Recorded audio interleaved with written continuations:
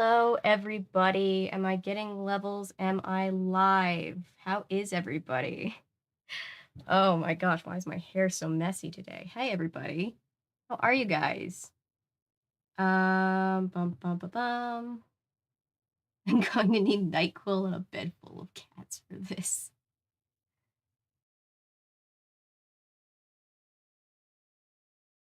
Uh,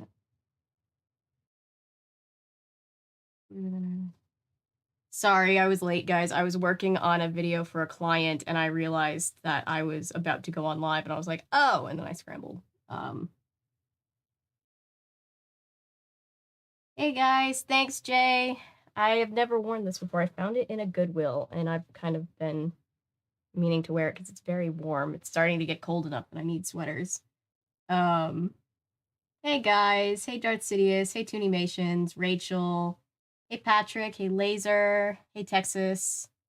Hope you guys are doing well. Nancy Drew stream. Wait, I've ever been to. Oh, Toonie, I don't think I realized that you weren't here for all of our Nancy Drew streams. I haven't read a Nancy Drew book since my very first ever stream, which was months back now. It was my very first ever read stream. But I didn't know that you weren't here for all of the Nancy Drew PC madness. Cameron says, I remember, yeah. Yeah, that was fun. It took us 3 streams to get through that one book. It probably would only take 1 or 2 nowadays, but I had never read on stream before, and so it was a bit different. Today, hey Michael, how are you? Hey Noah. Listen, I finally got a futon for our apartment. Yay! We've lived here for almost a year. We just went without. I've been hesitant to get one since they aren't cheap. I'm so glad you got one. Yeah, furniture is like stupidly expensive. I hate anytime I need any kind of new furniture. Hi guys. So here is our, I still ignore my candy. That's still there. Today we're reading Nancy Drew Secrets Can Kill from 1986. Paulo, hi. Can't stay watching a game with my dad. Have fun. If you message on Goodreads, I'd have to send another one. Aw. You're still on. Have a good stream. Thank you, Paolo. Appreciate you. Have fun watching the game with your dad. We are reading. Wait. Hi, Daniel.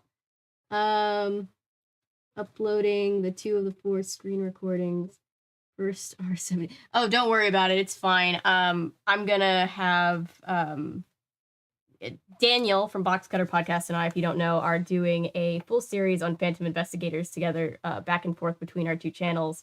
And I think we decided that they're going to be posted the 13th of every month, or at least that's the plan right now. So no worries. I'll get to it soon. I was actually editing for a client today, and then I'm going to finish up the Disenchanted video, and then get one other video finished before we go into all of the Christmas holiday season. Well, the next video is home for the holidays, so it's kind of it's a holiday season movie.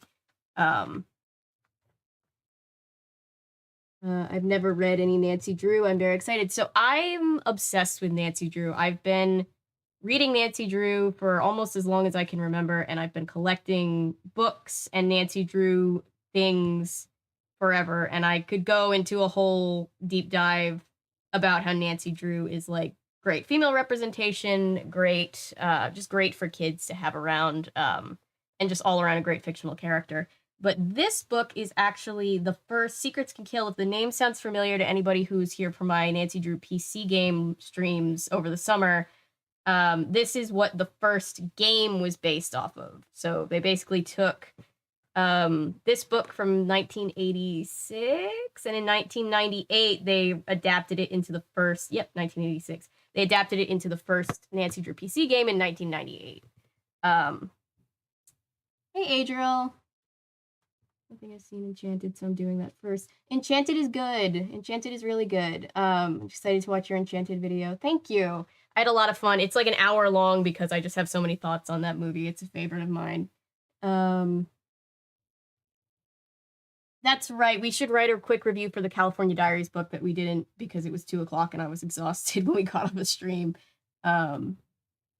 Been here for everything else but Nancy Drew. Well, I think here's what I think. I think next like spring, summer, we should do another playthrough of all the Nancy Drew games. Maybe have Maddie on for some, and like I feel like it should be like almost an annual thing, right? Where we just like revisit that series because it's so nostalgic for me. And we have so many new people since we did the last one. So I'm excited to see how that would go. I'm excited to see like, you know, returning to it. What's your thought on the first California Diaries? I think it's a really good series. I think Dawn is probably the meanest out of all of the characters. But it was a really good book. I'm excited to read Sunny's and Ducky's, and really all of them. I'm excited to read the other 4. I think it'll be really good. We're glad you're here now, Toonie. Scrooge Christmas Carol film from Netflix. I probably will, not this year, but I definitely will, probably at some point. I have so many things to cover this year. It's going to be a wild month. Mom made Thanksgiving awkward. Oh, I'm sorry. Earned a bit of persistence. You started to argue. Reason no one is buying a house. No one wants to work. Oh, that's fun. I'm sorry. I was lucky to be with direct family members that are all pretty cool, and our neighbor, who is our really good friend. So I'm sorry that you had to deal with that. I did almost think that I was going to cause a house fire making my green bean casserole because I messed it up and tried to make my roux way too early, and it started to... Oh, I thought I was going to start a grease fire, but I didn't. We're all good. Hi, Ellery. How is D&D? Wait, where are we in the week? Oh, we already have... I think we already got the... No, I wasn't on yesterday, so we haven't really heard all about the D&D. We were hearing parts of it, right? Sorry, it's been a weird couple of days. Round 2 for the Drew Clue crew. Yes, for sure. What is these about? Is this a mystery kind of thing? Yeah. So Nancy Drew, obviously every Nancy Drew book is a mystery. She is a mystery detective. Like Patrick pointed out, this book model specifically, not for all of the ones in this series, because it went on for a long time, but this particular book model that's used in a run of them is from The Facts of Life, right? Patrick, if Patrick is still here. Yes, and we have to do the DS games. There are 4 Nancy Drew DS games that I need to run a DS emulator and play at some point. Hopefully that'll happen soon. But what's my next strange content video? I mean, if you mean what's my next just regular video, I'm hoping to get that out tomorrow, if with any luck, but we'll see. And then as far as like the next weird obscure movie, I think Anton and I are going to review a very, very weird Christmas movie soon together, because Anton every single Christmas will send us a very strange Christmas movie. Hello, Hale. I have watched some Buffy, not recently though, so Dungeons and Dragons movie. It's on the list. I definitely do. It's my day off tomorrow, so I might actually be here the whole stream. That's good. I'm glad to see you here. Matilda musical movie. I'm excited too. Can picture Nancy Drew teaming up with Daphne and Velma. Well, she teams up with the Hardy Boys a lot. I have a whole slew of... I have about 10 of these Nancy Drew Files books. This is the series that started in the 80s and ran all through the 90s, I think. This was like the Let's Make Nancy Drew cool and modern for the 80s series. So if you notice, the original series of Nancy Drew, if you read them, because they started in the 30s and went through up to like the 60s or 70s, I guess, 70s, I guess, they were very like old-fashioned. There was less murder. There wasn't a whole lot of like romance. This is the book series where they're like, let's give Nancy romantic interests and drama and murder and all of this stuff because she's a modern woman. It's pretty funny. I watched so much Buffy as a child. I watched some of it. I don't remember a whole lot of it though. Nancy Drew and the Winchesters would be amazing. The book model is Lisa Welchel from The Facts of Life. Yes, thank you. I was blanking on her name.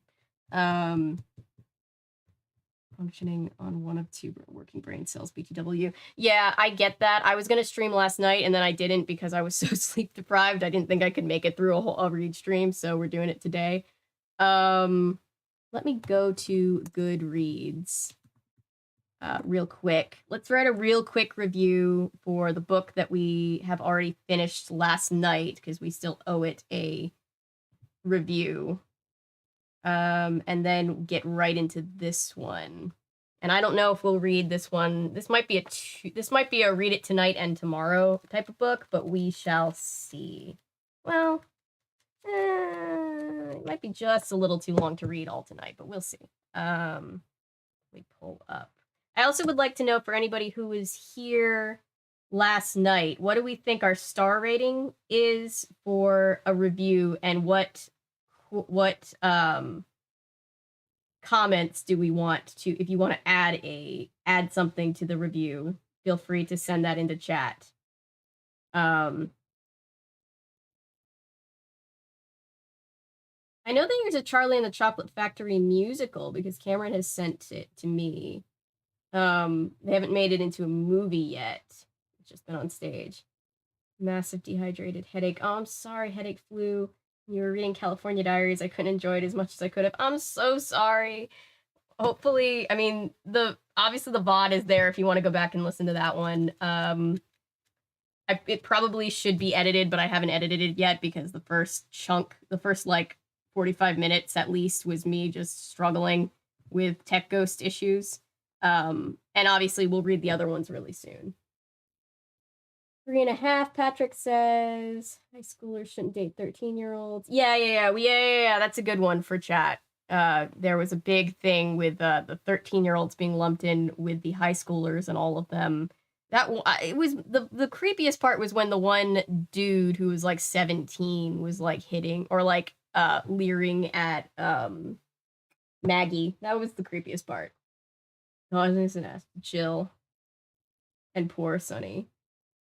Yes. Yeah. Poor Jill, by the way. I feel so bad for Jill. I feel like I was Jill, and I feel like I just feel so many emotions for poor Jill. I need an adult. Yes. 3.5. MTV in book form. Yeah. It's pretty fun. I do like I like that she basically took the Babysitter's Club and made it for like the reading level up to deal with like some more serious topics. Where is I always lose the write a review button. There it is. It's right there, and it's like a black button on the all white screen. I don't know why I always miss it. Let's see. I'm gonna put 3 star. Should I put? What are we? I mean, 3.5. Do I put 3 or do I put 4? I wish they would let us do half-star ratings. Some seniors are creepy, if I'm being honest. Yes. I'm dating one of his sister classmates. No. Yeah. It's one of those things where it's like, if they were like in their late 20s or early 30s or whatever, and it was just like somebody who's a few years, like if you were like 28 and you had a boyfriend that was 4 years older than you, that wouldn't be so weird. But like when you're 13, you can't be dating a 17-year-old. It's not good. Don't do that. Books are an escape, but this gives to the idea makes relatability all too real. Yeah, it's very relatable. Hey, Laser. Oh no, I'm so sorry. That's so traumatic. Oh God, I hope he's okay. That's so scary. That's like my hitting. I'm so scared of driving, and like if I like cause injury to somebody, I don't know what I would do. Let's not lie though. We've all been to an underage booth party. Oh yeah, for sure. Like Milo said, it is true. Like teenagers should not be drinking. It also is very funny, the idea of like cigarettes and alcohol. No. Matilda now. I think I own Matilda, and I think at some point I'll do a Matilda read stream. I haven't read it in ages and ages and ages. The filming of this... Well, no, that's not what I say. The reading of this book was filmed in front a live studio audience. Okay. I'm going to say the California Diaries is a pretty solid let me say this. Dawn 1 is a pretty solid spin-off to the Babysitters Club.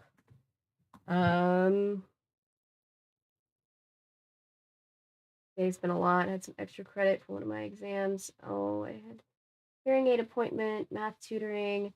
Oh, that does sound like a lot. I'm so sorry. My day has just basically been full of editing and oh yeah, yesterday I kicked somebody off. Kicked somebody. I banned somebody from the channel on 2 separate accounts for being racist. So that was not fun. You're good, Patrick. Don't feel like you need to be glued to the stream. I kind of expect everybody to come and go however they feel like it. Yeah, that does sound like a lot of peopling. They've been cursed for everyone. I've been in depressive paralysis all day. I'm so sorry, Rachel. I think today's just been one of those days. Today hasn't been like a bad day, but it's been like an overwhelming day, at least on my end.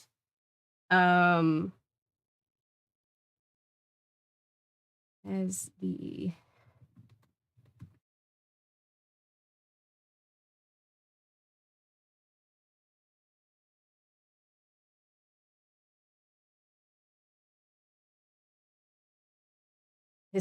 Dawn is one of the meanest characters I have seen. I don't know about you guys. Oh, I'm so sorry. Everybody is getting sick. I had it, and then my brother got what I got, and it's just like, damn, this flu season is bad. And I don't think what I got was even technically the flu, but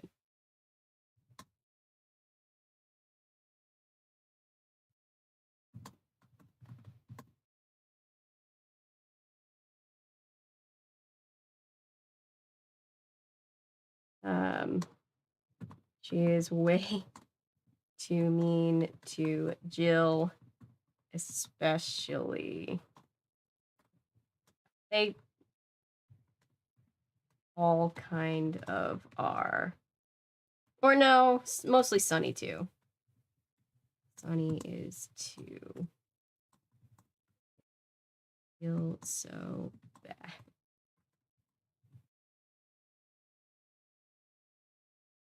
And I feel like I relate to Jill, and I feel like many others can too.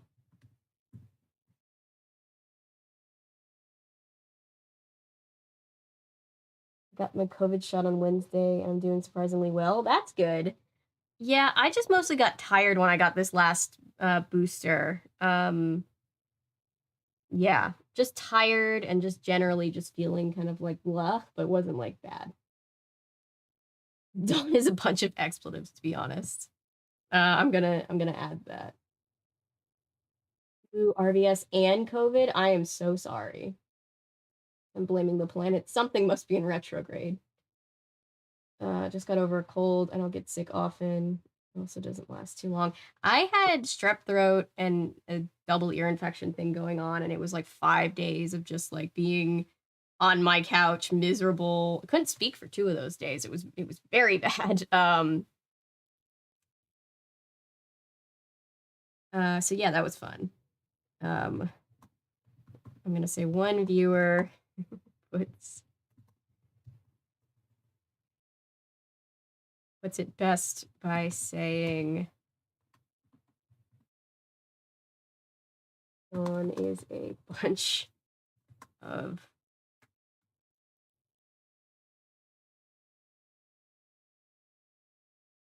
oh my god, I can't type. That's not how you spell that. There's an I there. I skipped over the I.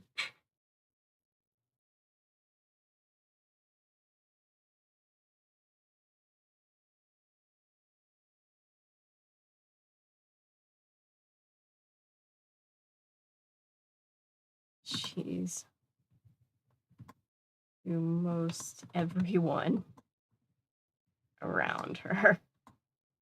Oh yeah, and our Australian friends are just chilling in like summertime, so both got kind of beat, but I haven't noticed anything beyond the usual chronic tired. That's good. I mean, I'm sorry that your parents had a rough time of it. I had a rough time. I'm just saying what's going on in the world. I know, right? No cold, bronchitis, normal winter shit for me. Well, that's good. I read your message and I was just like, what? It's too bad Jill wasn't a main character in the book series. It would have been cool if her character was used to explore topics of outgrowing childhood and struggles of conformity. Yes, I like that, Daniel. I'm gonna copy that directly into our review.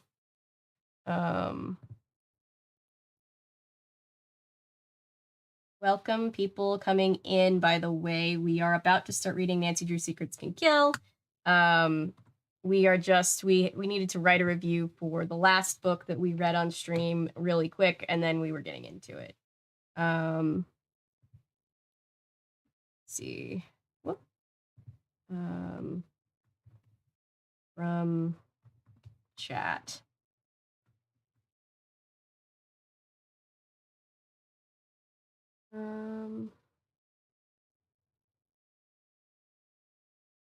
Very sad on my phone. I was like, U6YFI. I thought there was something that like I was out of the loop for. The Christmas parade is tomorrow. No. I was trying to decipher what you meant. Yeah. I was just like, ooh, Patrick must have been doing secret spy shit and typed it into chat by accident. He's talking in code. What else? Just as far as the whole book, I'm gonna say the other characters are all very interesting, and I'm excited. Exited, that's not right. I was like, wait. Excited to read their books. Yes, it's organic how the group met. The group meets very organically in this one, and the story as a whole is relatable. I'm going to say, if not sad in the places where they're dealing with heavy topics.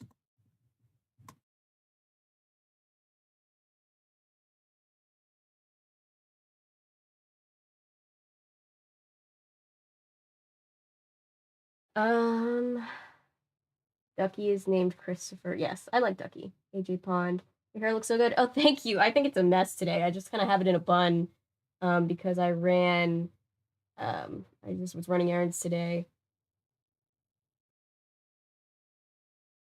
My message was from my butt. R.I.P. dress. Wait.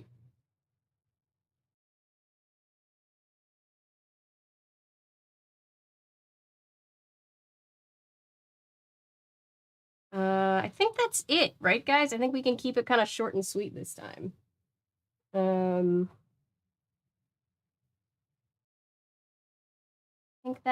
think that's whoop, that's not. I can't type. I can't type or spell. Sincerely yours.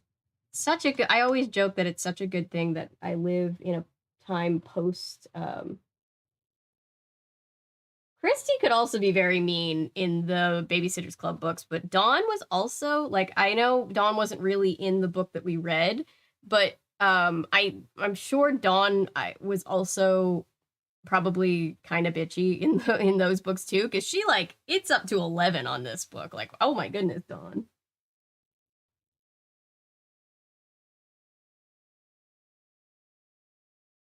Funny suborbital would be a good band name. It really would. Oh, that's right. That's right. That's right. Thank you. Thank you, Texas. I almost forgot. Side note from all of us in chat. 13-year-olds should not under any circumstances date. Just date. We're just like, they shouldn't date.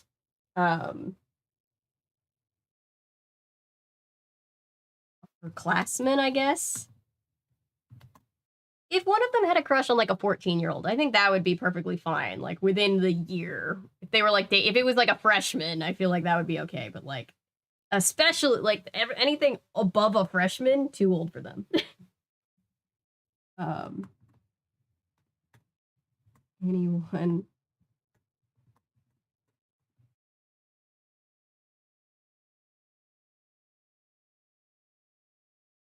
You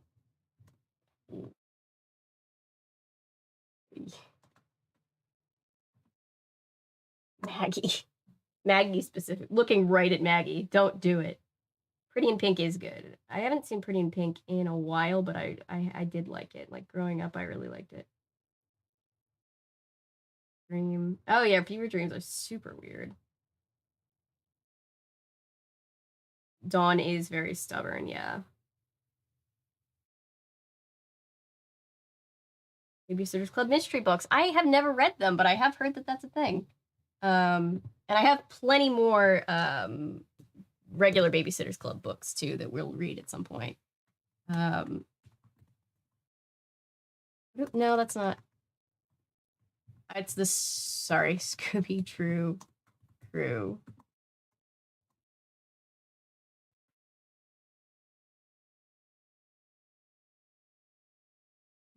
When did we read this book? We read it. Yeah, we did read it on the 30th. Technically, we finished it on the 1st. But I'm gonna let that one slide just because I don't feel like updating it. I got the extra U. Wait. Oh, thank you. Thank you for catching that. Thank you, chat.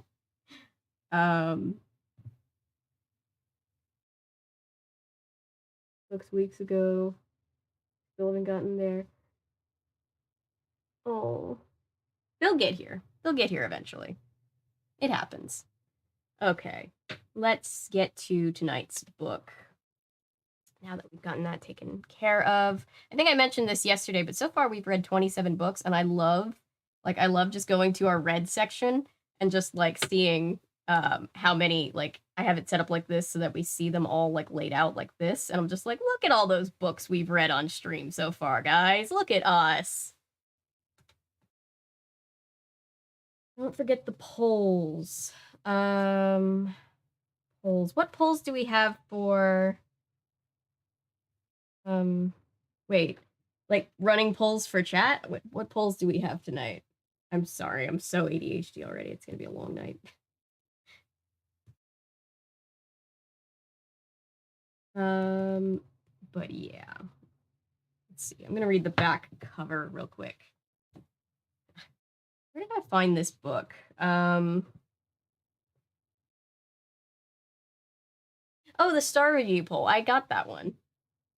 Oh, like who do you think is the bad guy polls? Yes, we can do that with these. And with the star review, I did give it a star review. I just checked to make sure. Yes. We can definitely, because these are more of just like your typical, you know, they really wanted to play to like that teenager crowd, I think, or at least younger teenager crowd with these books. So they're definitely not like the Scooby-Doo books where it's so laid out, but we definitely can do who we think the villain is when we get to like maybe the halfway point.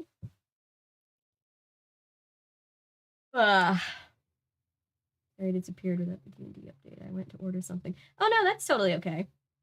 Again, I don't expect people to be glued to the stream from start to finish. I'm just appreciative that you guys are here. Let me go to big. There we go. Oh, by the way, I also have my tea. Hopefully I won't spill this one.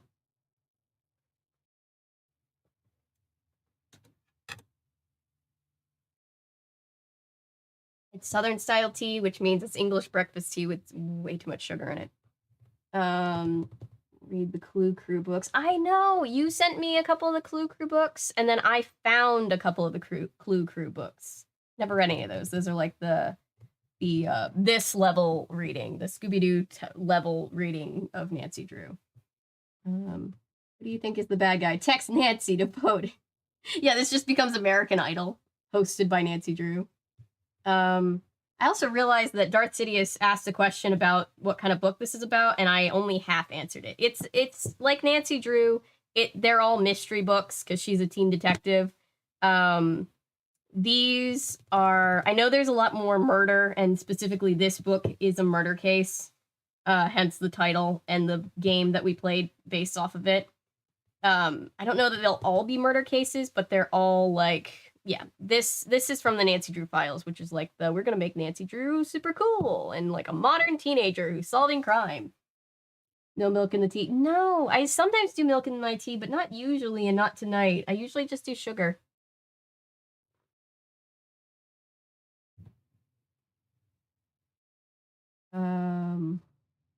Really excited but nervous for you to watch my Beauty and the Beast play. I'm excited too. I think it'll be really cute. Don't be nervous.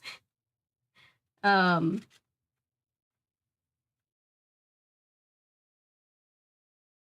was a part of me that's like, ooh, we could watch it with the whole community. And then I was just like, as a performer, that would be too much for me. I'll just watch it in game. No way Nancy's a teen. They always made her look, sound in her 30s. She's canonically, so it changes. In the book, she's usually, with the exception of the Clue Crew books where they're like younger, like 12, but like canonically, she's usually somewhere between 16 and 19. She never, it's always stipulated that she is a teenager though, so she never is old enough to be 20. You have my blessing to do a video on it. No live stream. Copy that. I'll do it. Maybe I'll do it at some point and put it in the Beauty and the Beast playlist where we keep all of our renditions, if it's okay with you. I don't even like watching movies that I've been in. Okay, so here's the back. Here's the back thing. And I guess she's supposed to be 19 in this because the first sentence is, Nancy Drew goes back to high school, but this time the curriculum is murder. No one has been able to catch the elusive thief who's stalking the nighttime halls of Bedford High, so Nancy goes undercover as a transfer student when she meets her contact, Daryl Gray, a gorgeous senior with blueberry eyes. Blueberry eyes, huh? Nancy thinks her new case would turn out to be a lot of fun, but she is dead wrong. Dangerous secrets run deep at Bedford, and Nancy learns the hard way when she takes Daryl for a ride in her Mustang. Yes, she has a Mustang in this series. And the car ends up exploding in a ball of fire. Though her suspect list is long, Nancy is almost certain that she knows who the thief is until her top candidate is found sprawled outside the video lab, very dead. Suddenly, it's a whole new game, a game called Murder, and Nancy is the killer's next target. So, anybody who was there for the Secrets Can Kill game stream can see where it was loosely based off of this. Bedford High, yes. I don't know if this takes place in River Heights. I guess we'll see. But this, where she's going undercover, is Bedford High. Who knows where? In the game, it was Miami. She's 16 and solving murders. When I was 16, I was just getting drunk in fields. I think she's 19 or 18, 19 in these, but we'll have to see. We have I've never read this particular book. The assignment: to pose as a student, go undercover, and investigate a series of thefts at Bedford High. Contact Daryl Gray, a gorgeous senior with sexy blueberry-colored eyes. Chat, we saw Daryl Gray in the book. Can anybody... I feel like that's a little bit out of left field, at least for the Daryl that we got in the game. They just did him really dirty in the game. Not that he was, like, ugly, but Nancy definitely wasn't attracted to him. She definitely wouldn't have said this about him. An instant attraction to Nancy. He did have an instant attraction to her in the game. Suspects: Jake Webb, who I imagine is a genuine creep who seems to have something on half the kids at school. That sounds like Jake Rod. They changed his name to Jake Rogers in the game, but Jake Webb in this one. Walt Hunk Hogan. They changed his nickname to Hulk because I think they realized Hunk was a little too much. Oh, and his last name was Sanchez, but now it's Hulk. So it would be Hulk Hogan. That's funny. The tough football captain who's acting strangely paranoid. Carla Dalton, who hates Nancy on sight, mere jealousy or something more sinister. And Hal Morgan, the class brain, who Nancy catches cheating on a test. Complications: there's more going on at this school than meets the eye. Much more. If Nancy isn't careful, she could get herself into serious trouble. She could get herself killed. Actually, I didn't realize that they were going to list out the polls, but let me just run the poll now. Like a real... I love Nancy Drew. Yeah, so they changed everybody's last name in the game. I don't know why. I can see why on like I can see why they changed Hulk's name to Hulk instead of Hunk, but I wonder why. I'm gonna love this. Also, ironically, I'm drawing Wednesday Addams. Ooh, I love Wednesday Addams. Wednesday is so cool. Yeah, when I was a kid, they canceled the Nancy Drew CW series. That's not surprising. But it is a bummer. A victim to the 4-year curse. Yeah. I also need to start covering, because in the 90s Nancy Drew TV show, which I always forget about, also, I think, adapted books from this particular, the Nancy Drew Case Files. So I would love to see if there's a Secrets Can Kill episode, or just what the episodes of that show were like. And yes, Toonie, you're probably going to love this. I love Nancy Drew. The old ones are so vintage and corny and outdated, and these are also corny, but for like in that like 80s, 90s flair. And as a kid reading Nancy Drew, I always thought about Nancy as, you know, an adult, basically, like like the way that you would think about like a 30-year-old, right? Where it's like, whoa, a grown-up person. But then like you get here and you're like, she was like supposed to be a teenager. Jeez. Start a poll. Okay. This is our whodunit poll. I'm not going to include anybody's last names because I cannot remember, and I'm going to get them confused. I'm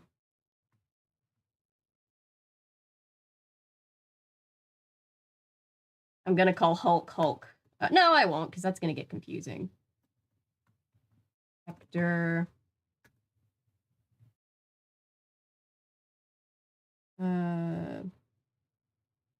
Hudson just licked my tongue. Oh, buddy. My dog has done that before, and it's like, I love you, man, but really, you know how many germs are in your mouth? Funny. And... well, I won't put Jake on the list because we've already been told that he dies, and we know that from the game.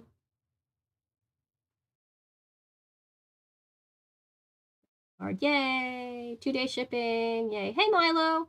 You did not miss much. We wrote our review that we still owed for the California Diaries Dawn, and then I just was reading the back of the cover, and we're literally just about to get into it. Definitely hit the terrible twos. Oh, it's been a huge handful. Bless. I'm so sorry. Did you ever have a friend who let their dog lick them in the mouth? Yes. Yes. Dogs have cleaner mouths than people, because I had a few. Yeah, I have a few family members, none that live with me, but definitely I have known people that do that, and it frightens me every time. All right, here we go. Chapter 1, you guys. Hands on her hips, Nancy Drew. Oh, wait. Sorry, guys. One last thing. I need to just update that we are, in fact, reading the book. All right, while that's loading, I'm just going to read. Hands on her hips, Nancy Drew stood in the middle of her bedroom and surveyed the situation. New clothes lay everywhere, strewn across the bed, draped over the backs of chairs, and spilling out of shopping bags. Laughing at the mess, Nancy reached for a just-bought pair of designer jeans. How do you like the new look in Private Detectives? She said, slipping the jeans on. Undercover and overdressed. Nancy, they did make Nancy quite sassy, if I remember, in these books. Two secrets. I was hoping that it would know to autofill. But I guess I do have a few saved. And secrets. What? No. Secrets can kill. There we go. Okay, sorry. I got women be shopping and 80s teens are mall rats. Oh yeah, for sure. Knew a girl who used to share ice cream cones with her dog. Oh no. The update. How are you going to rescue our bards? Sacrifice to the Baba Yaga. No! Oh my god. That's intense. That's camp. Yes, it is camp. These books are camp. 80s version of Nancy is shopping obsessed. Oh, of course. Every teenage girl in the 80s was shopping obsessed and obsessed with the mall. When I no longer want a certain book. No, you live with Avery now. Well, I appreciate it. I give all the homeless books homes. All right. I'd give anything to have a job like yours. Bess Marvin studied the label on an oversized green sweater. That would be perfect with Nancy's reddish blonde hair. Not only did you get to buy a whole closet full of clothes for it, but you'll probably be asked out by every good-looking boy at Bedford High. George Fane swallowed the last of her frozen yogurt and asked, "What's going on at that school anyway?" George's like, "I don't care. Just did someone die? Is it a murder case yet?" I don't know the details yet, but it doesn't sound too terrible, Nancy said. Lockers broken into, a few files, and some video equipment missing, stuff like that. She zipped up the jeans and took the sweater Bess was holding out. The principal, Mr. Parton, said he'd tell me more tomorrow. I won't say the case is going to be a piece of cake, Nancy said with a grin, but it doesn't exactly sound like the hardest sleuthing I've ever done either. At 18, she's 18 canonically in these books, Nancy Drew already had a reputation in her hometown of River Heights as one of the brightest, hottest young detectives around. And she'd earned every bit of that reputation the hard way, by tracking down clues and solving mysteries that ranged from arson to kidnapping. Nancy took every case seriously, of course, but somehow going undercover, going undercover as a high school student to find a small-time vandal just didn't seem very heavy. Everything was heavy in the 80s. After all, she'd been up against some really tough characters in the past, like armed robbers and blackmailers.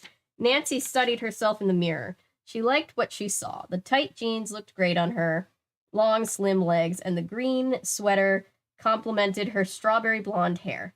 Her eyes flashed with the excitement of a new case. She was counting on solving the little mystery fairly easily. In fact, Nancy thought it would probably be fun. Right now, she said to her two friends, the hardest part of the case is deciding what to wear. Do, do, do. It's like 80s music starts to play. The outfit definitely. That outfit definitely, Beth said, sighing with envy at Nancy's slender figure. You'll make the guys absolutely drool. That's all she needs, George joked. A bunch of freshmen following her around like underage puppies. George is having none of it. Oh yeah? Have you seen the captain of the Bedford football team? Bess rolled her eyes. They don't call him Hunk Hogan for nothing. Again, chat, did Hulk get Hunk status when we played the game? In our personal opinions. Bess and George were Nancy's best friends, and they were cousins, but that was about all they had in common. Blonde-haired Bess was bubbly and easygoing and always on the lookout for two things: a good diet. Oh yeah, I forgot. Just a warning. This was the era where Bess, they were always like putting her into like, she was always like diet obsessed for some reason. And they kind of make these like weird judgy comments about her being curvy. So I don't know what that's about. They stopped doing that eventually, which was good. And a great date. So far, she hadn't found either. She was constantly trying to lose 5 pounds, and she fell in and out of love every month. Don't brag, Bess. Bess is amazing. George, with curly dark hair and a shy smile, was quiet, with a dry sense of humor and the beautifully toned body of an athlete. George liked boys as much as Bess did, but was more serious about love. When I fall, she'd say, it's going to be for real. I always got at least, I felt like George was at least bi, but that could just be me. That's beside the point. I've never really known George as a character to be all that into boys. Peter Barker just stuck his nose into my ear. He was telling me a secret. Books are probably not the best stream content, inappropriate for YouTube. But did you ever read Go Ask Alice or anything else by Beatrice Sparks? Go Ask Alice. That sounds familiar. I don't think I read that, though. I think I probably saw it on somebody's reading list and went, oh, cool.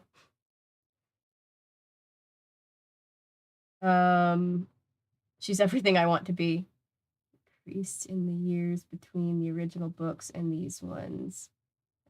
Gravity increased in the years between the original ones and these ones. Yeah, what is it? The quote from Back to the Future where he's like, everything is heavy in the future, huh? Is the Earth's gravitational pull messed up?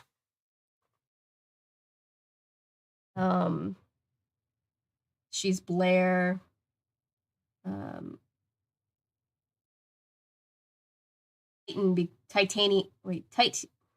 cannot read. I know what you're trying to say though. Becomes Strawberry Blonde for the 80s because no one knows what. Well, to be fair, this is not Strawberry Blonde. I don't know why they made her when they had this be her look on the cover if they were going to say Strawberry Blonde, but you know, she goes back and forth between redhead and blonde depending on who's writing her. It's been that way pretty much since the beginning. Cue the montage, right? I think he got Uncanny Valley status and little else, right? He really did. He was Uncanny Valley. At least in the newer one. Literally just picturing Hulk Hogan stuffed into a school uniform. If anybody wants to have a reference point for any of these characters, feel free to pull up the stream that we did for this game, Secrets Can Kill. You'll have a cartoony little template.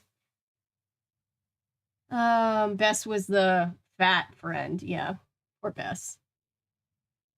80s Nancy laying on her bed talking about boys to her friends on her landline with a cord that reaches across the whole room. Yup. Body shaming never gets old. Yeah, apparently not. It's very unfortunate how they treated her. Can't imagine bigger girls felt good reading that. I know. I mean, I was never like a plus size girl, but it always like the way that media portrayed being overweight was always like something that like made even me feel like, oh, if I gain weight, like that's a bad thing. Like, oh, somebody named Jessica owned this book because her name is written in the margins. Shadow at the Water's Edge, I also got queer vibe. Yeah, I feel like George is a bi icon, if you ask me. She does have moments where she's like, oh, that boy is cute, like she's into boys. I think at one point she had a boyfriend, but like he's so unimportant, no one knows nobody remembers his name. Facts of Life was popular and they wanted to appeal to the readers. True, that is true. Titanium and Strawberry Blonde are both supposed to be red blonde mixtures. Interesting. I always thought Titanium was almost like a white blonde. I guess I don't know what it means either. Like I thought it was like very light blonde. So she's supposed to have reddish blonde hair. Copy. Hi, I'm here to mod. Hey Derp Rex, good to see you. Shout out to Ellery and Rex for being our mods. Also shout out to Paolo, who is our mod that's not here right now. Yeah, the Facts of Life was huge. Okay, I'm gonna get back to reading. Let's see. Both girls had helped Nancy solve cases in the past, and they just spent an entire day with her at the shopping mall, helping Bedford High's new girl choose her new wardrobe. Anyway, Bess went on, Nancy will be completely immune to the charms of Hunk Hogan. She's got Ned, right, Nan? Right. Nancy glanced at the mirror above her dresser, where she'd stuck a snapshot of Ned Nickerson, and her grin changed to a soft smile as she thought of the first boy she'd ever loved. They have some relationship drama in these books. There's some for my Francie shippers, don't worry. I don't remember this book 100%, but I do remember that throughout the series there's definitely like Ned drama. Milo, I think you are too young to know what the Facts of Life is. Facts of Life was off by the time I was born, but I used to love watching reruns as a little kid. Nancy and Ned had a very special relationship. They'd known each other since they were kids, and when they first realized they loved each other, they thought it would last forever. But neither one was ready yet for a forever commitment. So occasionally they drifted apart, dating other people, yet somehow Nancy always found herself coming back to Ned. No, don't go back to Ned. They were so in tune with each other that no matter what they were doing, whether it was tracking down the clues to a mystery or planning a private party for two, it seemed that they could read each other's thoughts. Nancy smiled to herself and wondered if Ned knew what she was thinking at that moment. He doesn't, which was that as good as he looked in a photograph with his light brown hair, soft dark eyes, and gently curving mouth, Ned was 100 times better in the flesh. Can I just say? Ugh. Ned, get out of here. Not even Joe wants you anymore. Yeah, this chat is anti-Ned. This is where the Ned issues began, yes.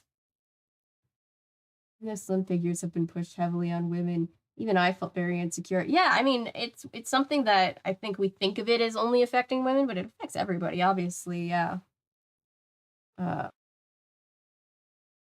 Part of me thinks it's bad I got bigger. Yeah, I know. It's really stupid.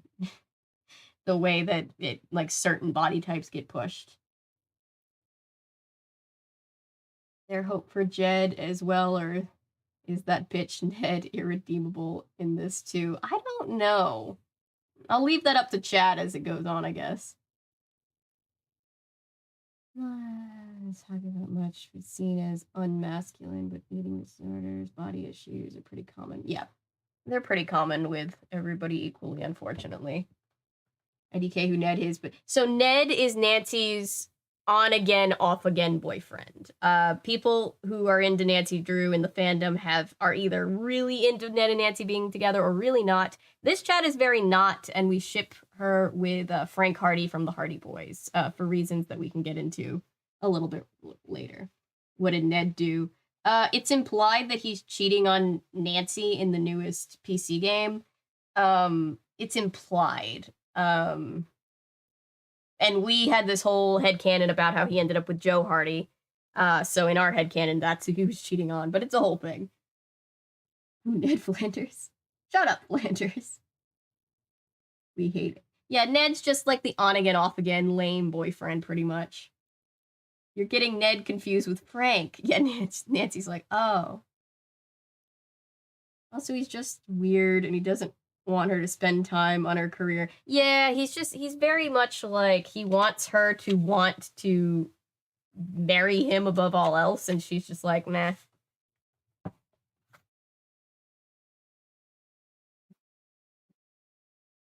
QVC. I don't think I've heard of him, but that sounds like a lot. That's not cool, Ned. No, Ned's kind of not cool, just in general. Shivering as she remembered the feel of her arms around her. Blech. Sorry, I'm very anti-Ned. Nancy promised herself that when she solved the Bedford High case, she would definitely join him for a long weekend with his family at their cabin in the mountains. You're right, she said again. In my eyes, no guy can compete with Ned. That's not true. But if I meet some really gorgeous senior, I'll be sure to get his number for you. Great. Bess fingered the gold locket she always wore around her neck. When she was in love, the locket carried a picture of the lucky boy. At the moment, it was empty. But I don't want to be a complete hog, she said with a laugh. Get a number for George, too. George blushed and tossed a pillow at her cousin. No thanks, I'll find my own guy. I've heard that before, Bess joked. Come on, Nancy's in a perfect position to fix us up. Who knows when we'll have a chance like this again? Always, because everywhere they go, people are in love with them. George tossed a second pillow, but by then she was laughing too. Nancy's supposed to be solving a crime, not setting us up. Who cares? She can do both, right, Nan?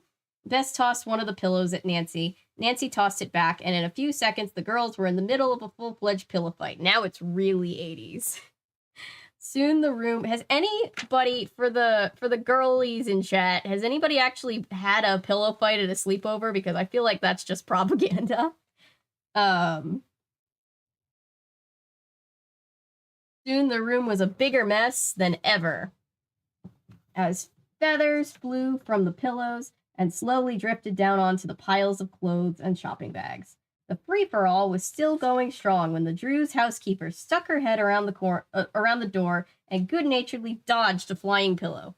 Hannah Gruen had been with the Drews since Nancy was born. After Mrs. Drew had died when Nancy was still a baby. Okay, so in this version, she is a baby when she dies. It's a shifting thing. Sometimes she's a little bit older when her mom dies. Hannah's role had grown way beyond that of a housekeeper. Mrs. Gruen had hugged and scolded Nancy through childhood, bandaging scraped knees and kissing away tears. As the years went by, she was always ready with encouragement and advice, and of course, the hugging and scolding continued too.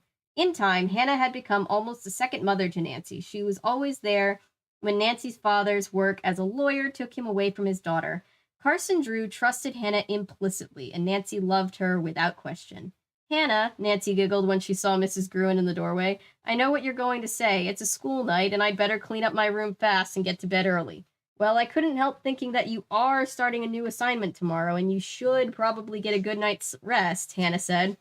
But the real reason I'm here is to give you this. She handed Nancy a bulky manila envelope. You guys say envelope or envelope? I say envelope. Nancy took it and saw her name printed in black marker. There was no return address, no stamp, no postmark. Where did this come from? She asked. I haven't the vaguest idea, Hannah replied. I went out to sweep the front porch about 5 minutes ago, and there it was, poking out of the mailbox. Nancy fingered the package, then held it up to her ear. Well, it's not ticking, she joked. She ripped open the envelope and pulled out an unlabeled videotape.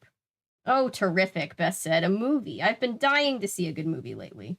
Too bad we don't have any popcorn, George said as they trooped down the hall toward the den.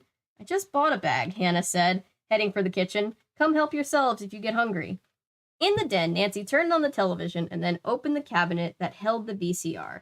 I wish I knew where this came from, she said. Who goes around leaving videotapes on people's doorsteps?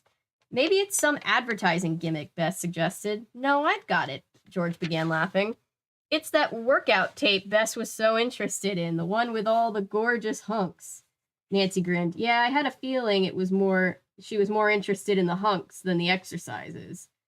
Isn't everyone? She slipped the tape into the deck and pushed the play button. Okay, she said, joining Bess and George on the couch. Get ready. The girls were still laughing at the movie as the movie started, but after the first few seconds, the laughter stopped. What is this, anyway? George asked. Leaning forward from her corner, of the couch, Bess gave a little cry of surprise. "It's us," she said. "Look." In silence, the girls watched themselves doing exactly what they'd done 6 hours earlier, entering the shopping mall and arguing about which store to go to first. But after that, the camera stayed almost exclusively on Nancy. There she was, studying the mannequins in the window of a fashionable boutique.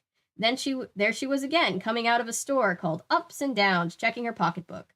"You were afraid you'd left your credit card in the store," Bess said, "remember?" I remember. Nancy didn't take her eyes off the screen. But I don't remember anybody hanging around with a video camera, taping the whole thing. Very creepy. The tape stayed on. They just get this in the mail. I think Hannah said it was left on the front step. Where did she say it? I went out to sweep the front porch, and there it was, poking out of the mailbox. Okay, so somebody just dropped it in the mailbox. The tape stayed on Nancy, riding the escalator, going in and out of stores, sipping a Coke, product placement. Then it showed the three friends eating hot dogs by the fountain in the center of the mall. "It's true," Bess remarks. "The camera does add 10 pounds. Poor Bess. You're fine, Bess." George shook her head. "This has to be some kind of weird joke." "It's weird, all right," Nancy agreed, "but if it's a joke, I'm not laughing." "There can't be much more," Bess said. Panic was the last, or Panic was the last store we went into. Sure enough, as they watched themselves come out of Panic, the camera zoomed into Nancy. The last frame froze in a close-up of her smiling face. Nancy was reaching out to turn off the tape machine, when a screeching, whining sound made her stop, her hand in midair. Then a high-pitched, hideous, shrieking voice invaded the Drews' cozy den. "Stick with shopping, Nancy Drew. It's a lot safer than snooping at Bedford High." End of chapter 1.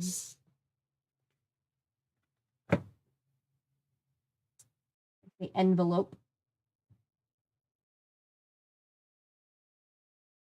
Where did I leave off in chat? Let me look here.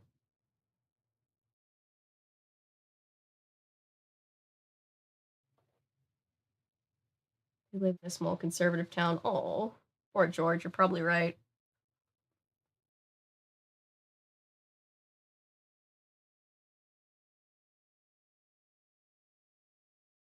Ned's a basic bitch. Ned this, Ned that. Ned's just a boring himbo like the original Fred Jones. I do like Fred Jones more than I like Ned, because Fred Jones would never cheat on anybody. I'm positive about that.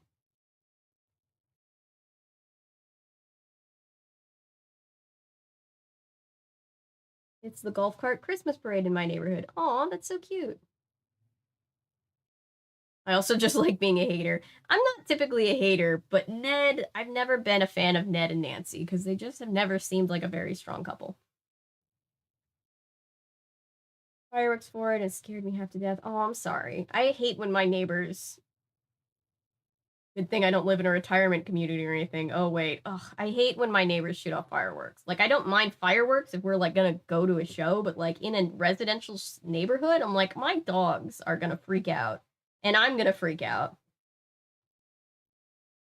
Yeah, but only because media taught me that's what girlies are supposed to do at sleepovers. Fair. It's a self-fulfilling prophecy. Fitness guy. Sold equipment and snake oil QVC for like 10 years that I know of. My parents were very into, I think, like Atkins diet or something like that back in the day. Full envelope and envelope. Envelope because it sounds fancier. Well, I always get into a, not an argument, but I'm always like, I say foyer because it sounds fancier. And my mom's like, it's foyer. And I'm like, it's supposed to be foyer, though.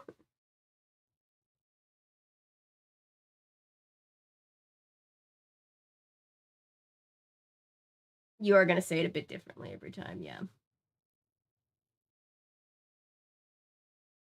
That's what mothers who believe essential oils can cure all ails call themselves an oily mum. Eesh.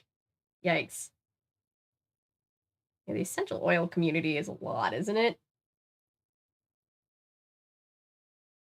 Who among us hasn't been tried to be recruited into um, essential oils MLM by a distant family friend. Mothers in 1980s. Do your homework and no video store for a week. 1990s. Do your homework and no video store for a week. Today, do your homework and no streaming services for a week. Yeah. Had so many oily moms try to tell me which blends of oils will cure my autism. Oh God. It's one of those things where it's like, sure, essential oils are like nice to put in a bath, but they're not like medicine. Jesus Christ.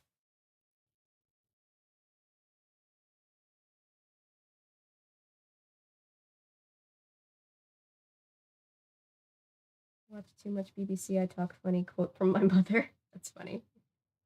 Don't mind me, I'm just sipping on product placement. Yeah. Sounds like something Ned would do. Homeowners Association, so it's like an official event, not just random neighbors at least. Well, that's good. I forgot it was happening. My grandma would say theater. Near shooting range. I hate loud noises. There's really nothing to be done about it. Yeah, I live near a film studio, like a backlot that's always doing stunts and stuff.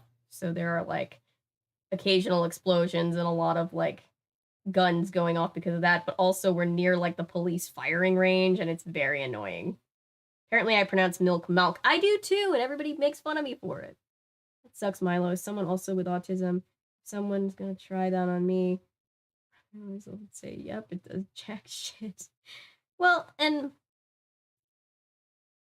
really pisses me off that these kind of things give people false hope and they cause parents to not accept their disabled children. Right, and it's like, I don't know.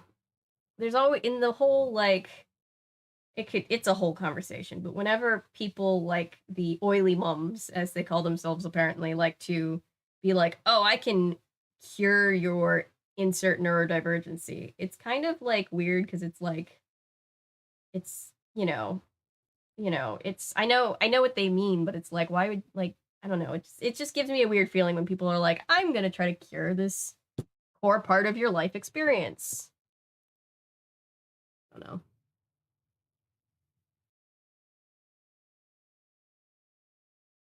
Adult.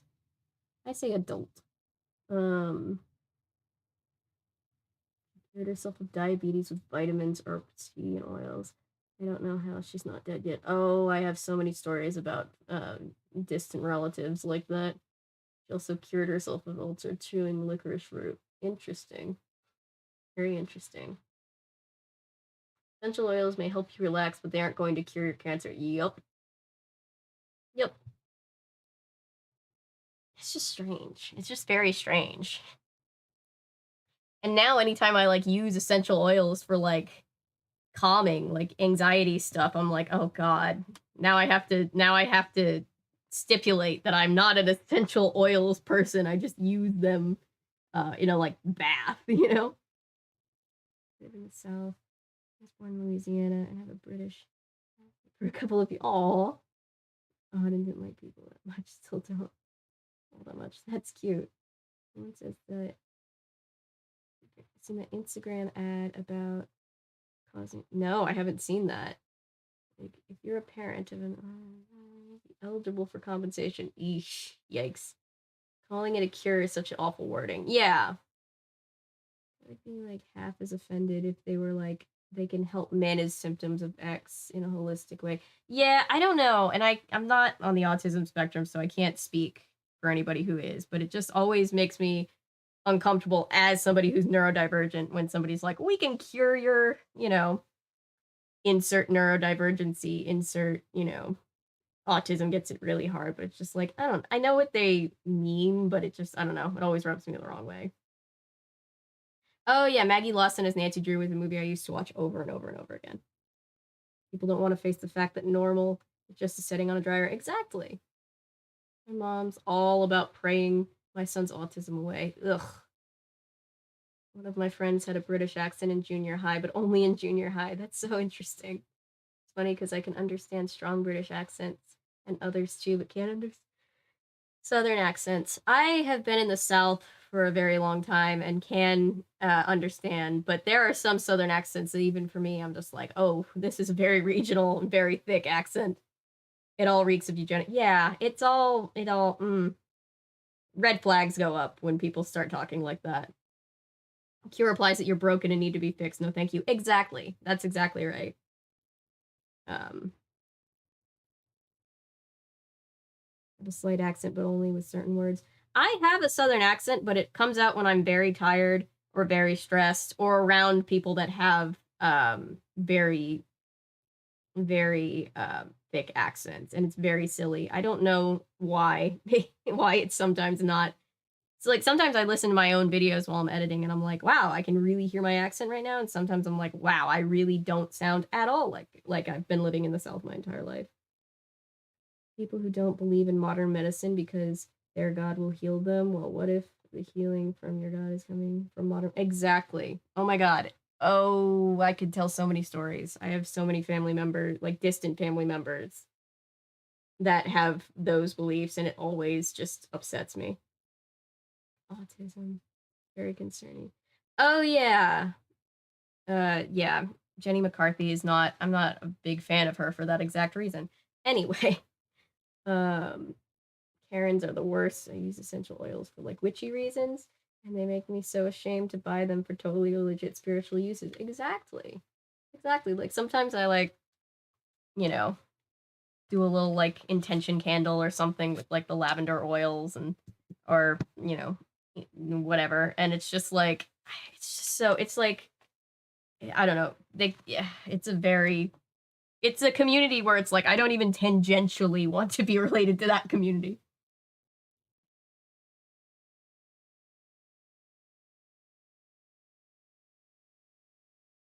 Oh, I've met Melissa McCarthy. She's very nice. And where Micah tripped from getting the COVID shot. Yeah. Autistic is what made me realize I wasn't broken. Yeah. Yeah, that's how I feel, obviously different experience, but how I feel about finally getting diagnosed for ADHD as an adult, because I always thought that I was just dumb because I was always struggling to keep up with, you know, people my age. And like when a doctor is like, nah, you're actually like test scoring as like a really intelligent person. You're just, you know, you just have all these other things that you have to compensate for because of the way your brain works. It's a really relieving thing, you know.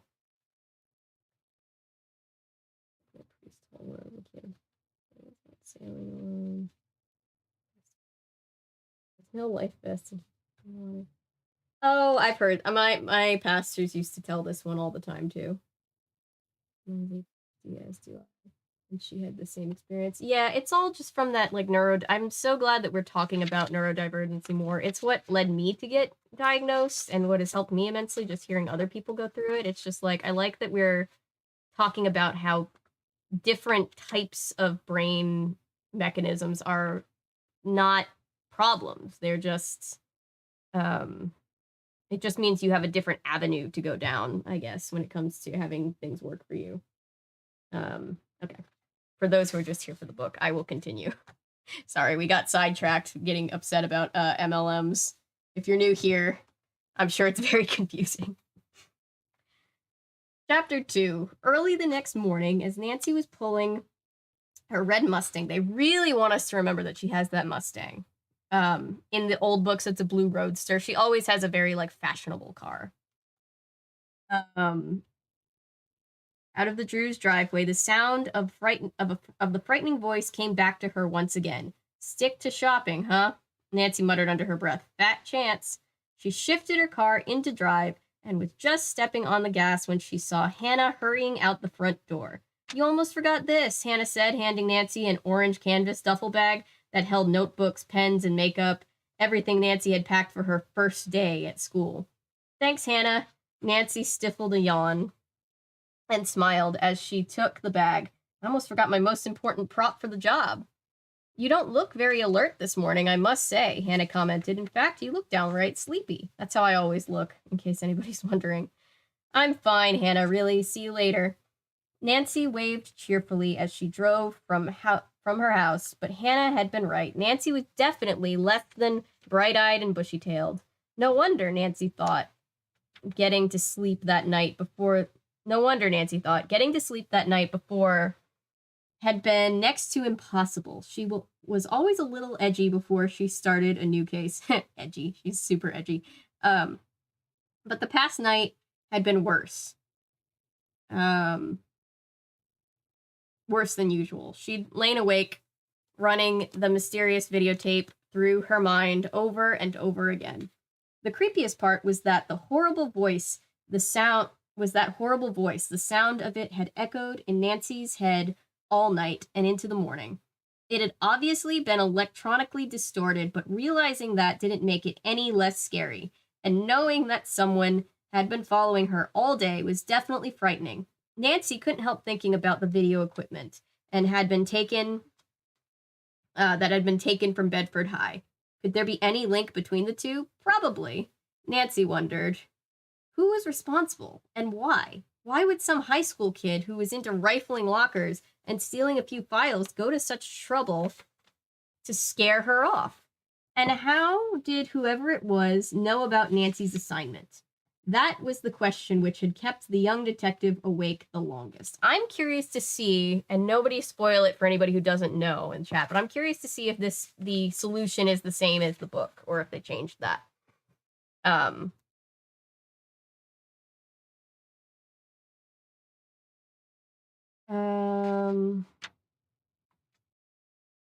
Nancy had tried not to think about those pieces to the Bedford High puzzle. She knew she wouldn't figure them out until she actually got to the school campus and did some on-the-spot research. Still, she hadn't been able to keep her mind off the troubling questions. And there she was on the first day of the case, nervous and droopy-eyed. As she drove the 15 miles from River Heights to the town of Bedford, Nancy turned the car radio to her favorite rock station, hoping the music would clear her head. She's an 80s teenager, after all. Who do we think is her favorite artist? Are they going to tell us? She slowed, passing the local Ford dealer. The new Mustang GT convertible she'd been drooling over was still inside. Product placement. Be cool, Nancy, she said to herself with a half smile, trying to keep her heart from pounding. Then, pressing her foot to the accelerator, she zoomed toward town. Let me try that again. Bedford was beautiful, small, but with large homes surrounded by lush lawns and no doubt swimming pools tucked away in the back somewhere. On the outskirts of town, along the road to the high school, Nancy passed several houses that could only be described, oh my god, as mansions. Bedford was obviously a place where a lot of rich people lived, Nancy thought as she pulled up to a stoplight near the high school. At that moment, a sleek, expensive black Porsche 911 eased up beside her in the next lane. Nancy glanced over, admiring the car, and his owner gently revved the engine. The powerful motor gave a soft, throaty rumble. Then another. Nancy smiled at the obvious come on and lifted her gaze to the driver. Uh-huh. We know who this is going to be, I think. Sorry,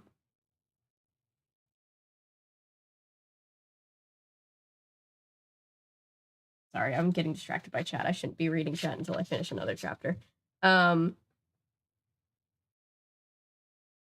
guy in the Porsche was one of the most gorgeous boys Nancy had ever seen. He looked about 17.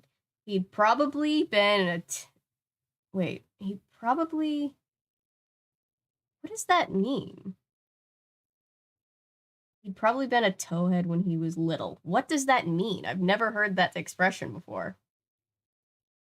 When books name car models in the text as if I'm supposed to know what the hell that looks like. Yeah, it's like, what am I supposed to... Oh, blonde. Okay. Sorry, I've just never heard anybody say that before. I'm uncultured. Yeah, right? Like, what, am I supposed to Google what this car looked like? I'm not going to. But now his blonde hair was highlighted with streaks of honey brown, and his eyes, were they brown or black, were full of light and laughter. as he gave Nancy a playful grin and revved the engine once more. Suddenly, Nancy was awake. Well, it should have been Daryl, because that's who owns the car, the 911 in the game, but they said even in this book that he has blueberry eyes, remember? Um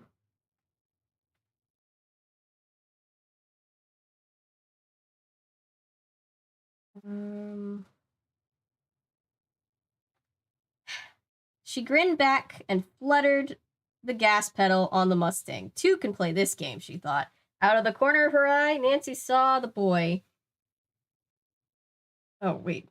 Out of the corner of her eye, Nancy saw the turn arrow change to green. Still looking at the boy, she smoothly shifted gears. Eyes on the road, Nancy. Then she peeled out ahead of the Porsche, swinging wide into the lane so that he had to follow her all the way down Bedford Road. She was definitely back in high school.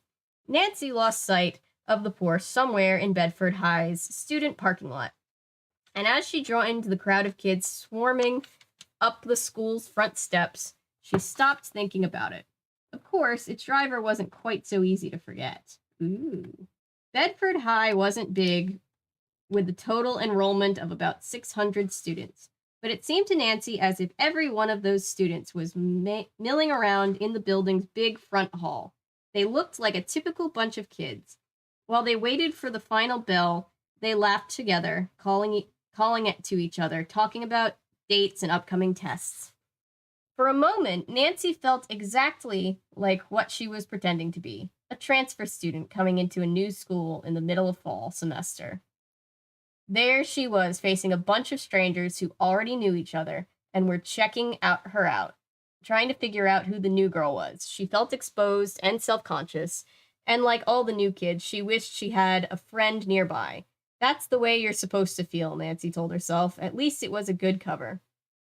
Nancy was standing alone, trying to remember the directions to the principal's office that she had been given, when a snatch of conversation caught her attention. You know, I can't give you a ride, a boy's voice said. Nancy could detect a frantic pleading in it. I just can't. If I miss practice, I'll be kicked off the team. Then came a second boy's voice, calm and slow and coldly self-assured. Miss practice, or else, it ordered. Craned her neck, trying to locate the source of that unpleasant little exchange. There was no way, however, to match the voices to any of the faces in the mass of chattering students around her. Oh my goodness. I guess there's at least one super creep in every high school, Nancy thought to herself. But as she headed for the principal's office, she kept hearing the harsh sound of that calm, cold voice. There was an intimidating power in it. And obviously, whomever it belonged to had someone scared. Nancy turned down one of Bedford High's drab green hallways. No matter how much high schools changed, she decided the paint jobs never seemed to. Nancy found the principal's office and told the secretary that she had an appointment with Mr. Parton. The principal didn't keep Nancy waiting 5 seconds. Stepping into the office, Nancy took one look at Mr. Parton and decided to try to solve his case in record time. Not only did she want that weekend with Ned, but Mr. Parton looked like he was on the verge of a nervous breakdown. For the sake of his health, she'd better work fast. It's driving me insane, Mr. Parton declared, dramatically pounding his fists against his temples. Dramatically pounding his fists against his temples. I thought he was going to say on his desk. Temples. Poor man. And are the police any help? No, they never are. Beef up security, they say. Ha! Try getting the salary for another guard out of the school board. A patrol car drives around the school every night. We can't be bothered with a little file filching. It's your problem, they say. Shout out to Jessica, who used to own this book, I guess. Mr. Parton paused for breath and then chuckled to himself, shaking his bald head and smiling at Nancy with worried brown eyes. Thank heavens, I know your father. If he hadn't suggested that I hire you, I don't know what I'd done. Nepotism for the win! Yay! Nancy is actually competent at her job, so I think that's fine. It's ethical nepotism, I guess. Probably collapsed, Nancy told herself, but she kept her thoughts silent. She smiled. I'm glad you did call me, Mr. Parton. I'm ready to get started, but first, I just want to make sure I've got the facts straight. You mentioned files being taken. What files? Actually, we're not sure, Mr. Parton shook his head again. But my file cabinet and the senior guidance counselors, both of which are kept locked, by the way, have been tampered with several times. We don't know if anything is missing because everything is always put back in the wrong place. Then there are the lockers, Mr. Parton went on, rubbing one hand over his shiny head. We know that now I'm just picturing the dean from Community. Does anybody watch Community, or did? We know that at least 4 lockers have been broken into. Our maintenance man reported them. He leaned forward, hands clasped, but no students complained. I think all of this was readable on a printout piece of paper in the game as kind of like an Easter egg to the book. Because it's not actually important to the game, but I remember being like, why am I reading about all of these crimes? Or, like, misdemeanors.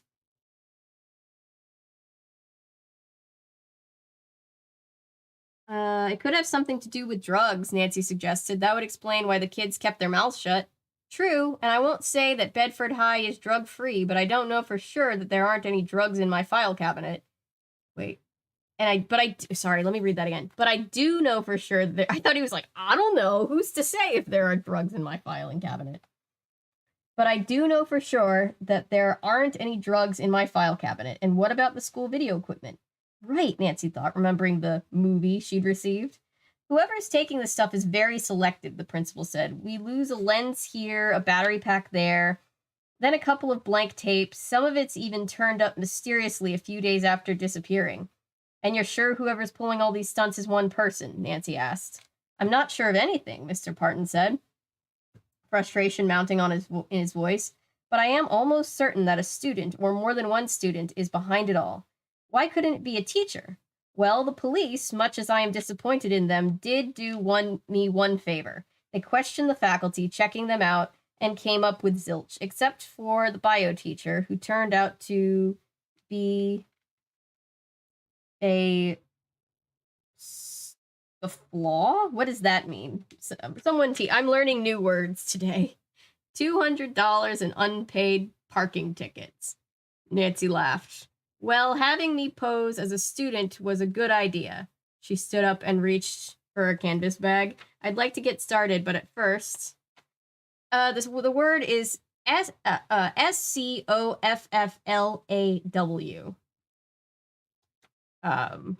I don't know how it's supposed to be said, and I'm not sure what that means. And every time I read a word in a book that I don't know what it means pertaining to a person, there's a little tiny part of me that's like, is it an offensive word? Is it a word that I shouldn't be saying? Well, having me pose as a student was a good idea. She stood up and reached for her canvas bag. I'd like to get started, but first I need to know if I have your permission to check things out on my way. I hear Perry. Hang on, guys. I'm gonna go get Perry. I'll be right back.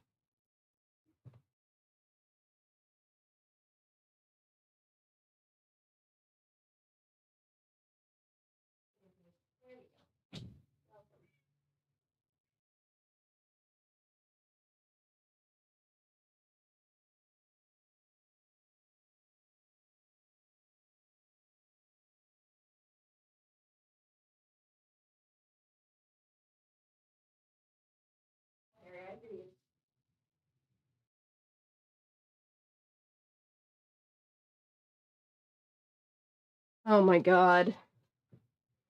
Anybody new here? Hi, I have a very loud cat that's very insistent on sitting with us sometimes, or at least just being in the room.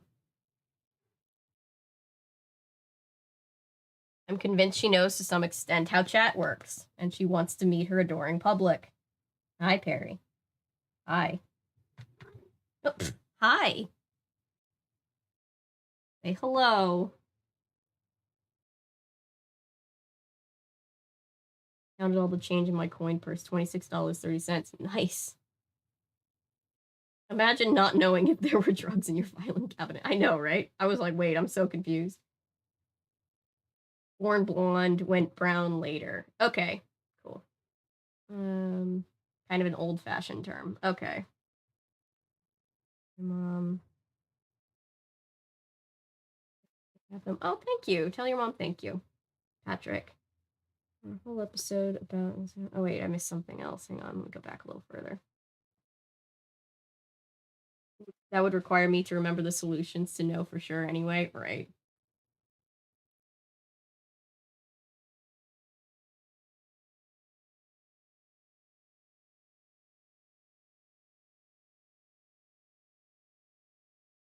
Hi, Perry. What are we doing, Perry? That has to be uncomfortable. She's leaning against the desk. That's not what the desk is for, honey. All right, calm down. You seeing this shit? Principal. What drugs? Totally didn't put any in my coffee. Is everybody on drugs in the 80s? Um,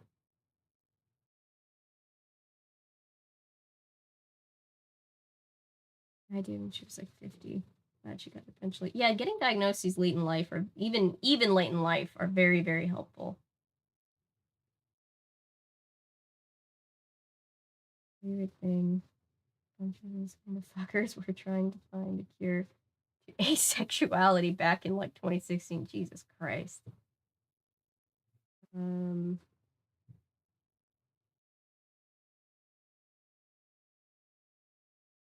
Finally, um,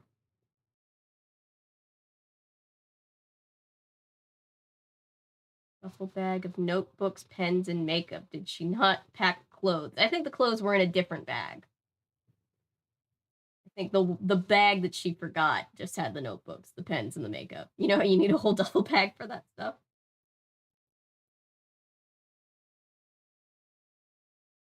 Maybe she's gonna draw her clothes.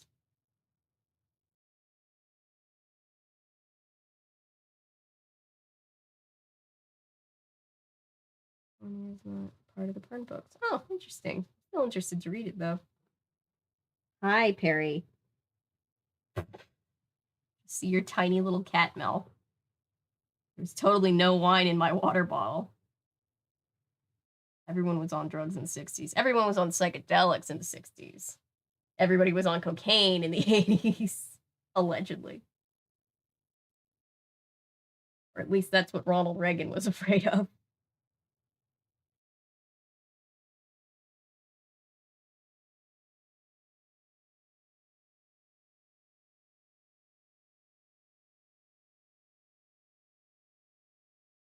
Um,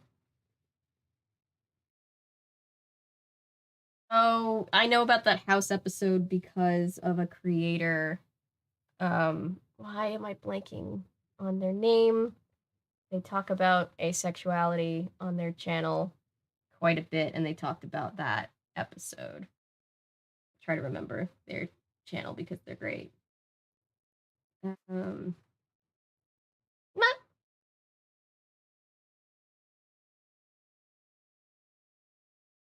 Aha, I'm guessing Aha's Take on Me. That was a pretty big song. Hi, Perry. Plastic water bottle full of vodka in plain view because who really would guess? I know, right?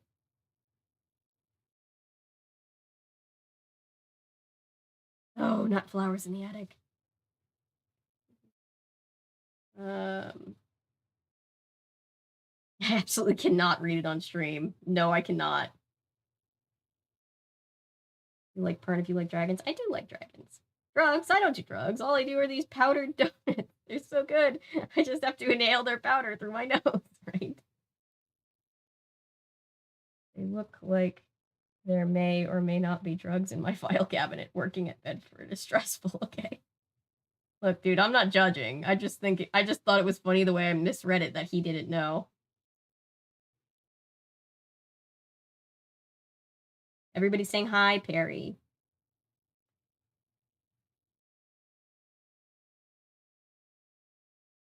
Football and how I talked too much. Um, that's silly.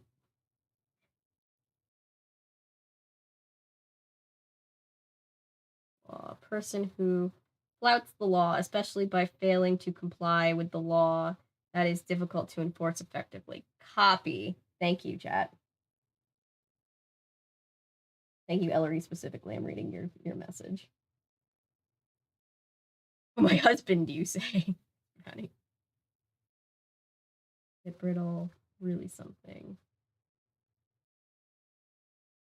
I'm excited for peanut brittle. Thank you, Patrick.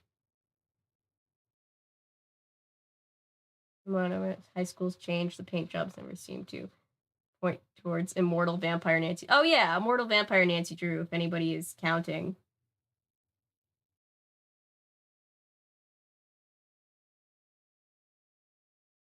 If anybody is new, we have a theory that Nancy Drew is an immortal vampire.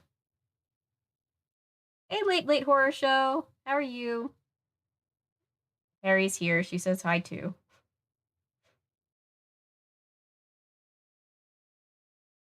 Episode.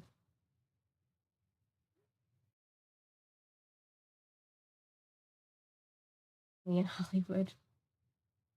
The episode was called The Supreme. Oh, we talked about the West Wing. Yeah. Thinking of linen.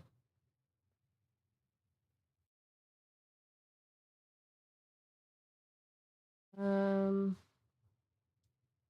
never had a security guard at my school. It's scary how some schools have actual cops. Yeah. Yeah. I'm pretty sure the local high schools here have cops, I think.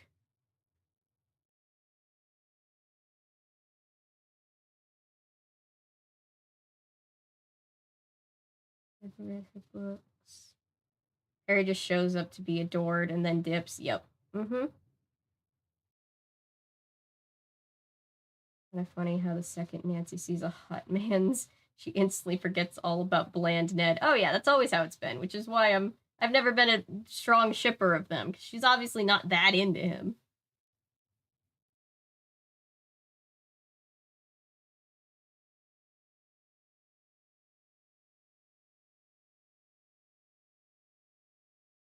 I just saw Sean Astin's name in chat. I'm not exactly sure why.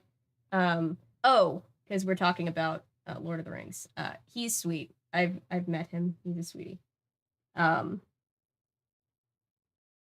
cards in the piles while I'm listening to stream. I still have not read 2 chapters. It is almost 10 o'clock at night. Nancy Drew, an immortal vampire? Interesting. Would make a great new series on AMC. Yeah, for sure. It's a long, dangerous journey so people can read them. Yeah. Gary, I'd never be comfortable or feel safe at a school with police officer there. I mean, like, there's like when I go to my local like Goodwill, there's like a security officer with a gun there. And weirdly, it makes me feel safe because like if there were to be something going on, it's like at least there's somebody who's supposed to be responding to that. But yeah, it's scary that we need it, you know. Harry, what are you doing?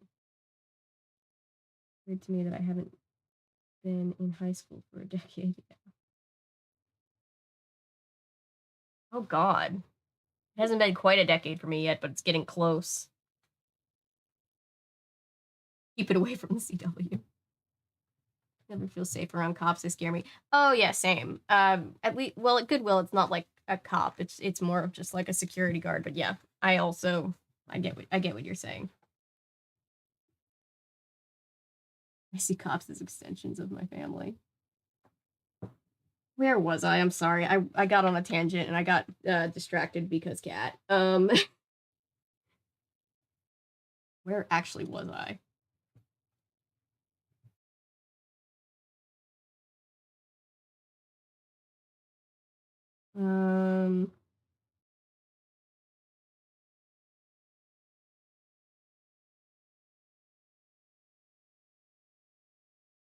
I'd like to get started, but first I need to know if I have your permission to check things out in my own way. I mean, I may have to break a few rules to get to the bottom of this. Whatever it takes, I'll clear it with the police, Mr. Parton said emphatically. And don't go yet. He motioned for Nancy. Nancy said crimes? Crimes. And don't go yet. He motioned for Nancy to sit again. I may not be thinking too clearly these days, but I do know that you'll need a contact while you're here. Somebody you can talk to freely, somebody who can introduce you to a lot of kids. The principal isn't going to help any student fit in. Even I know that. Your thinking's not all that fuzzy, Mr. Parton, Nancy laughed again. So who's my contact? One of our seniors, a good student, completely trustworthy, and very popular, president of the class, which is why I chose him. He can get you in touch with all the various crowds. You mean he knows about me already? Nancy asked, once again thinking about the videotape. No, I thought I'd introduce you to and let him in on the plan at the same time. Mr. Parton checked his watch. He should be here any minute. At that moment, there was a knock at the door. Mr. Parton opened it, and Nancy looked up and found herself face to face with the beautiful driver of the black Porsche. Of course she did. Nancy Drew, the principal said, meet Daryl Gray. I wonder why Daryl got to keep his last name and nobody else did. His eyes weren't brown or black, Nancy noticed immediately. They were the dark, dusky color of ripe blueberries. There you go. They were rimmed with lashes that had to be at least half an inch long. Nancy had never seen eyelashes like that, or eyes like that, in her life. Some contact, she thought. Daryl Gray listened politely and with interest as Mr. Parton explained the entire situation. If he was surprised at Nancy's role, he didn't show it. Instead, Daryl's incredible eyes kept straying to Nancy each time Mr. Parton mentioned her name. And when the principal said something about Daryl showing Nancy the ropes, Daryl's mouth curved into a slow, teasing grin. Nancy couldn't help returning it. Ugh. The attraction between them crackled like electricity. Nancy wondered, "Hi, Perry, why are we moving the curtain? What are we doing? Are we coming back?"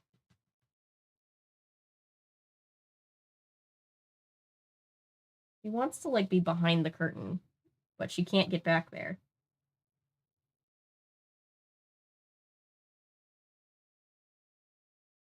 Nancy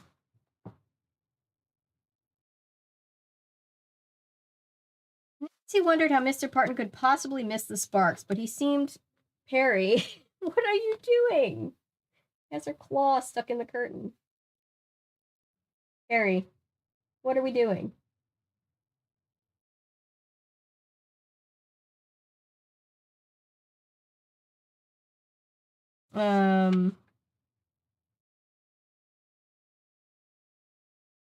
But he seemed oblivious to everything but his problem. He went on and on. As Nancy tuned out the principal's voice, she tuned into the beautiful face before her.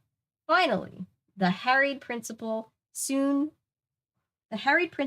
something that brought Nancy back to reality. Nancy, the school is counting on you. I've done what I can. Now it's up to you. And at this moment, Daryl is the only one, aside from me, who knows who you are and what you're doing here. The rest is in your hands.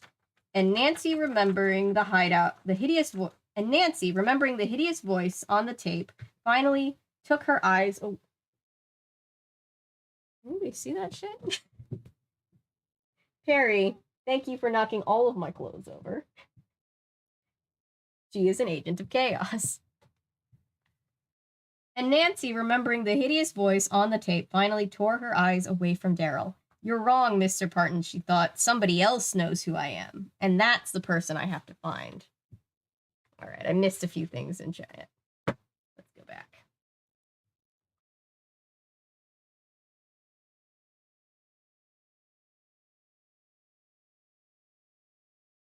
Thank you for completely messing up my curtain. We're trying to create the illusion that we have our act together, Perry. Like,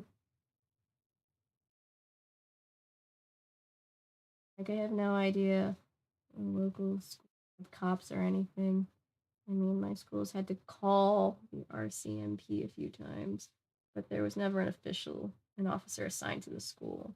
Middle and high school tend to have at least one cop on campus at all times, more in the morning. Elementary, no, but that might change next year. That's scary. Once my school called, probably one of the only cops in my tiny town to supervise the seniors while they washed whiteboard marker off the school windows for a very underwhelming senior prank. I remember one of my classmates got arrested selling pot in 8th grade. It was a shame because she was really nice. Oh. Like, they actually took them out of class, which meant the kids in class were all distracted looking. Ugh, that's so lame. Oof.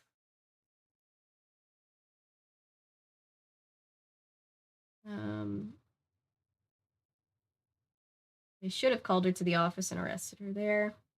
Senior pranks are a tradition I hate when teachers aren't good sports about it.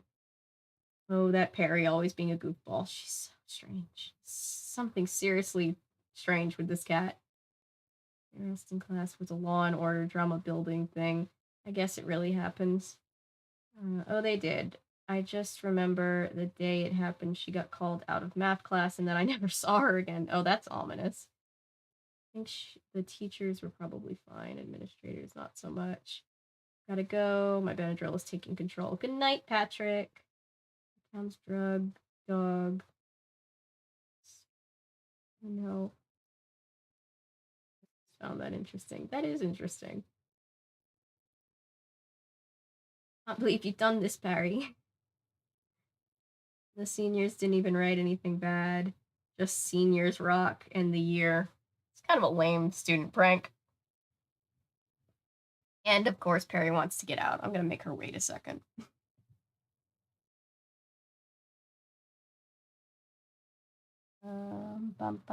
Making sure that all of my stream settings are. Perry, give me 1 second. Oh, that's good. I need to turn this off. Unlist live streams. I'm still trying to get them all turned off of the templates because now we can actually list them live now that it has its own tab. I didn't realize how bad that sounds. She came back from juvie, but she just went to the alternate school after. Well, that's good. Hi, Perry. Hi. Are you yelling at me because you want to come up here or because you want to leave? It's like, you didn't come when I called you. Cosplay makeup arrived at last. Yay. Come on, Perry. You want to come up here? Come on. I believe that you can do it. There you go. You gonna read with me? You're probably gonna yell at me and mess some things up. I love makeup too. Not wearing any today, but. The warning bell rang this is chapter 3, by the way. The warning bell rang, oh, hi. Just as Nancy and Daryl left Mr. Parton's office. Together, they fell into step with the crowd of kids hurrying to their homeroom classes. Out of the corner of her eye, Nancy caught Daryl looking at her, a strange little smile on his face. What's funny? She asks. Nothing, Daryl laughed softly and shook his head. It's just that I've never met a detective, especially a beautiful redhead who drives a Mustang. Nancy laughed too. Well, I've never met a senior who drives a Porsche. It's my favorite toy. They rounded a corner. I hate Daryl. Daryl's the worst, if you can't tell.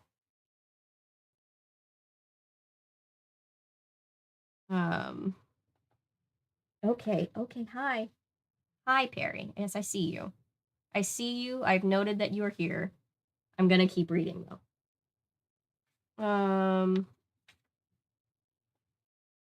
They rounded a corner, and Daryl casually put his hand on Nancy's shoulder to guide her out of the way of a group of kids coming in the opposite direction. I'll have to give you a ride sometime, show you what it can do. At the touch of Daryl's hand, Nancy felt a delicious tingling sensation. May I just say, ugh, I don't like Daryl. And suddenly she found herself wondering what it would be like to have Daryl's arms around her. Daryl Gray was a powerful, attractive guy. I just need to, side note, by the way. Side note, Nancy, ew, Nancy, no. The chat's like, Nancy, no. I just have to pull something up. Sorry, Perry, I have to pull something up.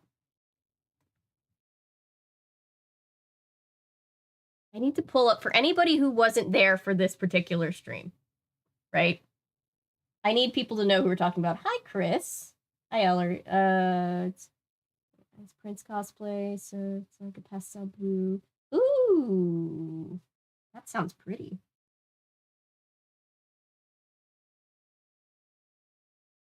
Like everybody to know.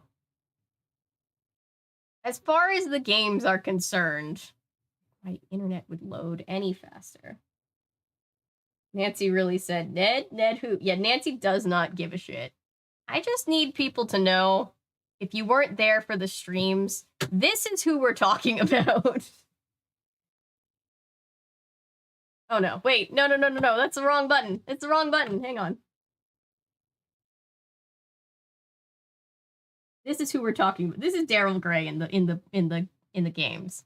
And not to, judge anybody's looks, even if they aren't real, but every time Nancy, describes him, I just can't square it with this uncanny valley shit. Rachel, I know. No, Perry. Perry's gonna fall. This cat turned into a person. Well, okay, so in the original game, he looked like this. Less uncanny valley, but also a literal cartoon character, 2D cartoon character. And it's just really funny to think of this guy being the guy that Nancy's talking about. Oh yes, that is one hunk of a man. Makes me laugh. I'm sorry. The book existed before the game. The game devs must not have liked this ship either. Kind of looks like Matt Davis. I don't know what this is.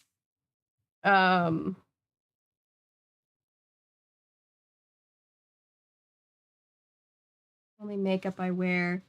I want to wear it more now that I've been for a while, but I'm always wearing a mask. Yeah, sometimes I skip lipstick when I know I'm gonna be running errands and wearing a mask all day. I'll just wrote her name here too. Do you think it would be good for making fast getaways? Nancy went on in the same teasing manner. Sure, Daryl replied, leaving his hand where it was, but I hope you're not planning to make a getaway real soon. After all, we just met. Perry wants to get out of the situation too. And besides, I have a mystery to solve, remember? Right. And I hope it takes a long, long time. They were both laughing, looking into each other's eyes as they turned around another corner and bumped into what felt to Nancy like a rock wall. Sorry, the wall said. Nancy touched her nose to make sure it wasn't broken, and then smiled at the guy, who was big and handsome and built like a truck. Walt, meet Nancy Drew. She's a transfer student, Daryl said smoothly. Nancy, Walt Hogan. Oh, I completely forgot that they changed his whole name. His name is Hector Hulk Sanchez in the game. Hang on. Perry can't stand even hearing this dialogue, right? I'm kind of with Perry.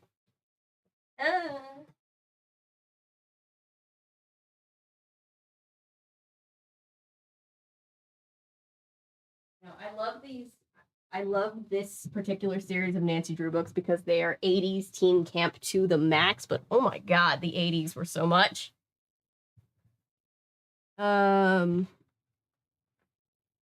Most of the time, I feel like it makes my mouth look huge and weird. That's valid. I used to never wear it.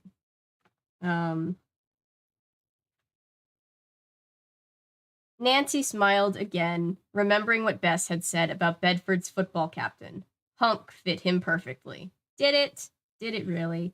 Yeah, Walt said, not returning her smile. Nice to meet you. Walt strode off, and Nancy turned to Daryl. He seemed a little angry, she commented. Yeah, he hasn't been Mr. Friendly lately, Daryl agreed. And you should see him in action on the field. He's like a bear just out of hibernation, mean and hungry. I don't suppose he's a video freak by any chance. Video killed the radio star. I thought detectives were supposed to be more subtle than that. Why should I be subtle with you, Nancy teased? You're my contact, aren't you? She's like... Daryl's hand tightened on Nancy's shoulder. I sure am, he said softly. I hate him so much. Nancy and Daryl were standing in front of Nancy's homeroom class, waiting for the final bell to ring. About 10 other kids were waiting too, and Nancy laughed at Daryl's last remark. As Nancy laughed at Daryl's last remark, she caught a girl staring at them. The girl was blonde, pretty, in a tough, hard-edged kind of way, but she didn't look too friendly. Nancy thought. She was watching Daryl intently. Then, as someone called out, "Carla," she moved her eyes to Nancy's face. For just a second before turning away. Okay, I forgot that they changed her name too. Her name is Connie Watson in the books. Or in the game. Carla is her name here. In that brief instant, she gave Nancy the strangest look. It wasn't a look of dislike, Nancy thought. It was more like a challenge. She wondered how much this Carla knew about her. The final bell rang, and Daryl gave Nancy's shoulder another squeeze. "I guess this is it for now," she said. He leaned so close that Nancy felt his breath on her ear. "You're on your own, detective." Oh, look at that. Hey. Hi, Spam. Thanks, Rex.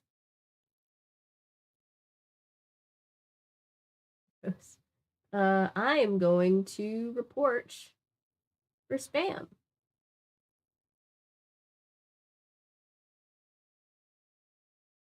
I'm going to hide from channel. Oh, they're already hidden. Oh, okay, they're already hidden. There we go. Thank you, Ellery.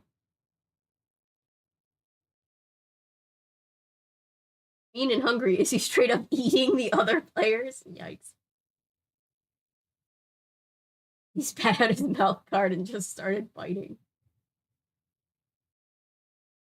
Congratulations. Wait. If you are terrible human beings. Wait, who's a terrible human being? Daryl definitely is. Welcome back, Laser.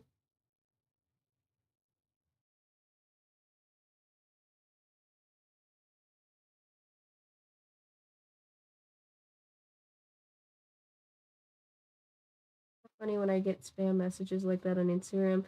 It's just like hot, lonely girls looking for late night fun, and I just think, spam bot, you know I'm gay, right? The boys. Ah. You already started reading either of the Scooby-Doo scripts. Not yet. That's funny, Noah. My new I think I've said this before. I like to mess with them, like the bots that are just like, would you like to either the buy Bitcoin ones or the do you want to be a sugar baby ones are funny because I just like give them premises of like Hallmark movies and just waste their time for a little bit. And half the time I expect them not to be like a real person, but at some point I'm like, this is a real person. Oh my gosh. Actually, Nancy didn't expect to do much detecting on her first day. She was new in school. She had to find her way around, get used to the rhythm of the place, and meet a few people before she could start asking questions. His cover was to act like a new girl, lost and a little out of it, which was easy since that was how she felt. Daryl wasn't in any of her classes, and she didn't know anyone else. Most of the kids ignored Nancy. The first really friendly girl she met was a pretty blonde with aquamarine eyes who waylaid Nancy before English. "Hi, I'm Sarah Ames." She wasn't in the game at all. They just cut her.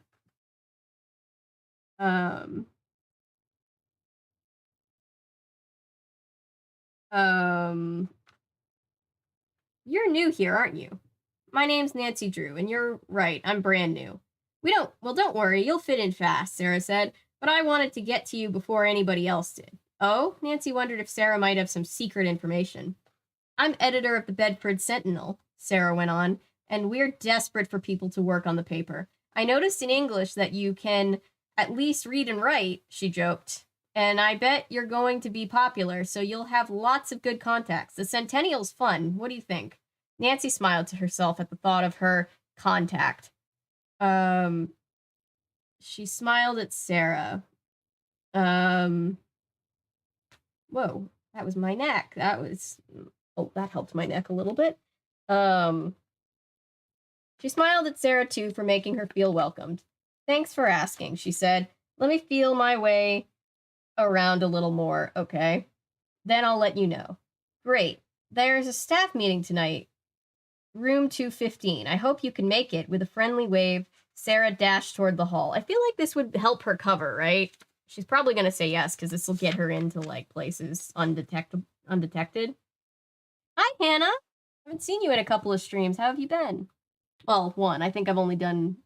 Well, yeah, I think you only missed one. What did I miss? I was summoned to look upon the glory that is our Christmas display. Aww.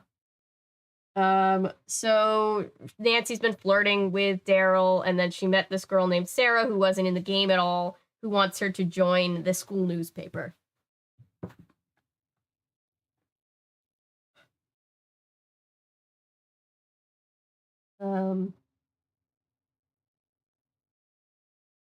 Probably because she's not a suspect, yeah. Bet you're going to be popular. Why? Because she's pretty? By rules of every 80s movie, every attractive girl must become the queen of the high school. This was taught to me by Mean Girls as well as every 80s movie.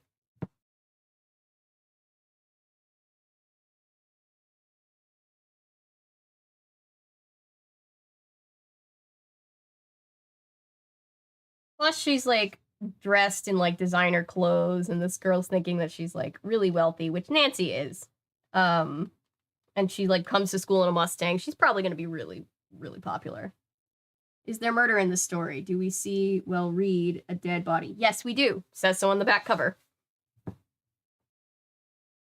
Where was I? I keep losing my place because I'm getting distracted. Hope you can make it. With a friendly wave, Sarah dashed down the hall. Nancy's next class was American history. She'd almost forgotten just how boring a bad teacher could be, but the droning voice, the intimidating looks, all of it reminded her why she'd been happy to leave high school behind. She'd certainly be happy to leave history behind. The 45-minute period dragged on and on. Through, Nancy let her mind wander. Anything was better than the teacher's monotone. Not Daryl. I don't want to hear more about Daryl right now. Purposefully putting Bedford High's mystery out of her mind, Nancy thought about Sarah Ames' offer to join the newspaper staff. She was tempted to accept it. Maybe she could have a double cover. New girl and student reporter, investigating the vandal of Bedford High. It might work, she thought. But once she solved the case, she'd be leaving the school, and that would leave Sarah minus one reporter. It didn't seem fair. When American history was finally over, Nancy heaved a sigh of relief along with the rest of the students. Class, the teacher called over the noise of the final bell. Read the next 2 chapters in your textbook for homework. Great, Nancy groaned to herself. Boring homework, too. The Bedford High mystery was turning out to have hidden liabilities. On the way to lunch, Nancy spotted Sarah Ames at the entrance to the cafeteria and decided to tell her she wouldn't be joining the newspaper. That way, Sarah wouldn't feel hurt when Nancy didn't show up at the staff meeting. Hi, Nancy said. Listen, thanks for asking me to join the paper, but I think I'd better make sure my grades are in good enough shape before I do anything else, you know? Okay, said Sarah. I understand. Just let me know whenever you're ready. Thanks, said Nancy. Sarah rushed off, and Nancy entered the cafeteria. She looked around uncertainly. Where should she sit? My guess is that Sarah's going to end up being like a secondary cover, and once she's the secondary cover, then she'll join once Sarah knows that she's not going to be like a full-time thing. That's my guess. Because I don't remember Sarah at all.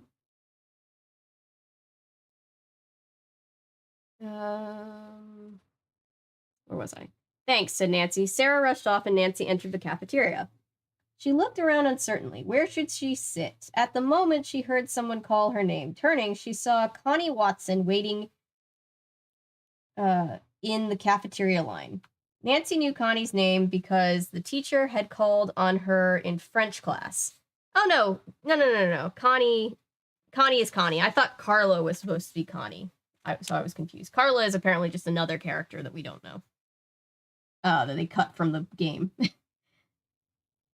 Connie's face had turned the color of a ripe tomato, and she'd given her answer, and after class, Nancy had noticed that no one walked out of the room with her.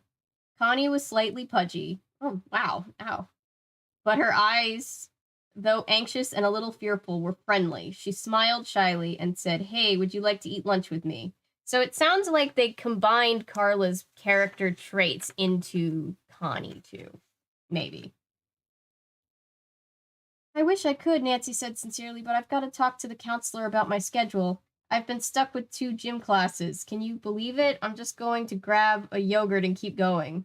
What Nancy really wanted was a chance to snoop around the video lab, providing it was empty. If it wasn't, maybe she could ask a few innocent questions.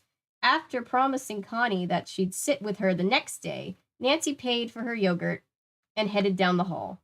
Turned a corner, and stopped. "Some detective you are," she told herself. "You didn't even bother to find out where the video lab is." Nancy was ready to go back to the cafeteria and ask Connie when she saw Carla walking toward her.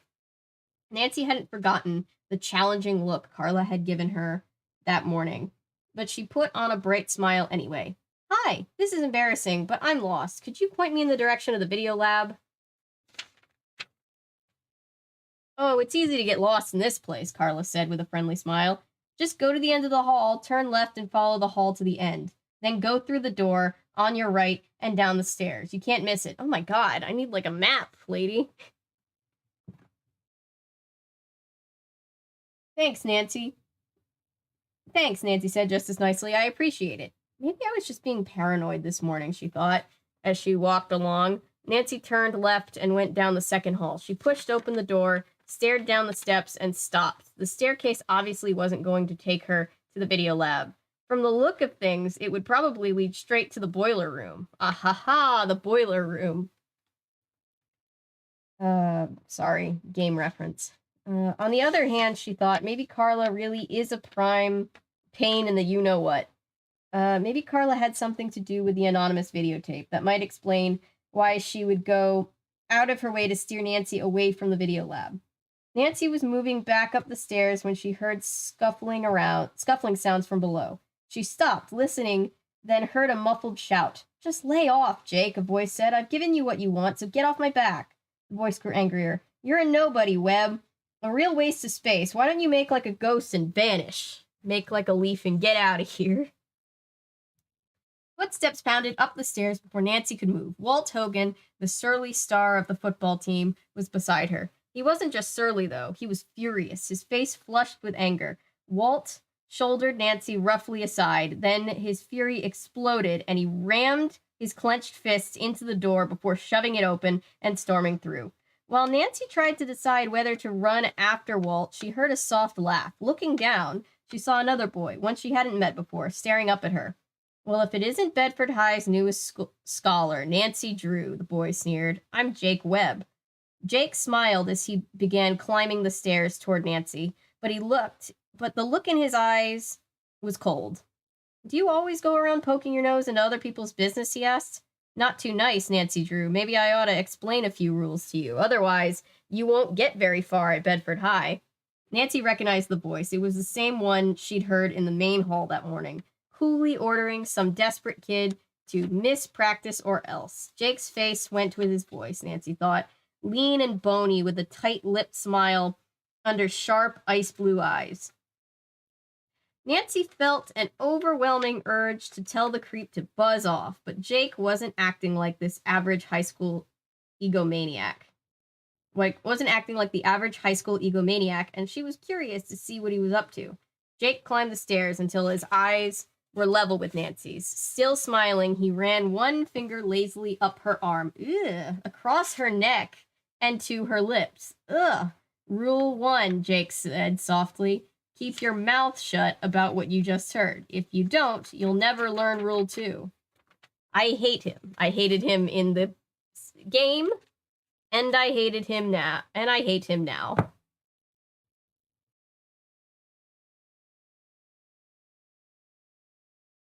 I never realized that the reason I was so obsessed with Mean Girls as a kid was because I was autistic, so I heavily related to Katie's habit of observing her classmates like animals.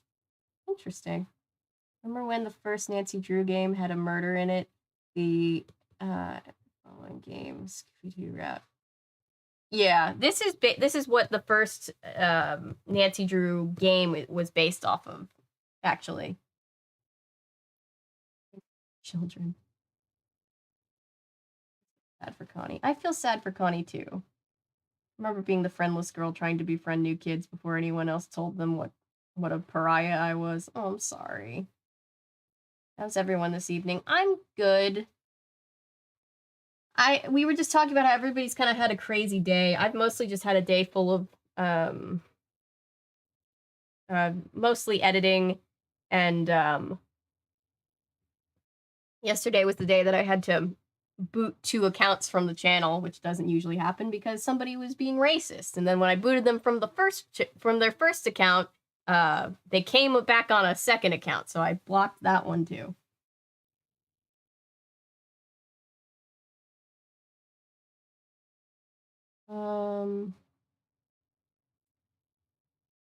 Are the corners cup? Wait.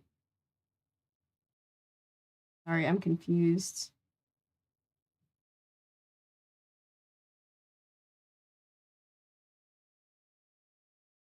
The fuck, that's rude. Oh, about the blocking? Oh yeah, that's a whole story. I'll probably end up making a community post or a short or something about it because I was just like so angry. There's so much ugh in this book. Yes, I remember loving these books for just how look at first of all, look at how 80s the covers looks. This cover looks. I know that wasn't a sentence what I just said. Look at how 80s this is. This is Daryl, I'm pretty sure. This is Nancy. Both of them look way more blonde than they're described as being. Look at like the cardigan over the shoulders, and look at the like. I always say Nancy was given a very Farrah Fawcett look in these covers because 80s. Ugh, what a creep! I know. Oh my gosh, the book cover screams the 80s. It does. And Nancy stabbed this man a little as a treat. As a treat. I'm trying to unwind a little by gaming after a long work day, but my games aren't downloading on my new laptop. Ugh. Love 80s teens book very much. I do too. My husband wanted me to show you. My husband wants me to show you all his handiwork. I'm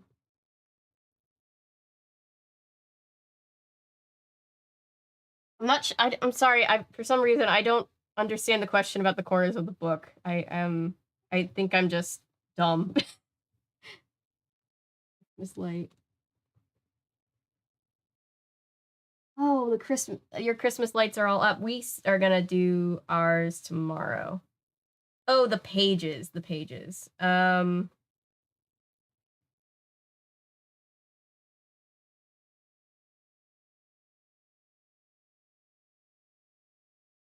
not actually sure. Let's see.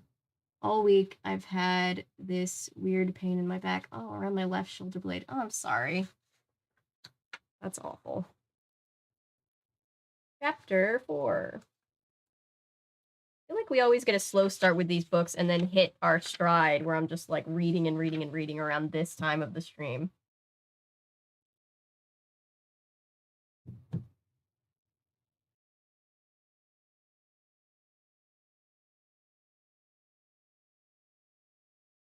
I'm back. What happened? So Nancy it's her first day undercover at the school. The mean girl hates her. She's crushing hard on Daryl Gray. And she saw Jake having a shady conversation where he was like he seemed to be bullying well, his name is Hunk. They call him Hunk in this one, but they called him Hulk Sanchez in the game. And his real name is Walt. It's kind of confusing. And his real name was also different in the game. But anyway, yeah, Jake is a creep, and he is being very creepy towards Nancy and just to everybody. I used to be obsessed with the author. All these books in the 80s about kids with terminal illnesses, and they were very melodramatic, and I would cry every time. Tragic. Tragically. Oh. I used to really love, like, sad novels I think I was just I went through a brief angsty teenage phase, and like if you guys are my age, you remember that like things like The Fault in Our Stars and The Book Thief and like all of these really Me Before You, all these really sad books were really popular at the time. Nowadays, I can't read anything like that. It's way too much for me. Left otherwise, I would say get your gallbladder checked. Yeah, I don't know what's under the right like, shoulder blade.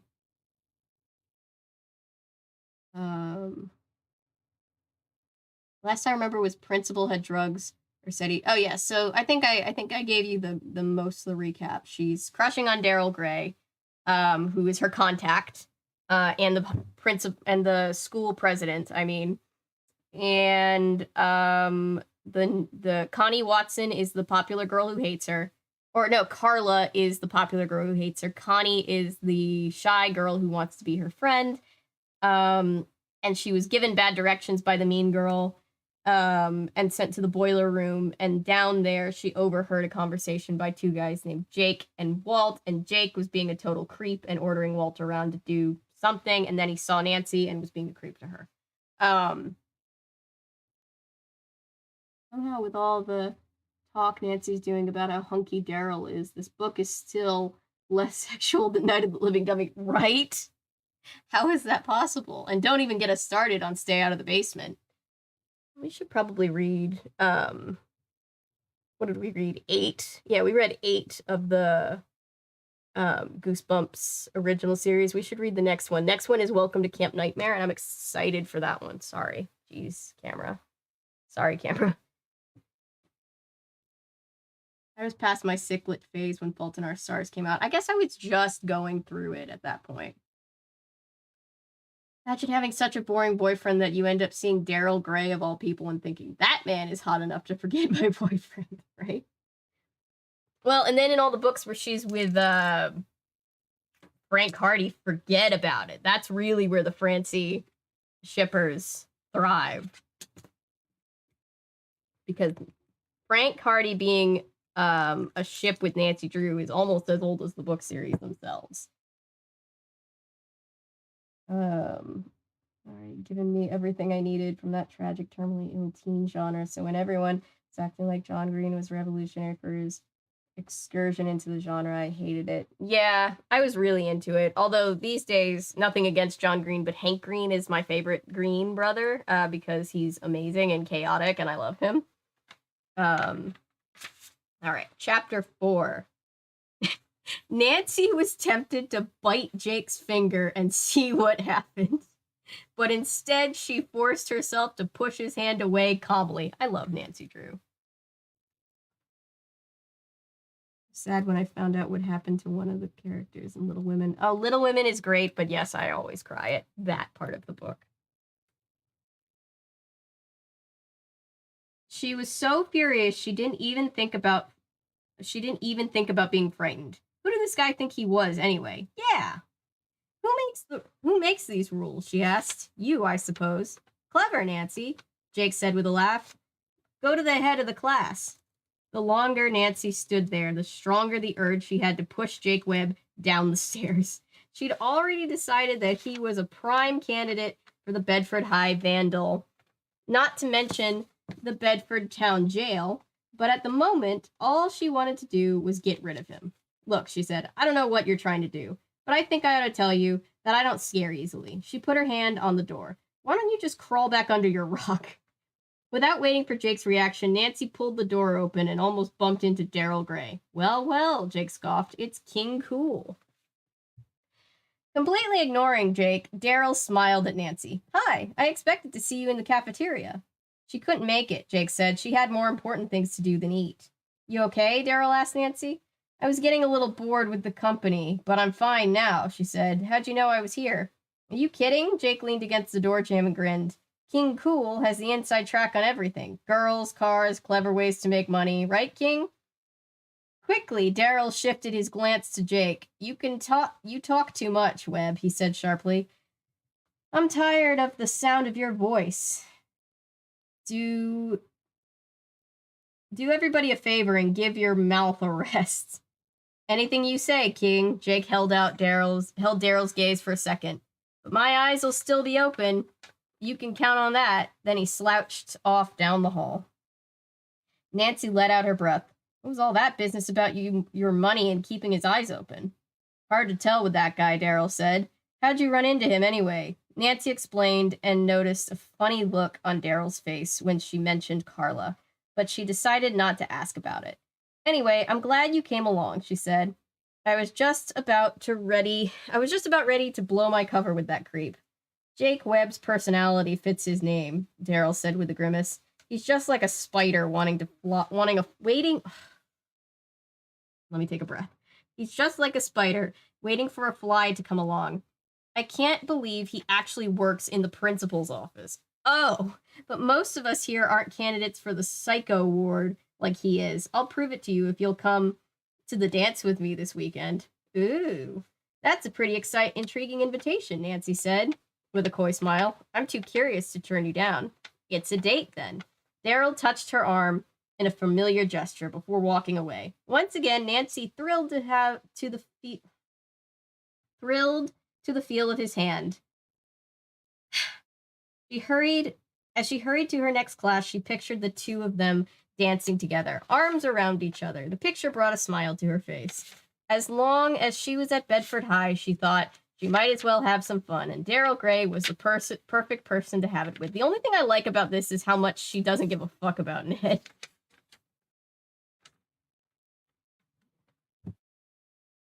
Oh, hey, hot girls here. Good to see ya. Thanks, Ellery.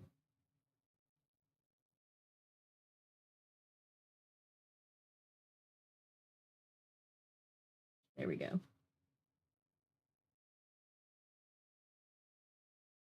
Welcome back, Basilius. The bots are coming back. Yo, yeah. We've been having major bot problems the past few days. It's been quite a lot.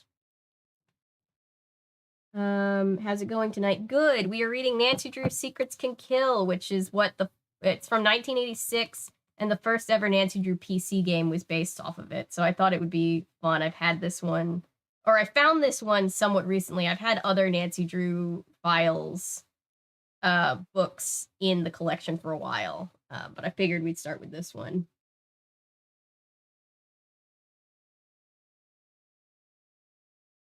Even worse, it's based off the actual death of the author's sister. I know. She should have bitten him. She should have. To clarify with the pages, I'm talking about the upper right corner up to this point, chapter 4. Hang on. Oh, are they rounded? Oh, I think I know what you mean.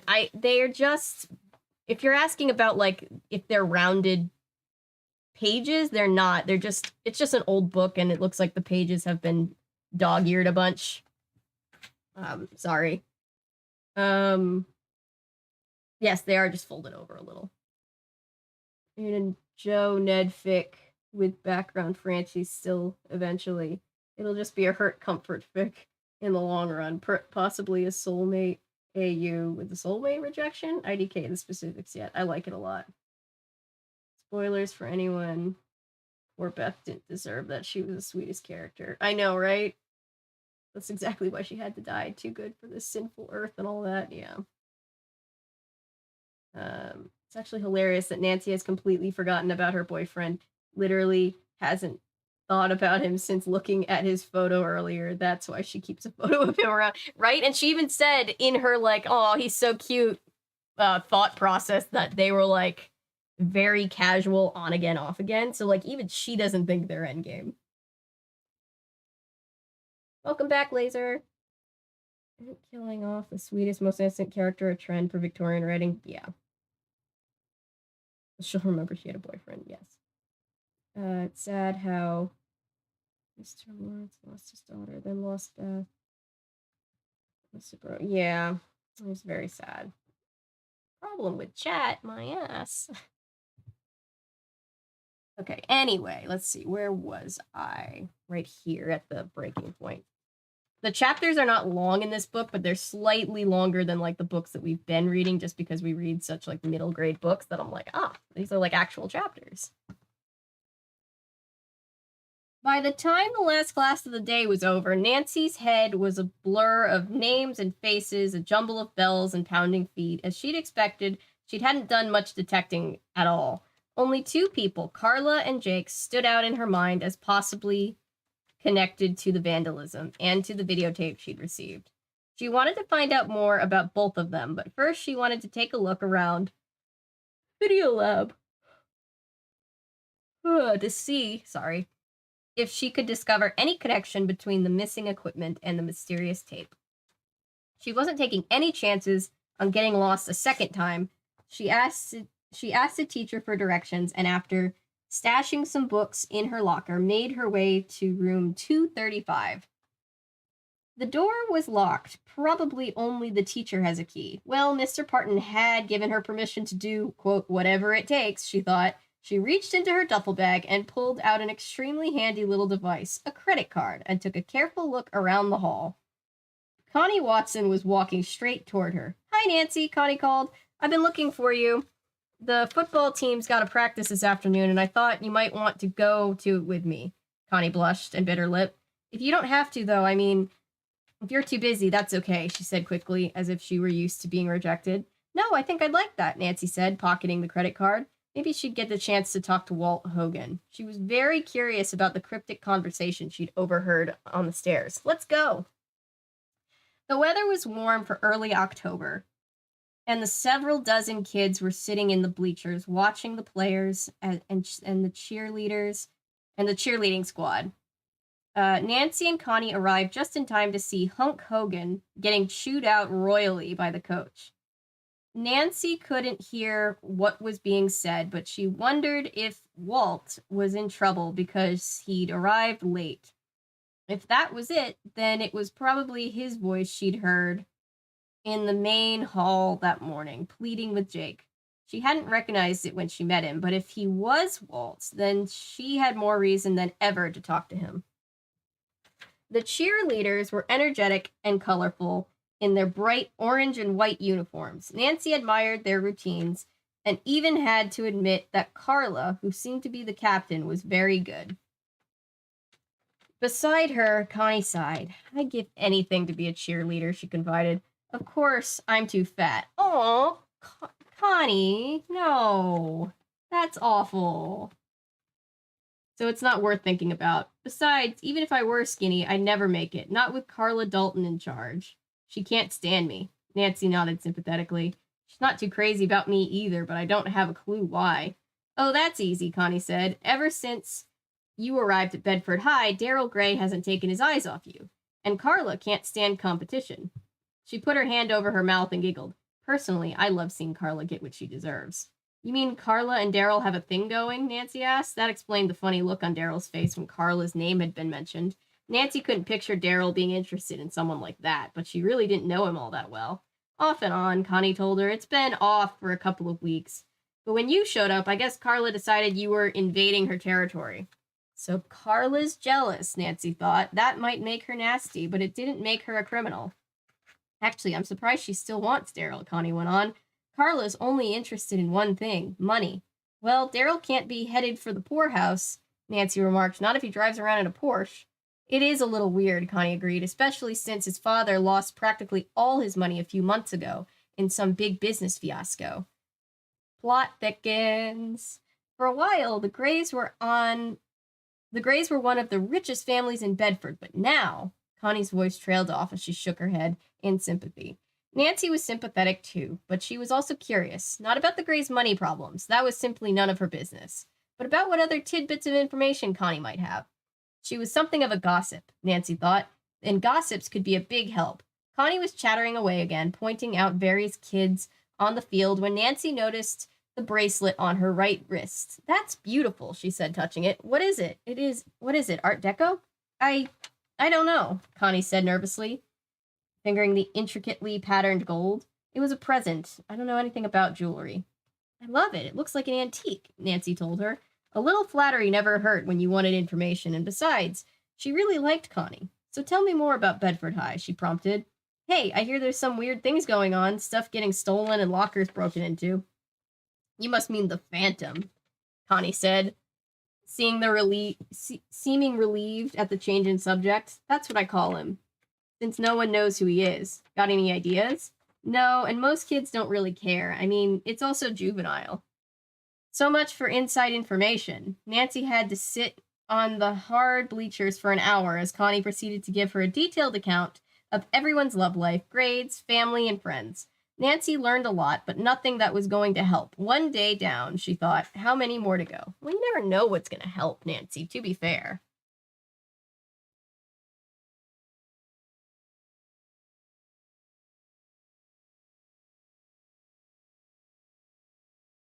Poor Connie, I know. Warm for early October, huh? Reminds me of the last couple Octobers in real life. Yeah. Yeah, it's cold now, but it hasn't really been that cold in like Halloween October time. Spooky season time. The Little Women anime, and right now I'm watching the second anime, Little Women 2. That's a series about Jo grown up with her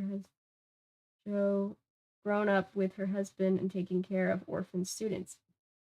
Interesting. I have been meaning to cover the Little Women anime for, no joke, 2 years. It has been on my list almost. I have like an OG list from when I started the channel, and it has been on there since that list. Like, one day I'll get around to it.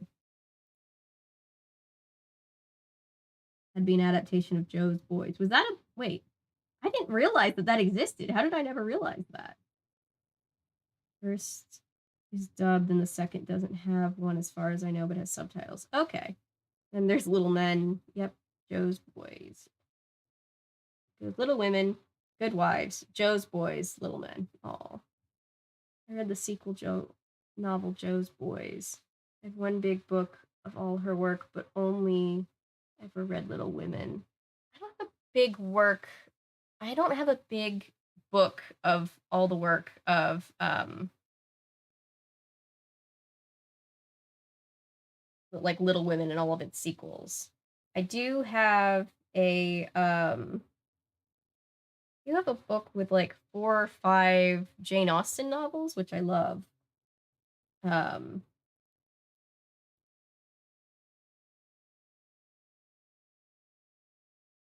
Their mother guilt tripping them all the time always pissed me off. Yeah. Spooky season had the perfect weather. It was spooky weather. Yeah. The anime is good. I love the tomboy girl, man. A couple weeks ago, it was going from 60 to 30 and back every other day where I am. Yeah, I mean, we're still getting that here in Atlanta. Some days are like 70 degrees, some days are like 30, 40 degrees. It's kind of weird.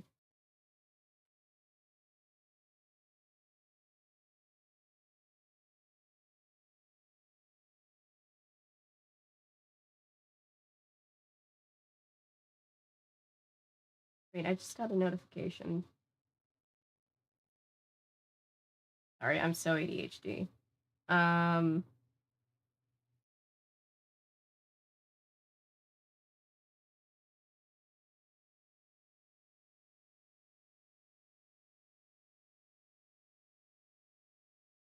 Oh, it was a thing about, if anybody hasn't watched Defunctland's documentary about who wrote the Disney Channel theme, go watch it. It is amazing. It's one of the greatest things that the YouTube creator has made all year. He really should win a Streamy for it. That is ADHD. So am I.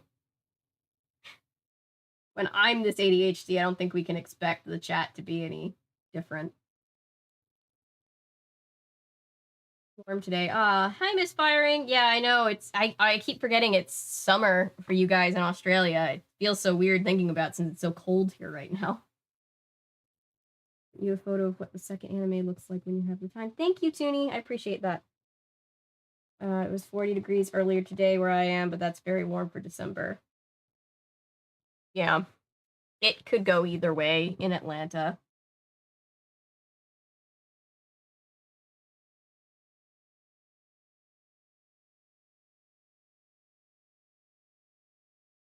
Learned a lot, but nothing that was going to help. One day down. Okay. Nancy arrived at school the next day, determined to start putting the puzzle together, at least to gather a few of the pieces.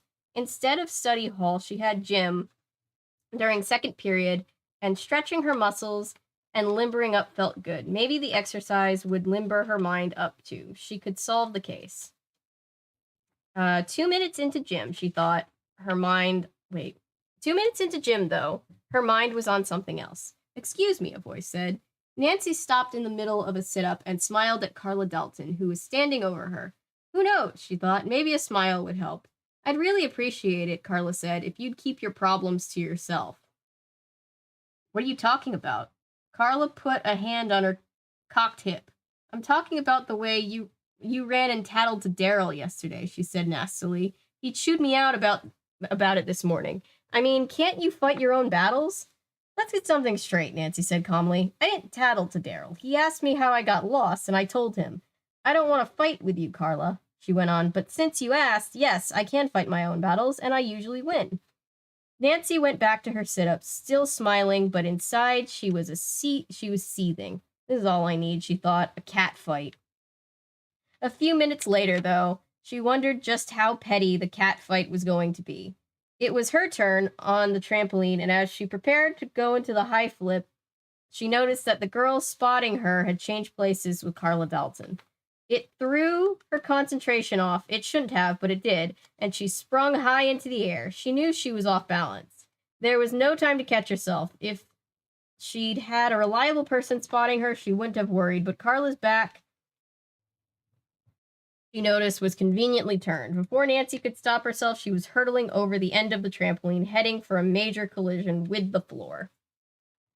Chapter 5. All right.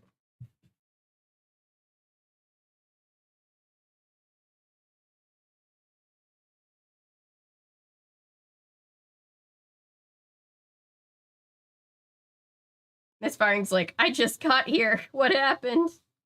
Trauma. Sometimes I'd rather have Atlanta's weather in the winter. My mom pointed something out. Well, actually, a friend of mine was asking about the regional pronunciation of Atlanta, and I didn't really think about it.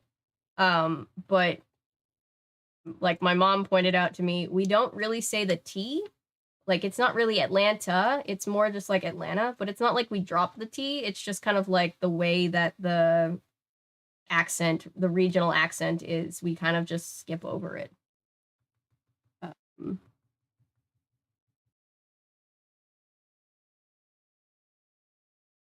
Yeah, I thought that was funny.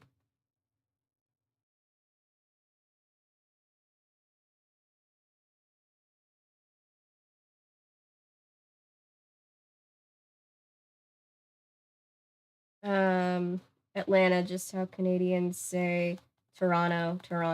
Yeah, and I was my friend was asking me about this the other day, and he was like saying Atlanta, and I was like, yeah, Atlanta. Like that's how it's pronounced here. Hey Paolo, the book's going good. It's very 80s camp. But I was just kind of like, it never occurred to me. It's true though. We just like, because in my brain I'm saying the T, but I'm not. Atlanta. It's just, I don't know. It's just a funny regional accent thing. Paolo, we are on chapter 5.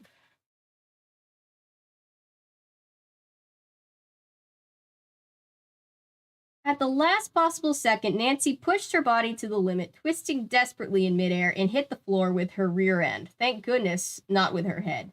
It wasn't the most graceful move she'd ever made, but as she sat there breathing shakily, she decided that it was better to be a klutz than a corpse. True. Nancy was tempted to prove Carla then and there that she was ready to fight the battle, but when she got to her feet, she noticed that the gym teacher was doing it for her. Dalton? Miss Gibbs was livid. This isn't the pom-pom squad. You have to use your brains here. Oh, Jesus. Wow, ouch. If you have any. Drew could have broken her neck. Jeez. Which would not have broken Carla's heart, Nancy thought grimly. It would have made her day.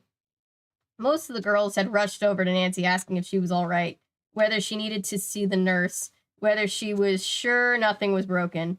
Thanks, Nancy said gratefully. I'm still in one piece, but I think I lost something. What? Somebody asked. An inch off my hips, Nancy joked. It's permanently embedded in the gym floor.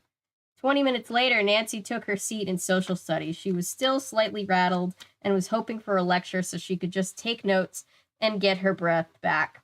Okay, the teacher said gleefully, clear your desks of everything but paper and pen. It's pop quiz time. Nancy joined the other kids in groaning and took as long as possible finding a notebook and a pen. Don't worry, the boy behind her said. Mr. Warner's quizzes are so bad, nobody passes. If you flunk, you won't be alone. Right, the girl to her left said. The only one with a chance is Hal Morgan. Nancy glanced to her right and noticed that Hal Morgan was chewing his fingernails nervously. He doesn't look too confident, she whispered. Yeah, that's weird, the girl whispered back. You know, it's funny, Hal's been in the class brain forever, always studying, never had time for anything else. But then this September, he surprised everybody by running for class president against Daryl Gray. He didn't win, but he sure did try. I can't believe how much time he spent campaigning. Maybe that's why he looks nervous, Nancy said. Maybe his grades dropped during the campaign. The girl shrugged. Maybe, but he's been talking about going to Harvard, so he must be doing something right. And his SATs were off the top of the scale. Okay, scholars, Mr. Warner cackled. Let's go to the show on the road. Let's get the show on the road. The print is tiny and it's giving me like extra issues. By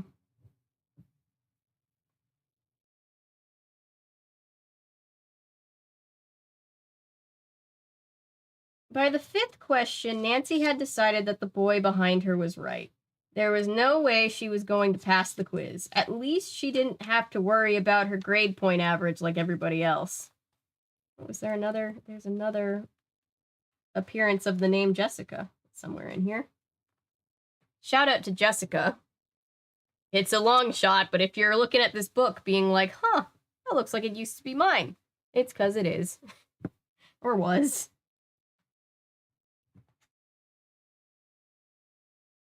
I bought it off of eBay.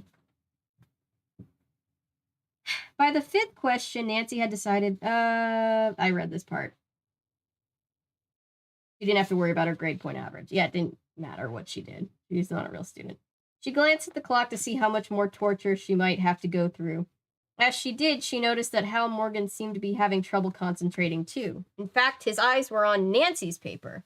As soon as he saw her glance at him, he looked away. The teacher asked the next question, and Nancy wrote down her answer.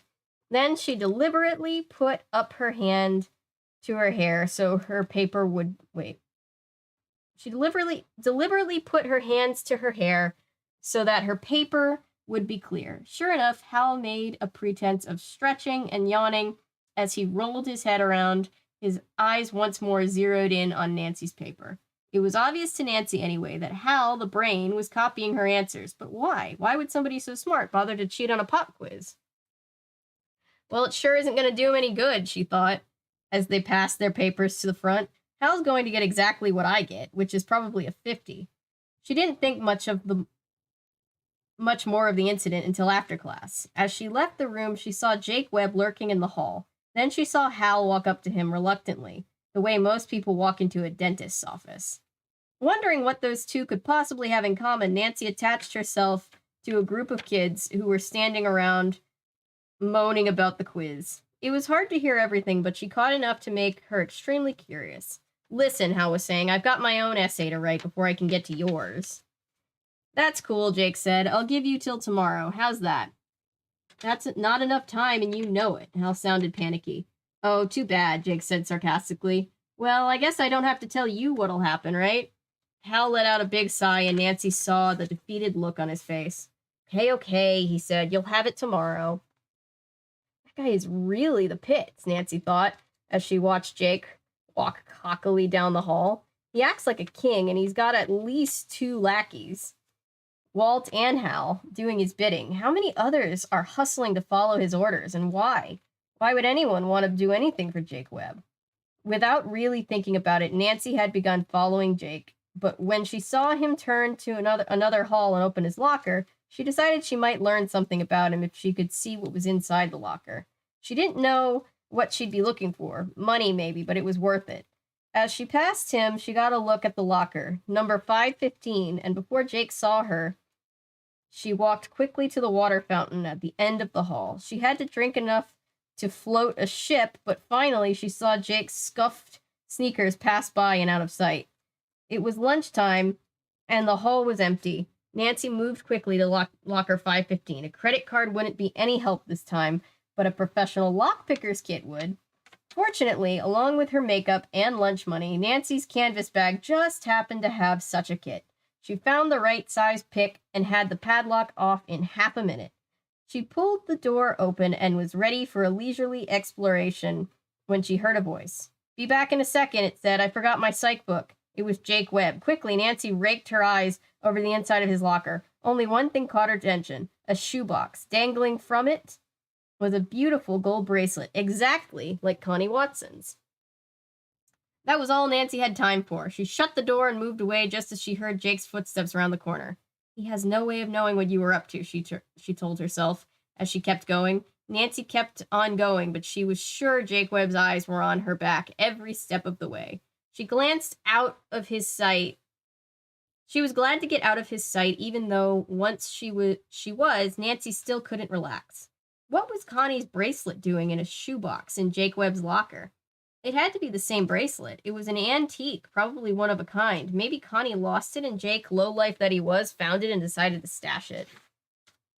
When Nancy spotted, page 46, when Nancy spotted Connie in the lunch line, she decided to make sure she was right. "Hi," she said. "Guess what? I think I know where your bracelet is." Connie jumped as if she'd been stung. My bracelet?" Nancy pointed to Connie's bare wrist. "Right, you lost it, didn't you?" Connie nodded, her eyes wide. "Well," Nancy went on, "I'm pretty sure I saw it. Are you ready? In Jake Webb's locker." Shaking her head, Connie backed away slowly, fear in her eyes. It couldn't be mine," she stammered. "I lost mine at home. I mean, I didn't lose it. I just didn't wear it today, that's all." "Connie, what's wrong?" "Nothing," the frightened girl said. "Really, nothing's wrong. I have to go. There's this meeting I forgot about. I have to go," she said again, and all but ran away. Some really weird things are going on at Bedford High, Nancy thought, as she watched Connie hurry off, and so far they all led to one person, Jake Webb. She didn't know if Jake was the phantom vandal or the anonymous videotaper, but she did know he was up to something. All she had to do was find out what. By the end of the day, Nancy was ready to explode.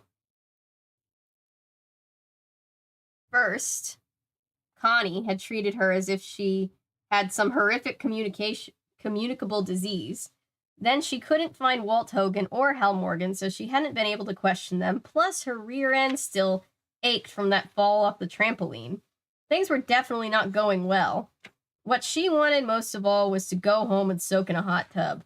Instead, Nancy decided she'd better make another pass at the video lab. She didn't want to leave Bedford High empty-handed, not for the second day in a row. I don't feel like she was empty-handed the first day. And she's not really empty-handed today either, because the thing with the bracelet is weird. The lab wasn't locked. When Nancy walked in, the only person there was Daryl Gray, who was peering at a shelf of tapes. Suddenly, she felt happy for the first time all day. "I am glad to see you," she cried. "Am I glad to see you?" she cried.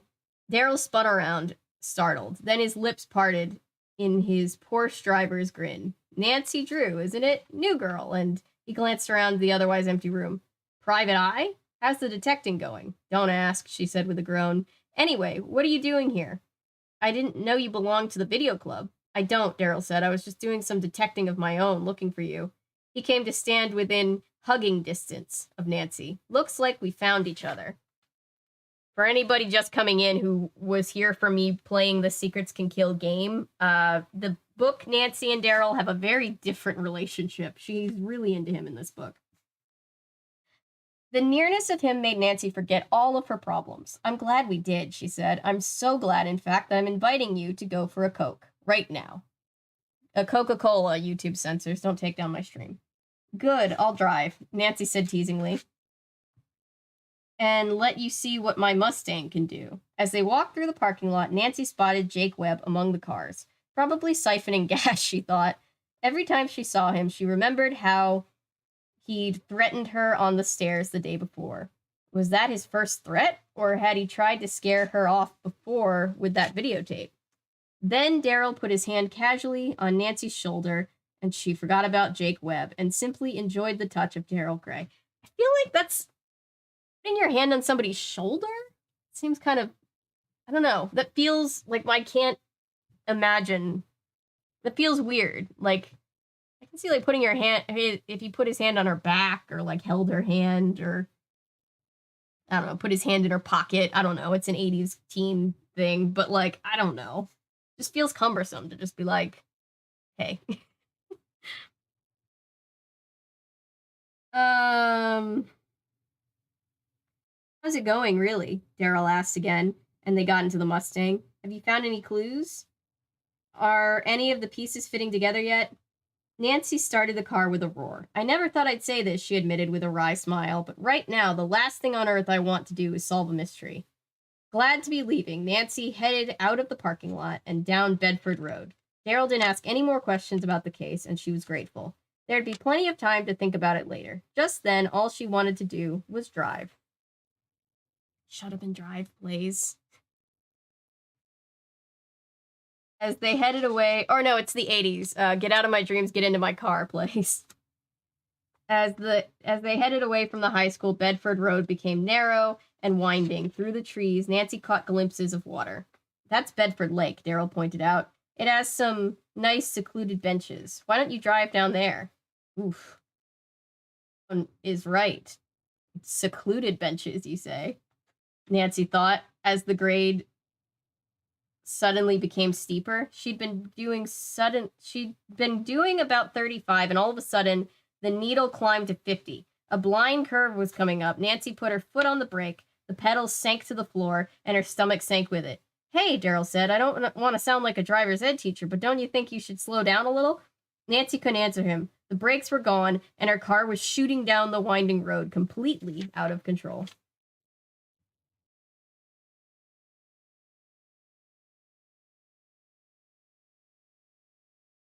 What would halfway exactly? If we're going to read about half of this book tonight. Let's see. I don't want spoilers. 152-page book. So let's say page 75, I'm guessing, will be our stopping point for the night. Ish, whatever the rounded to the nearest chapter, I guess. All right, I missed some things in chat. Let me go back.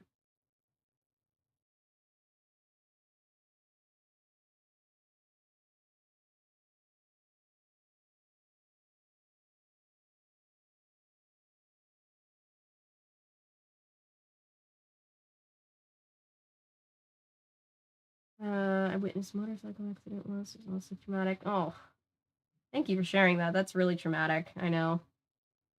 Never getting on one of those death machines again. My mom always tells the story of like she had a friend in high school who died from getting in a motorcycle accident, and I've been kind of terrified of motorcycles my entire life because of that.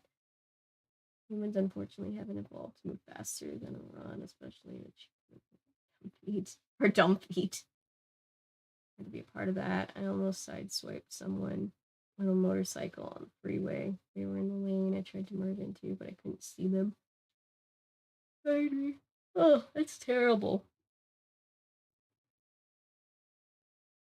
Apparently, there's a Wizard of Oz anime too. Ooh, interesting. Watched it when I was younger, along with Little Women, but never remembered about it until now. And apparently, there is a US sub. Interesting. I'll look into that. Hey, A113. For next year, whenever you make a video on commercials again, you could look over the old Wonka commercials.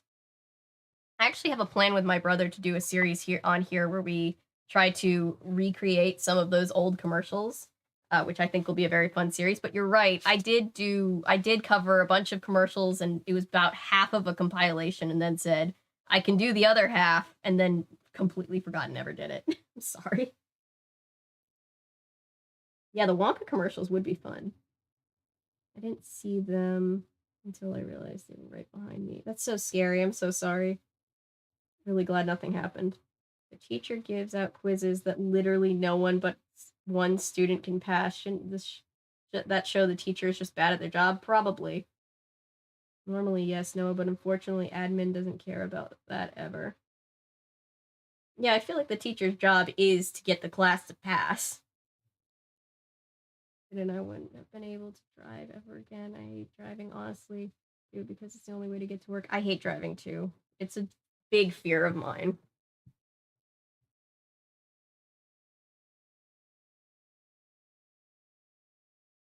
Husband keeps ending announcement to the Alexa. I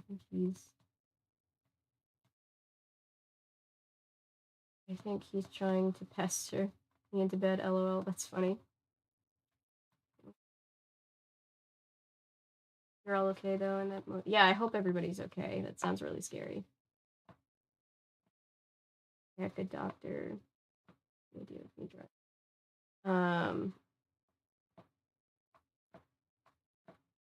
TAFE. I don't know what that means. I'm sorry.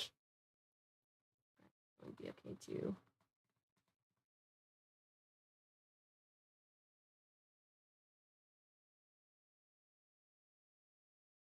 In a video game. If you guys have seen me and the way that I get left and right mixed up, it's probably just best for me not to really drive.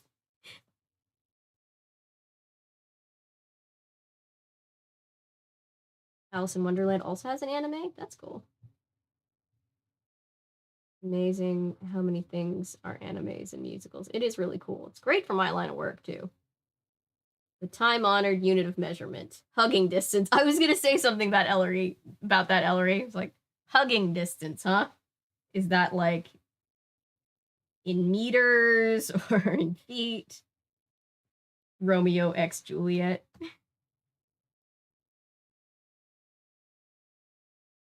I never understood why they tried to get us invested in romances between Nancy and literally anybody but Frank, because obviously it would make so much sense for her to be with Frank Hardy, but like nobody else is at all interesting. Like she's never gonna end up with like some random guy, and Ned is just gonna go nowhere.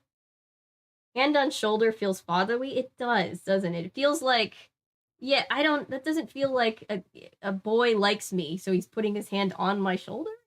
Makeout beach? I guess so. Secluded benches is what he said. I've never liked any people touching my shoulders. No idea why. I just don't like people who I don't know in my personal bubble. Obviously, if I liked somebody, that would be different, but you know.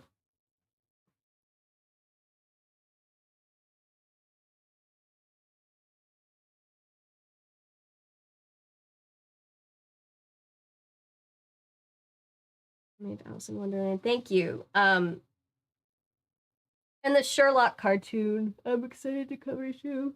Oh, I'm hoping to do that in January after we get through all the holiday madness.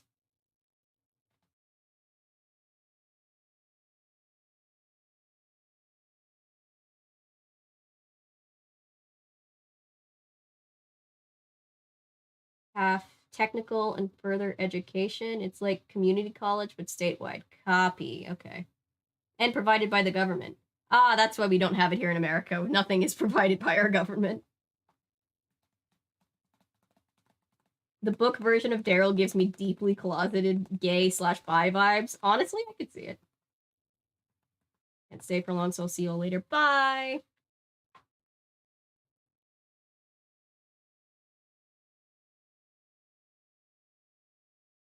Maybe we could introduce Daryl to our friend Joe at some point. Joe just went through a terrible breakup.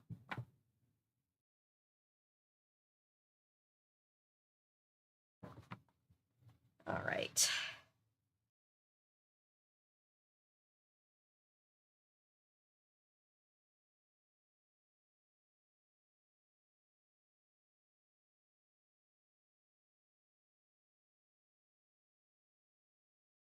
So far, Firefox isn't crashing tonight. Knock on wood. I'm sure now that I said that, it will indeed crash. And oh, I should plug my phone in because it's getting low on battery.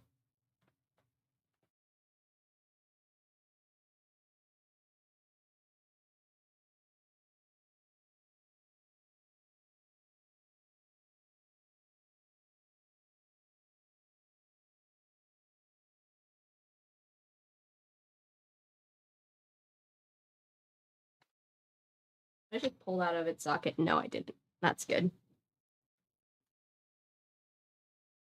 All states and territories have a TAFE system. In Victoria, TAFE is administered differently. All have government support. Do you guys say TAFE or do you say like taffy? Because like government provided taffy? That sounds funny. Joe is absolutely going through it with Ned's amnesia, followed by the cheating arc. Maybe Daryl could be a good supportive boyfriend, or even just boy who is a friend, right? Oh, and don't forget about the ship of the century. Our boys, Henry Bolet and... Oh, why am I blanking on his boyfriend's name? Somebody in chat remind me what his name is. Gregor! Henry and Gregor. The chat of the relation, the love story to end all love stories. I'm about to be force-fed NyQuil and dragged to bed. Well, good night, Texas. Sorry to your husband if this stream is what's keeping you awake.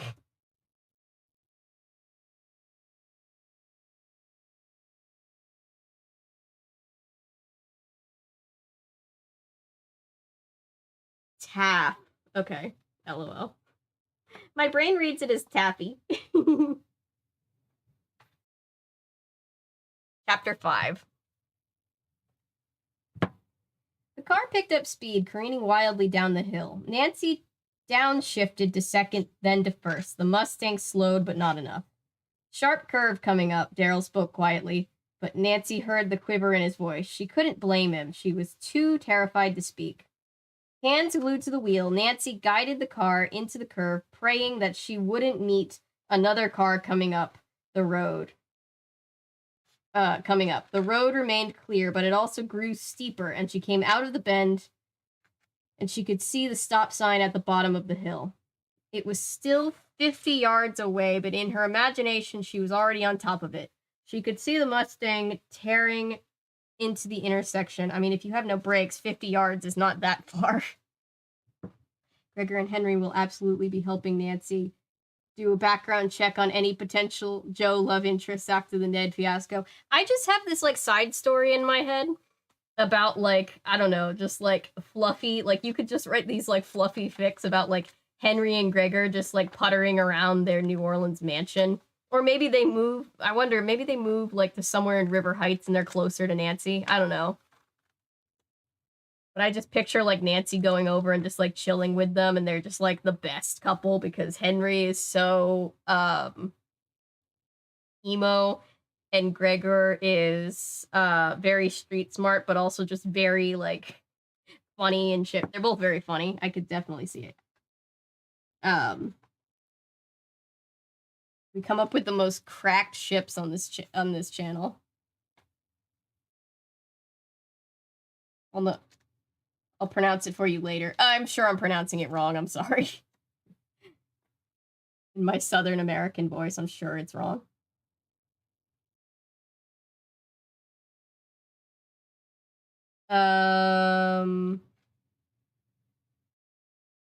Mustang tearing into the intersection and colliding with whoever was unlucky enough to be in the wrong place at the wrong time. Amazed that her hand was steady, Nancy reached over and slowly pulled up the handbrake. It didn't work. The car was going so fast that the brakes had burned out. The stop sign was looming up like a monster's claw in a 3D movie.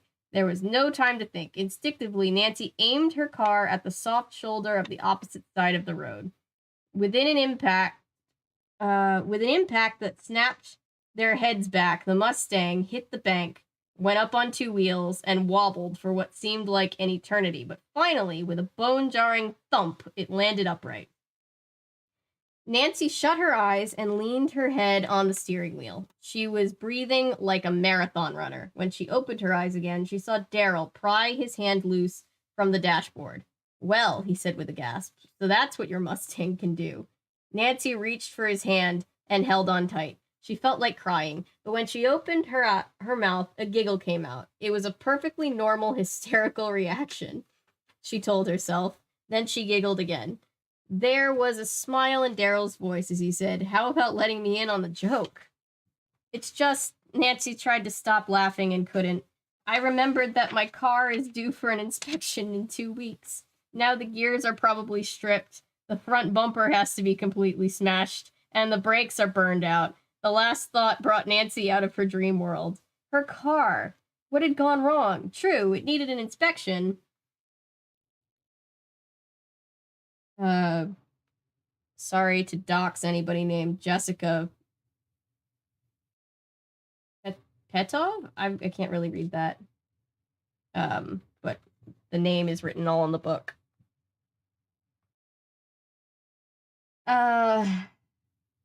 It needed an inspection, but that was just an official thing. Besides, she'd had new brakes installed 6 weeks ago. Something awfully strange was going on, and whatever it was, Nancy had a definite feeling that it wasn't good. She pushed open the door and jumped out. Hey, where are you going? Daryl called, rolling down his window. He stuck his head out and saw Nancy kneeling by the left front wheel, peering underneath the fender. What is it? He asked. Nancy stood up, so angry she could hardly see straight. The brake cable, she said grimly. It's been cut. What? Are you sure? I don't get it. Who'd... Wait. Nancy held her hand up for quiet. Then she sniffed the air. Frowning, she ran to the back of the car and sniffed again. What's wrong now? Daryl has no idea what he's gotten himself into. Nancy could hardly believe what she was going to say. That rock we went over, I think it cracked the gas tank, Daryl. The car could blow. It could blow any second. She stared down the hill. Get out of the car. Hurry up. There were no footsteps behind her. Nancy, she heard Daryl call. Nancy, I can't open the door. It's jammed. Nancy didn't hesitate. She raced back to the car and fought with the door from the outside, but she couldn't get a good grip on its handle because the door was on an angle, leaning towards her. She ran to the driver's side. The smell of gas fumes was stronger than ever. Get your seatbelt off, she said to Daryl. Finally managing to open the door, she helped him climb out. Now let's go. She grabbed his hand. The car is already beginning to burn, she said as they ran desperately down the hill. When the car blew, they were only a few yards away from it. The force of the explosion flung them into the underbrush by the side of the road. They clung to each other for a moment, hardly able to speak. They stared at the burning sports car. So much for her nice Mustang, I guess. Nancy, are you all right? Daryl whispered at last. He was bright. His eyes were bright with concern. Nancy nodded, feeling the heat of Daryl's breath against her cheek. She hardly noticed her bruised knee and scratched arms. It seemed the most natural thing in the world for them to keep their arms around each other. You know how it is. A cute guy can cure any ailment, I guess. Oh, she didn't even notice her 2 broken legs because of Daryl. Nancy closed her eyes and breathed deeply. When Daryl had first touched her 2 days before, in the hallway, she'd wondered what his arms would feel like. Now she knew. They felt fabulous. Nancy, you almost died, Nancy. Obviously, someone cut your brakes, Nancy. Yeah. I imagine Francie and Joe at some point being Henry Gregor's roommates in the Beaulay mansion. Yes, yes. And I also imagine that somewhere there's more to the Beaulay mansion that we get to see in that book or in the game because he said they have like tons of room and the house was very small. So there must be like another side of the house that we just never entered. I don't know. Gregor and Henry. Yes, they will run background checks. I mean, you said Brisbane the way Australians say. And are you afraid of the dark? Yes, but that's because you and Misfiring taught me how to say Brisbane. I used to say Brisbane. Nancy, sniffing her car. Daryl, what the fuck? And this was the immortal vampire. And this is why the immortal vampire will never be endgame with just a random civilian. No, definitely not. See, because if she did this shit with Frank, Frank would just be like, ah, yes, and help her get out of the car. And wouldn't need help getting out of the car. This is why they're endgame.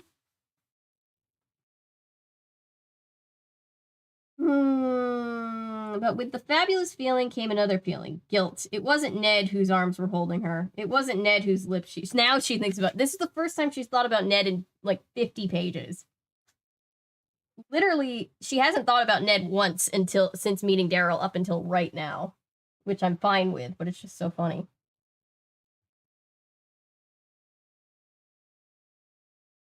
It wasn't Ned's lips who she was feeling, nor Ned whose voice was murmuring her name, and hadn't she just 3 days before said that nobody could compete with Ned Nickerson?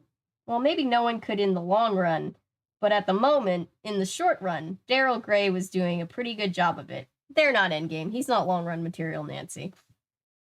It was a dangerous moment emotionally, and Nancy knew she wasn't ready to deal with it. It was a dangerous moment physically. The car blew up. Nancy!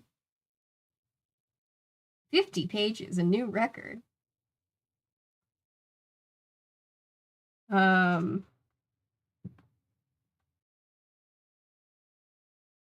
It was a dangerous moment emotionally, and Nancy knew she wasn't ready to deal with it. Before Daryl's lips reached hers again, she eased herself gently from his arms. Hey, she said softly.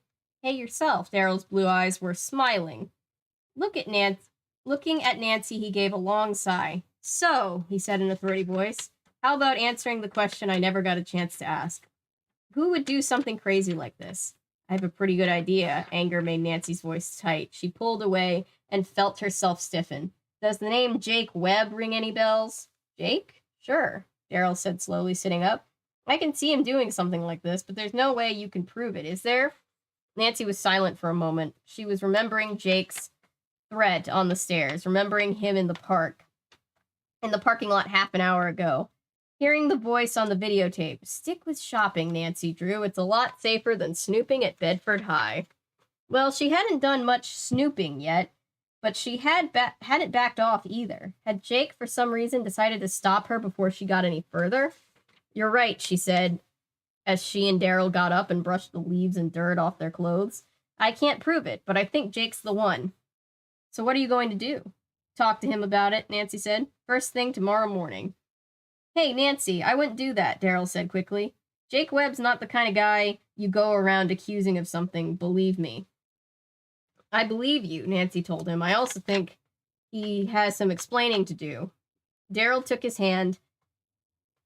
her hand, sounding really worried. You shouldn't mess with that guy, Nancy. I'm not going to mess with him. I'm just going to talk to him. In a way, Nancy was almost glad that Jake had given her something to think about. It took her mind off how she felt about Daryl, which was a mystery she didn't want to solve just then. Relationships are the toughest mysteries of all.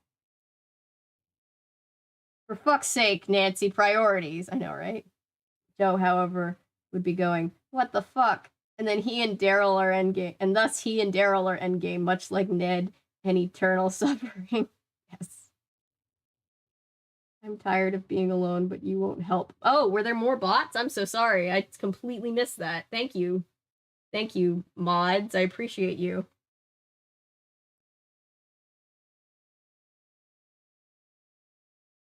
Reporting it. I'm reporting all of them. How many have we gotten tonight? Like 3 or 4? It's been bad lately.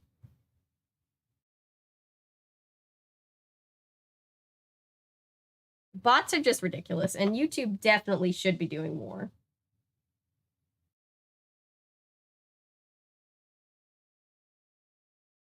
Bots, kill it, kill it, kill it.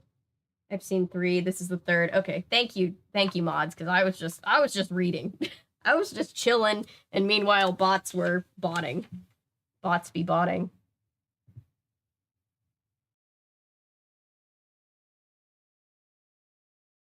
Do do do do do do. Oh no, no, no, no! Don't open DaVinci. No, I don't want DaVinci open right now.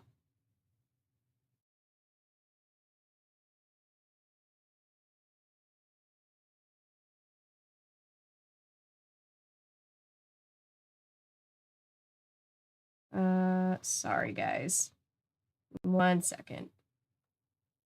I opened DaVinci by accident, and then the whole project that I was working for wants to open. I'm just like, no, we're doing a thing right now.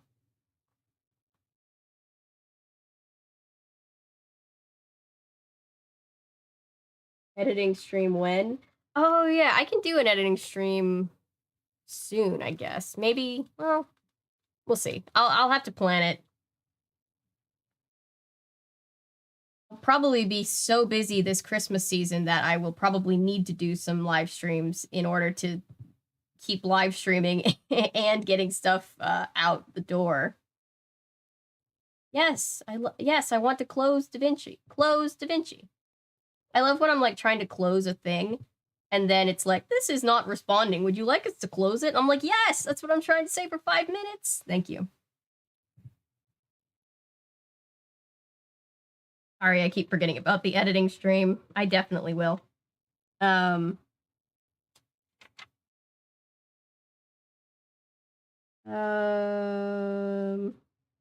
was I?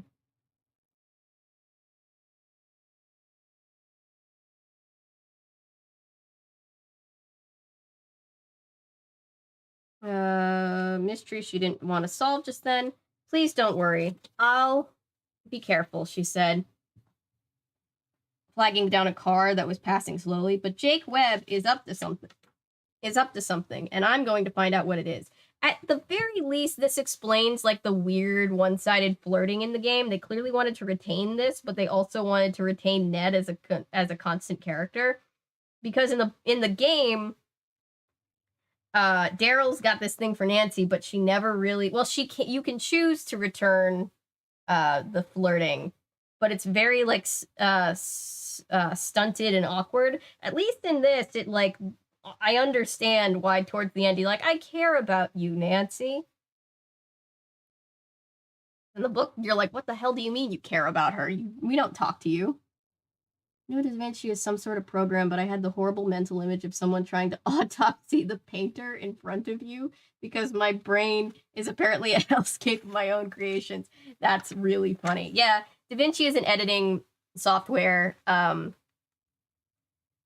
I have the paid version because I have a Blackmagic camera, but yeah, the free version does so much. Like, I don't think I've ever actually needed anything from that couldn't be found on the free version in any of my videos. So like, you can, as long as you have a computer that's not old and able to run it, it's really, really good. So if I do an editing tutorial, that's what you get, or an editing stream, that's what you guys will get, like a half-assed tutorial about, I guess. Not going to be a very reliable tutorial, but it might just be fun to work and chat. I think Daryl's right, George said. As she drove toward Bedford High the next morning. Until Nancy got another car, George and Bess had to play chauffeur. I think you should steer clear of this Jake Webb and go right to the police. Show them your car, let them deal with Jake. That's what I think too. Bess leaned over the back seat and grinned at Nancy. Now tell us more about Daryl Gray. You'll probably meet him one of these days, Nancy said. She stared out the beautiful Bedford houses, trying to decide the best way to approach Jake. Daryl was the least of her worries at the moment, even though she couldn't help remembering the kiss he'd given her after driving her home the previous night. We just skipped over that? We had all the flirting, and then they're like, oh yeah, they kissed. Oh well.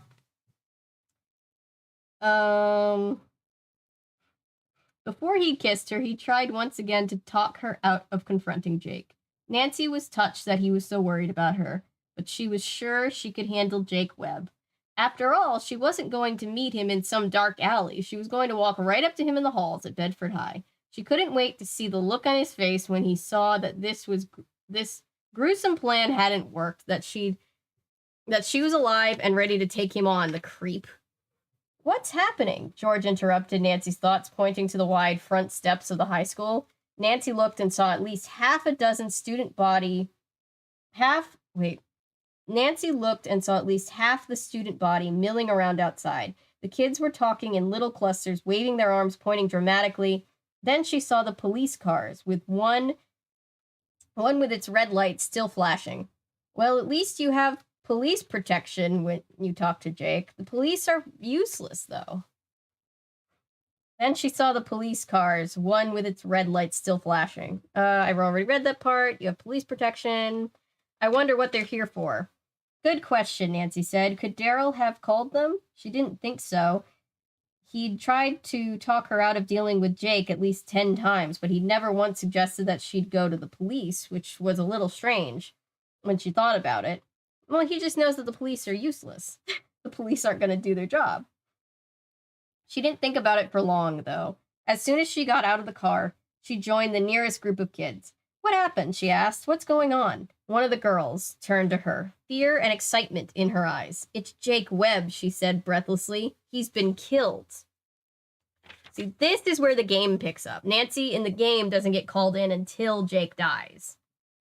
That's what they call her in for. The differences are pretty much noise reduction and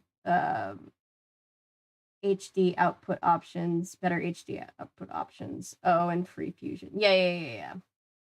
It's mostly just bells and whistles. Like, it's mostly just for, like, the more nitty-gritty of editing. Oh no, it's dead.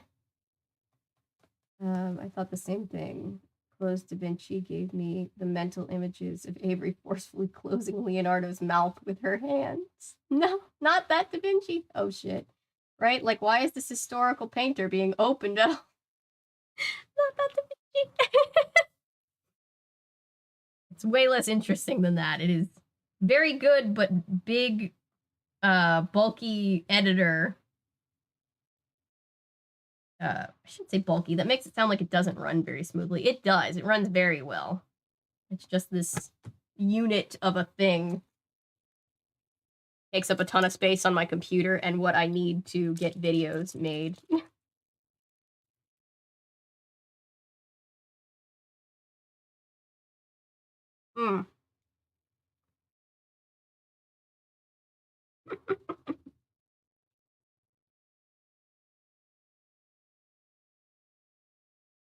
Resource intensive, likes eating GPUs for breakfast. Yup.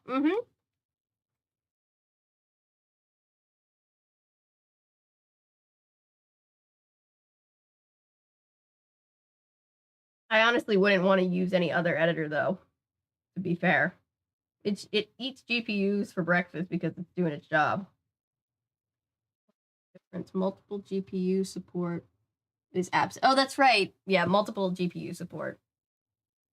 So I guess I have used a couple of the paid version features, but it's really like most of what I do can just be done in the free version if anybody wants to just have it for free. And I don't know why you would, but follow along in what I do. Reference this stream for help.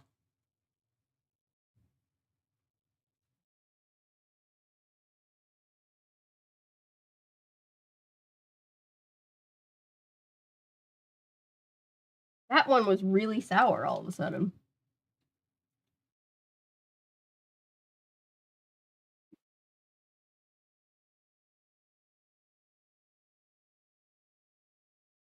You know, just with regular Sour Patch where you get some and they just have like a little more dusting on them.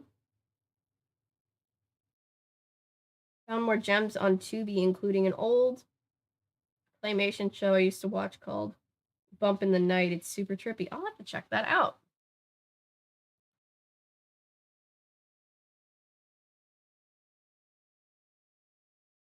Let's see. Oh, there it goes. I knew we'd crash eventually.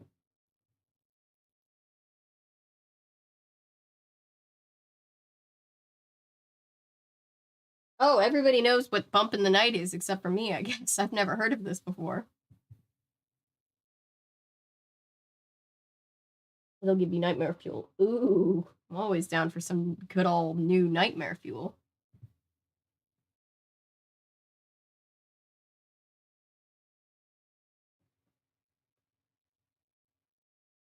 As much as sponge with giant...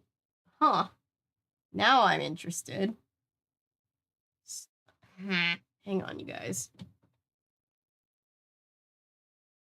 Don't know why all of a sudden I'm being made to sign in.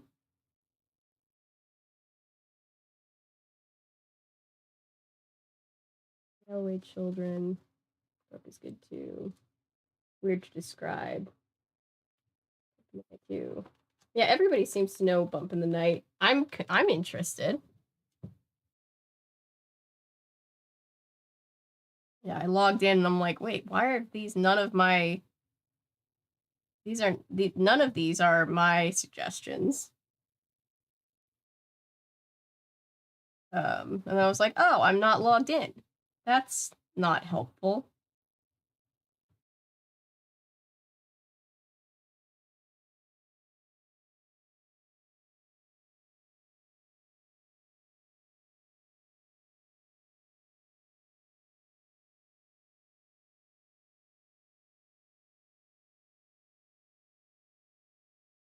Yes.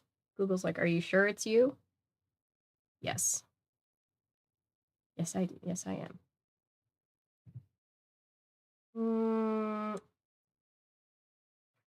Recommended my own video the other day.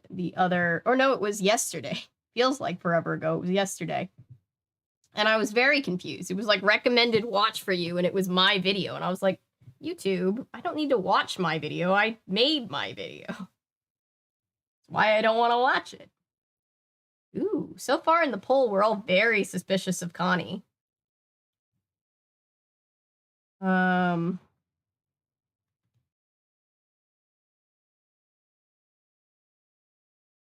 think I've seen it at one point, just didn't really remember it. It was probably... I remember Crashbox as far as like claymation goes. Wait, so interesting. Hang on. Funnily enough, I think I made a mistake with the poll. Yeah, Carla. Connie is not even listed as a suspect. I don't know that she isn't a suspect, but Carla is basically taking Connie's place. They basically took Connie's name and gave it to Carla. So when we say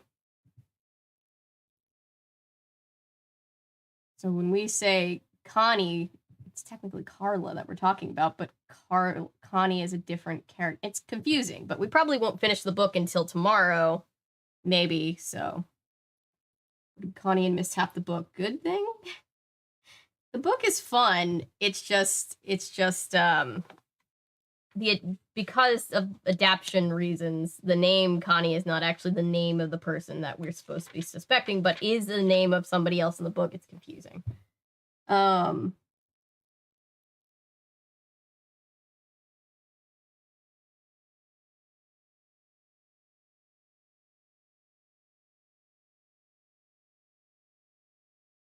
I remember Wallace and Gromit. I remember the were-rabbit.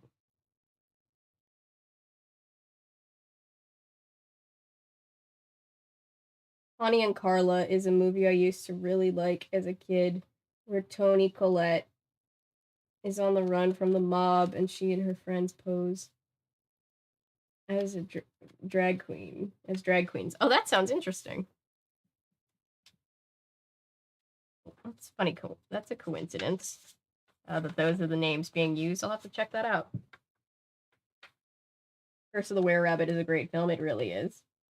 So book Connie isn't even a suspect. I feel like it's her for sure. I mean, maybe it is. I have no idea that this means just because the suspects are listed in the front means that it's one of them. But either way. Anyway, let's get into chapter 7. Nancy wondered for a moment if she'd heard right. Did you say killed? Dead? As a doornail. But how?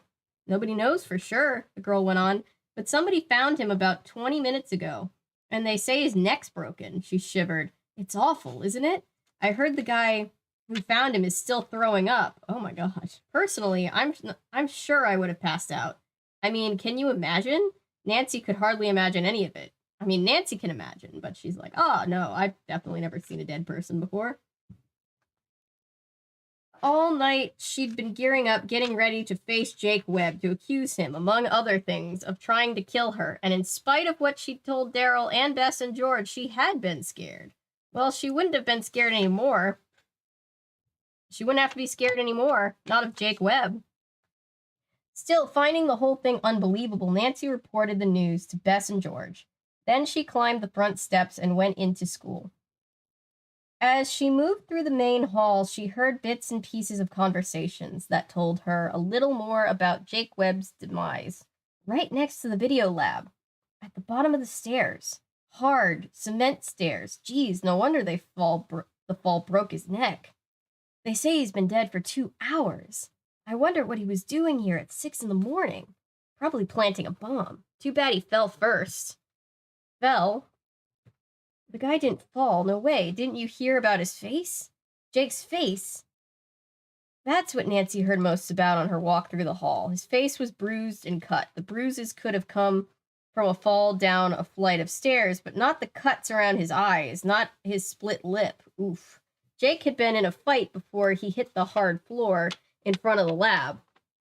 And if all that was true, Nancy thought, then he didn't fall. He was pushed, and if he was pushed, then her investigation just had taken a giant leap from vandalism to murder.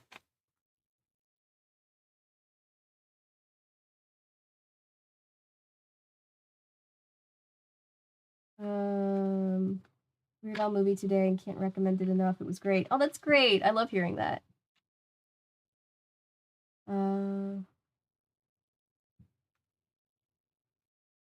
Rated her in Hereditary. I'm glad it's a good movie. I just found the stream on my phone. Hello, Cassidy. Welcome. Welcome to the stream. Right now we are reading Nancy Drew's Secrets Can Kill. No, they did not close the school for the day. They were like, oh, guy died? Oh, well.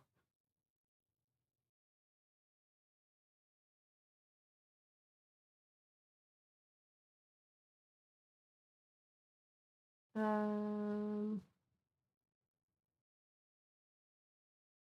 swear that was an actual rumor going on the playground when I was a kid. False memory, but I distinctly recall people saying that.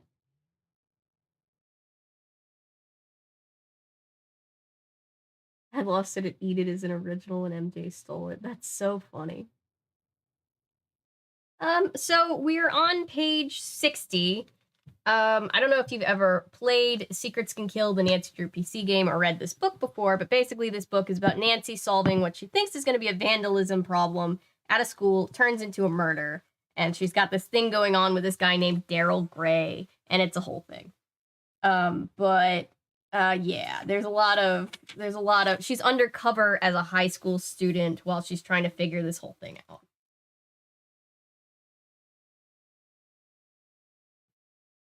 At this point of the book, the guy who was her main suspect has just become a murder victim. Different, they went with it, not that usual biopic. I love that. I was hoping that it would be something very like strange and worthy of what I would hope for with a Weird Al Daniel Radcliffe biopic.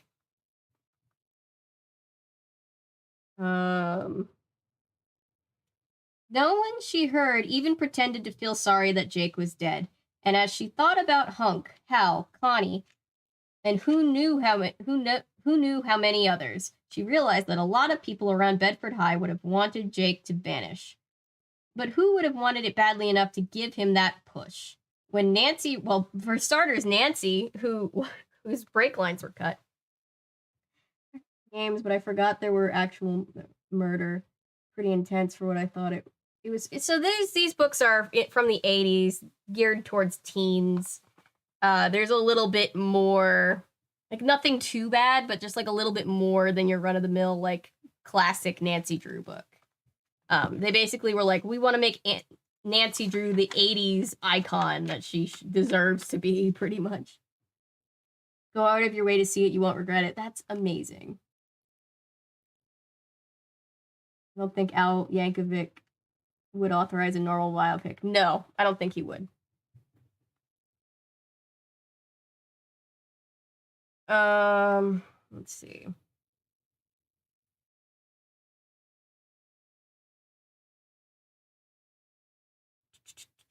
Let's see.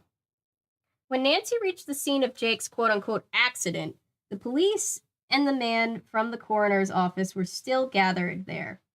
The coroner's office were still, the body, thank goodness, was gone, but the chalk outline remained. Oh, they did a chalk outline, okay. She knew that if she talked to the police, then and there, They'd listen to her. They'd probably even ask her to join their investigation. But if she did that, she'd blow her cover, and if she did that, she might as well kiss the secrets of Bedford High goodbye. Since the police were busy at the stairwell, Nancy decided that then might be a good time to check Jake Webb's locker. She wanted to look at the contents of that shoebox before anybody else got to it. What, besides Connie's bracelet, had Jake stashed away?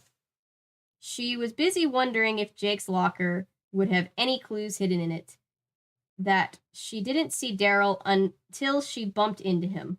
Daryl, hi! Even with everything else on her mind, Nancy felt a warm rush of feeling at the sight of him.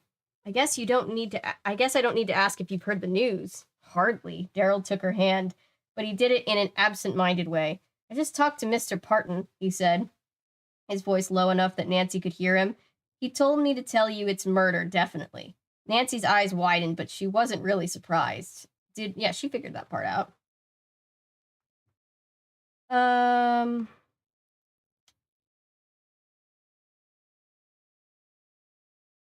That's really funny, Milo. That's understandable. It's nice to have Drew grow up with you. Yeah, there's Nancy Drew for all reading levels, and I love them all. I just love Nancy Drew.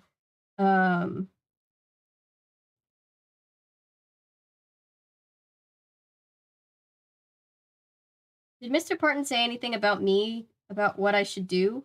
Just that he wants you to stay on the case, Daryl whispered, and to handle it your way. Great. I was hoping you'd say that. Nancy breathed a sigh of relief and squeezed Daryl's hand. Now I can really follow some lead. She started to walk away, but Daryl held her back.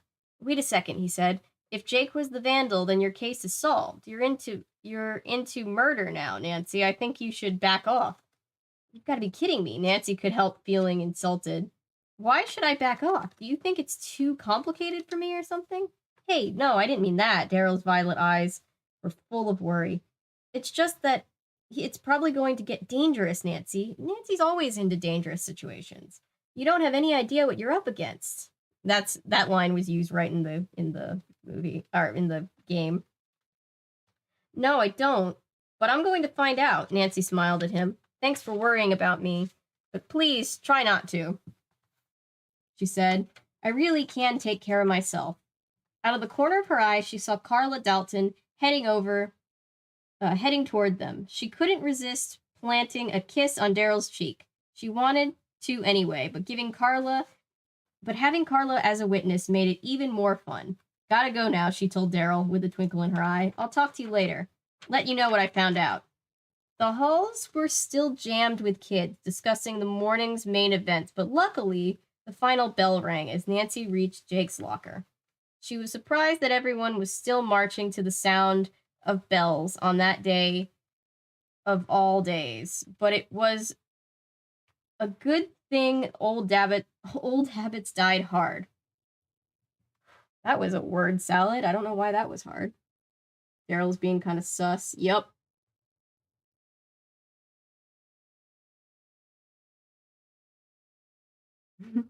So it's basically just a biopic of fake things that didn't actually happen. I love that so much.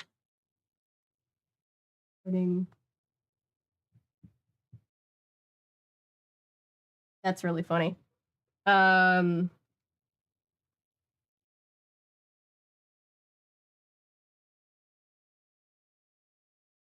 He's being too much of a sussy boy. He is indeed. He is very much indeed. Where was I?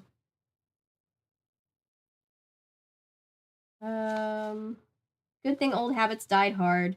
The hall cleared in a matter of minutes. Nancy pulled on a pair of rubber gloves, no sense leaving fingerprints for the police, and quickly broke into locker 515. Nancy's great. The shoebox was still there, but something else caught her eye first. With a grim smile, she pulled a pair of wire cutters off the shelf. Turning them over in her hands, Nancy thought how easily they must have snapped her brake cable. Underneath the wire cutters was a small black box. Nancy recognized it immediately as a battery pack for a video camera. She would have bet her $50 designer jeans. Ooh, imagine being able to get designer jeans for $50 nowadays.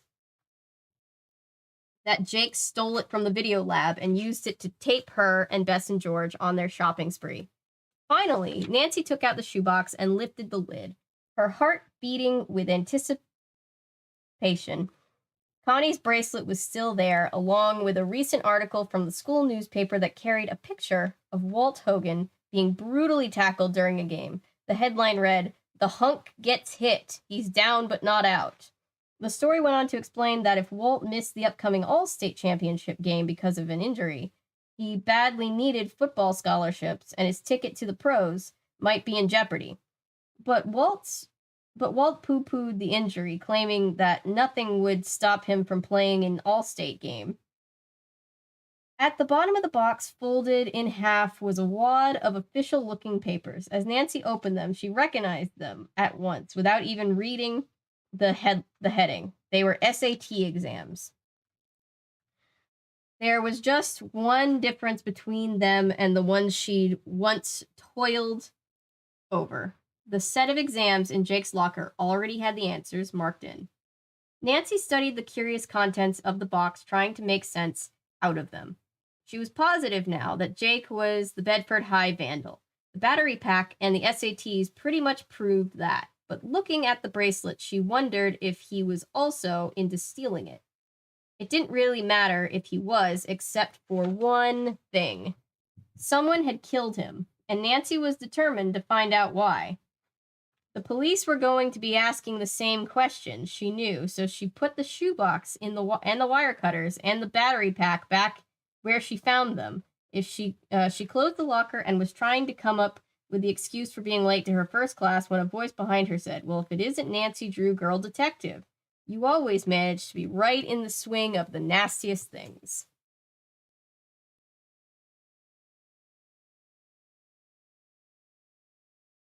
God damn it, Daryl, I can't ship someone in peace.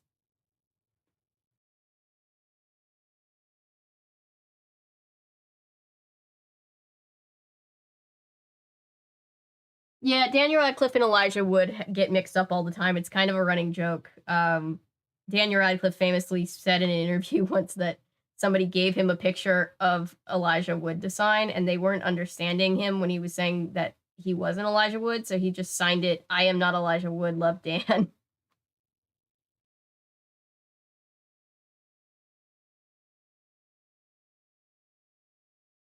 That they would just cast them together as brothers in a movie, right? It would be so, like a buddy comedy, it'd be so funny.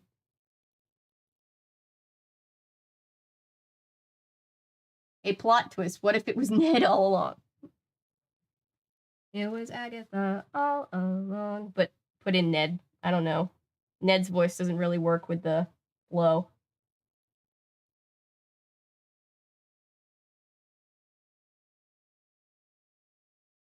All right. I'm going to read for a little while longer.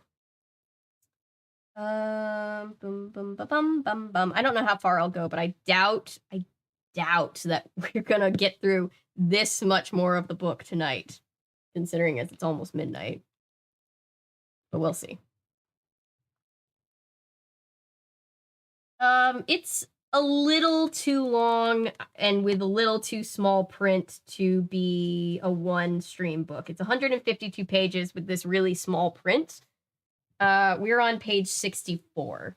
So we're not quite halfway done, but we're also probably not going to, finish the whole book tonight, Dan has great comedic delivery. I'd love to see him in more comedies. I thought that Dan was playing Elijah and vice versa. I forgot Al was in the... That's funny. Nancy whirled around and came face to face with a tall, black-haired young woman whose vivid red lips were curled into a scornful smile. Oh, great. Nancy thought, this is exactly what I need. A snake in the grass like Brenda Carlton. Oh, yeah, Brenda Carlton, the character that appears in the games, also appears in these. Because this is the series of books that inspired the games. Al Yankovic plays a record producer in the movie and he rejects his own music. That's really funny. As she looked at Brenda standing there in her trendy trench coat, um, a notebook and pen in one hand, Nancy felt like laughing. So, if anybody is new to the series, Brenda Carlton is a reporter in River Heights who is hates Nancy and is just like kind of like a really like what's the word? Unethical reporter kind of person. Of course, LOL. Hey, I'm so sorry I keep falling asleep. Don't be sorry. I take care. It was a real. Thank you for being here. I actually devised these streams originally. I kind of assumed they would be something that people would just fall asleep to. So don't feel bad at all.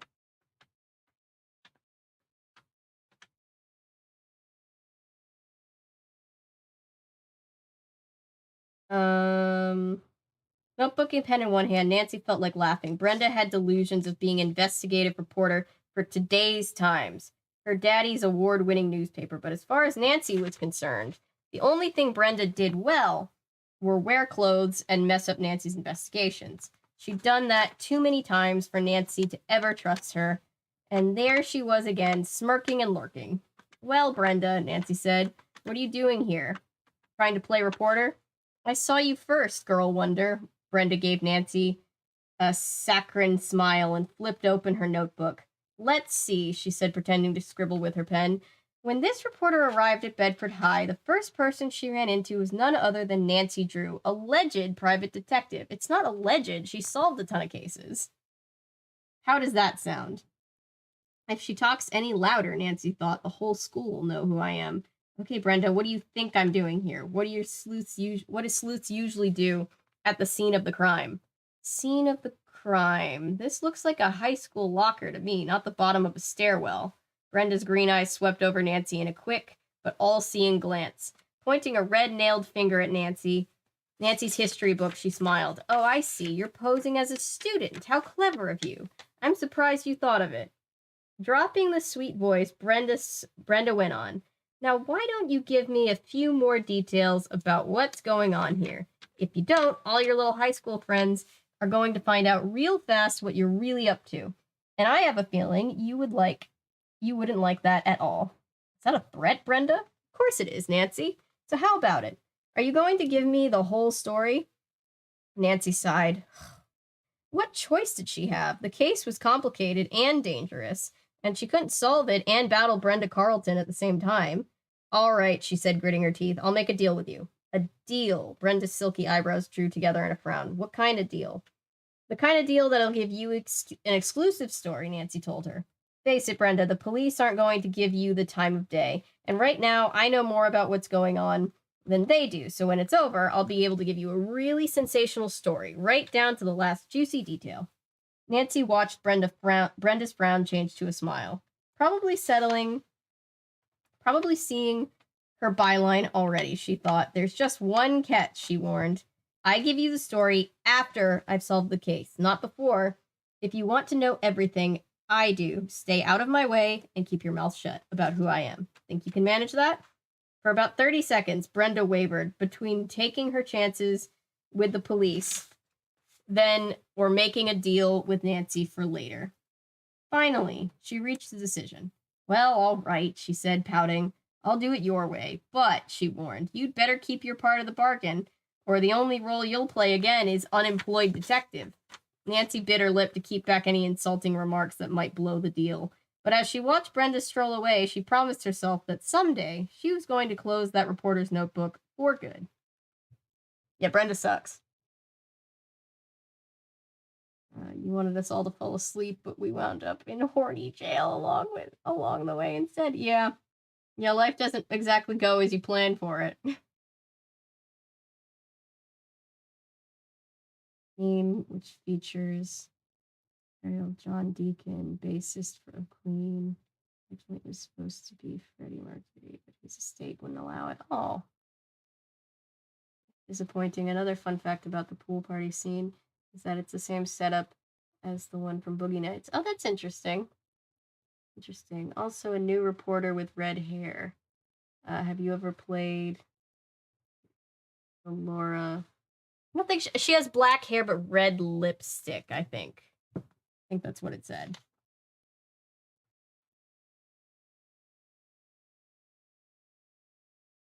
Black-haired young woman with vivid red lips. Laura Bell games, or would you say some stream? I definitely would look into it for stream. I'm always interested in things for stream. But I've never played them before.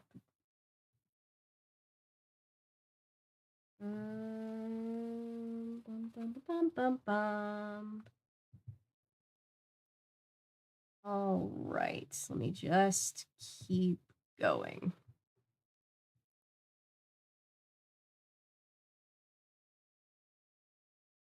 With the, I love how she thinks that she can, like, what, blacklist Nancy from what? Being a private investigator? It's not like she, like, relies on the police. She's doing their job for them. With the police swarming all over the school, Nancy's investigation didn't get very far. All the kids were talking about Jake, of course. But even so, Nancy wasn't able to learn much. All the kids had an opinion, but they were just gossip and speculations. Nancy wanted to talk to the three people whom she knew had some connection with Jake: Walt Hogan, Hal Morgan, and Connie Watson. She didn't see Walt at all, and Hal didn't hear her call him after American history, or maybe he didn't want to hear her. He looked extremely nervous. So did Connie, who once more acted as if Nancy had developed a sudden case of overwhelmingly bad breath. If anyone has any answers, Nancy thought, they're not admitting it. Nancy didn't have any answers either, but she thought that she might find something in the video lab. Obviously, Jake had been, quote-unquote, borrowing the school's video equipment. Maybe Nancy could find some clue in the lab that would tell her why. The door was locked again, so Nancy used her credit card. As she worked the lock... Does anybody remember that episode of Psych? Work the laces.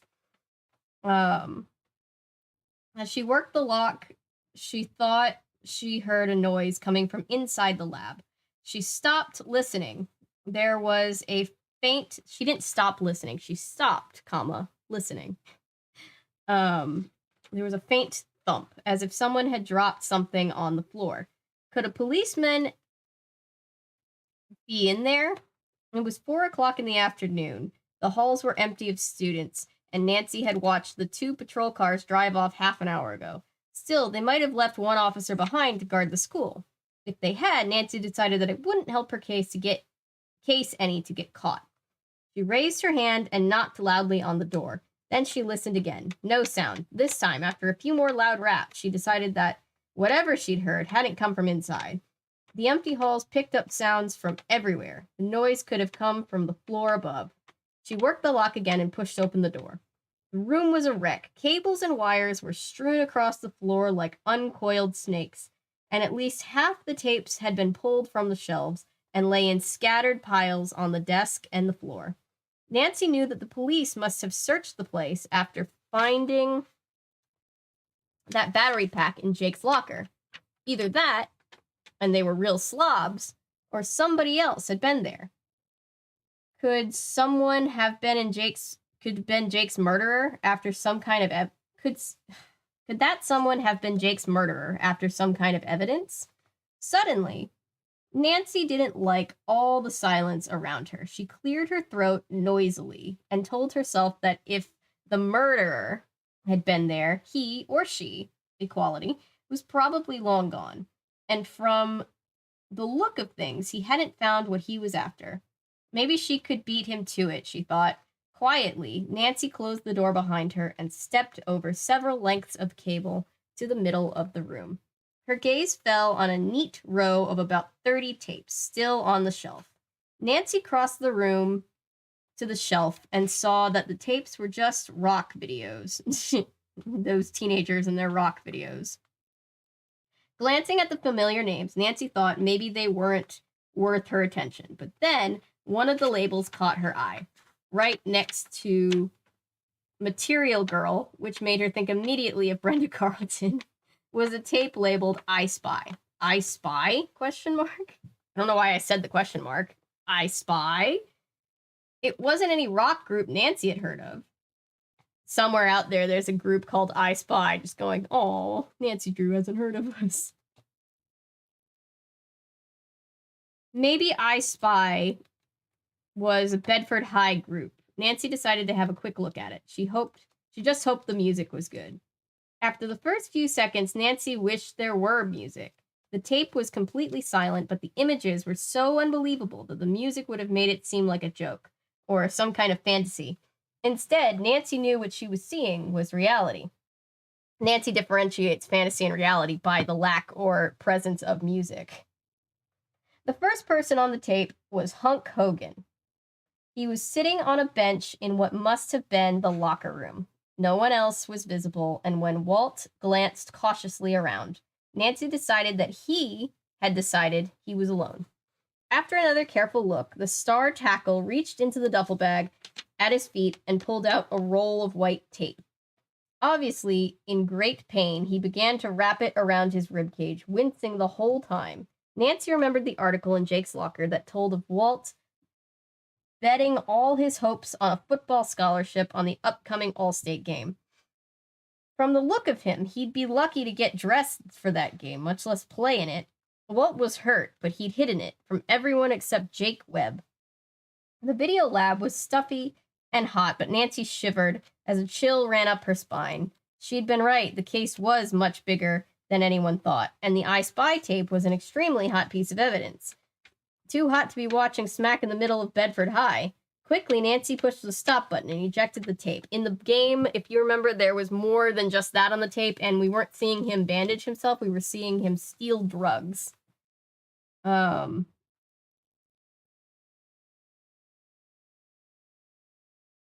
Hogan.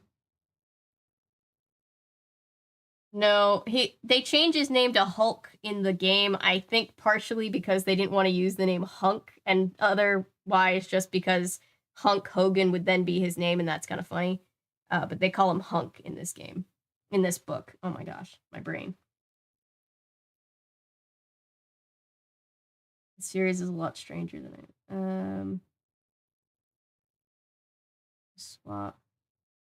Great series of mystery games. Oh, I love mystery games.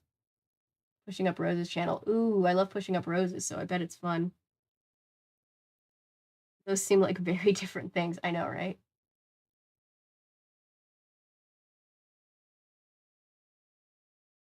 It's honestly insane that the school isn't closed. I know, right? Not only did one of the students die, but he was murdered on school grounds. I know, right? Series is a lot stranger than I first thought. Oh, it's gonna be strange. Yeah, for sure. Which would make sense. Reminds me of in the Vampire Chronicles, all the characters instantly refer to music videos as rock video movies. Which would make sense if only was doing it because Stott is doing it because he's ancient vampire, but even Daniel Malloy, who was 30-something-year-old human, kept saying rock video films. That's funny. I got into a lot of adventure games from Pushing Up Roses. Pushing Up Roses is definitely an inspiration for me with this channel because she was the first YouTuber that I really saw talking about like old media and just like unashamedly being like, yeah, I love this media. What are you going to do about it? And like, that's great. And I love mystery adventure games. I streamed all of the Nancy Drew games, the PC games over the summer. And I'm planning to do it again in the future because it was really fun. And basically what got me so into streaming in the first place. Where was I? Nancy pushed the stop button and ejected the tape. She was reaching for the monitor to shut it off when she heard a noise, or thought she did. She snapped off the monitor and listened. For a few seconds, the only sound she heard was the blood pulsing in her ears. But then came another noise, a squeak, as if someone had stopped leaning on a table or a door. At the far end of the room was a door marked supplies, and as Nancy listened again, she heard another muffled sound. Someone was in that supply room, and it wasn't a policeman. A policeman would have been out by then, asking her what she was doing there, demanding that she turn over the tape. which was crucial evidence in a murder investigation. And who else would be interested in such a crucial evidence but Jake's killer? For an instant, Nancy froze. If the killer was in that supply closet, Nancy's life was in danger. So was the evidence. She knew she had to get out fast. Noiselessly, she dropped the videotape into her bag. She wanted to run, but she was afraid of alerting whoever was behind the door. Slowly, quietly, she inched her way across the lab to the hall door. With a sweaty hand, she eased it open, slipping out. Then she tore down the hall as fast as she could. It was late afternoon, and the hall was dark. The stairs leading to the first floor were even darker. But Nancy didn't slow down. She jumped the last 4 steps, skidded around a corner, and raced towards the main door. As she neared it, she thought she heard footsteps on the stairs, but she didn't bother to turn around and make sure. Still moving fast, she rammed into the panic bar, expecting the door to fly open. The door didn't budge. Nancy was certain she heard footsteps behind her. She gave the door another desperate push. Nothing. Okay, she thought. I guess it's showdown time. Taking a deep breath, Nancy turned around, ready to face the intruder. A squeak, you say.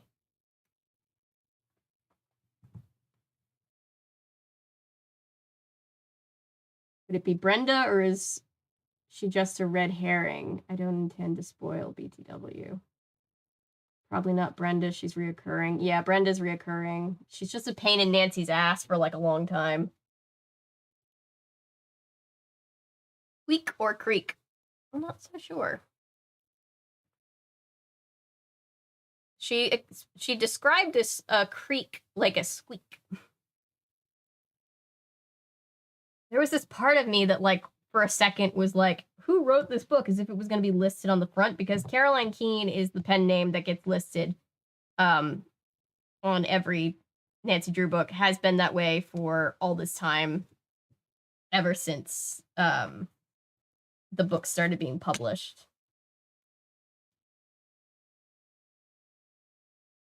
No, if I read the next, we're about at the halfway point. This is basically the halfway point. So I feel like and she's locked in. Cheek or freak. Check the publishing page. The real author is probably in there. Let's look. Somebody named Dana also had this book in their possession. There's a bunch of names in this book.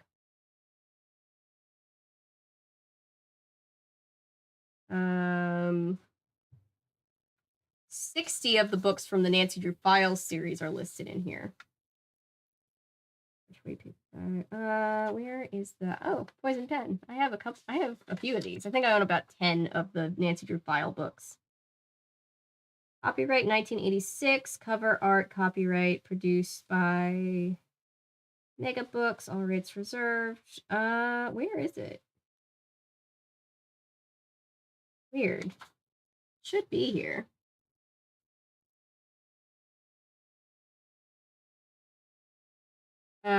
Joe Cellini? No, that's cover art copyright. Produced by, it's weird, it doesn't show the author. How about Heck? Makes sense that the main rival is not the murderer. At least not yet. We'll see in future books. That is strange. I thought there would be.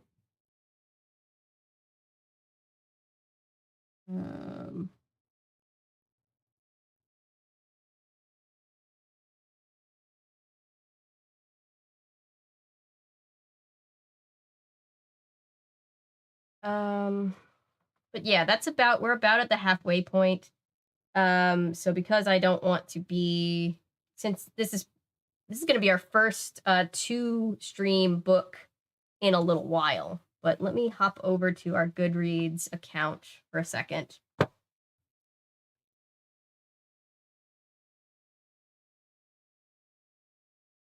Night, everyone. Yeah, I'm just gonna stay on for a few more minutes, update our Goodreads account, and also I have this weird question about how many Nancy Drew streams or books. Oh my god, my brain is so fried. Maybe it is a good thing that we're not like almost done with this book and I'm gonna stay on until like 2 in the morning. Um, but yeah, usually we've been reading a lot of the books in one stream because usually we just can. But with these, because they're slightly higher reading level than like middle school and they have this really tiny print and are just a little bit longer, um, it's one of those. I think the last two stream book that we read was probably the Wishbone book. Leave a message on there whenever you can. You have those, or if I should stop looking for more, huh? Let Joe Hardy have a healthy relationship challenge, right? Um,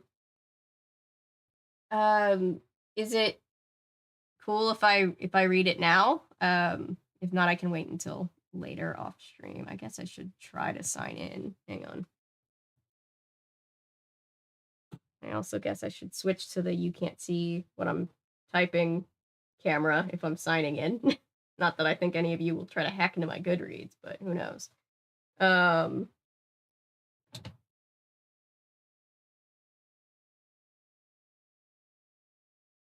I might. Everybody's like, you don't know us. We might.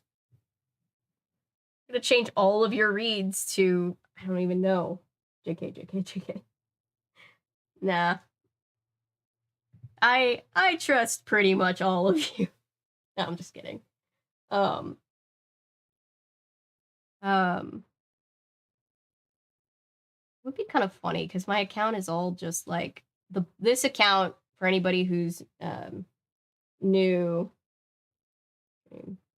Oh, copy. Yeah, that's what I wanted to know. I just didn't want to I was like, "Oh, I could check now if it's just books, if it's just a question about books, but I didn't want to dox you." Um, let's see. I'll check it after and get back to you. Um,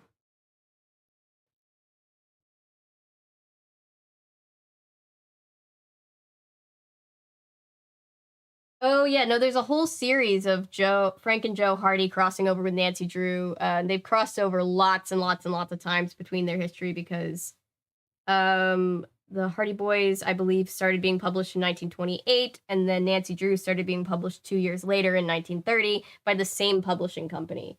And to this day, I think they're both owned by the same publishing company. So it's always been just kind of a natural crossover to get kids interested in the other various books. I got interested in the Hardy Boys because I read a Nancy Drew book with the Hardy Boys in it. Yeah, anyone on Goodreads is welcome to add me. I basically have a um wait, I don't want to sign up for Goodreads. I have an account. I have an account. I have an account. I have a page specifically for um the middle grade books that I collect and read on stream to help us keep track of which ones we have acquired and read. Basically, Nancy Drew was meant to be Hardy Boys for girls. Pretty much, yeah. Yeah, it's the same format. They're basically the same exact type of book, but just with one girl and her friends instead of two boys and occasionally friends. I always felt like the Hardy Boys friends never like stuck as well as like Bess and George became so iconic.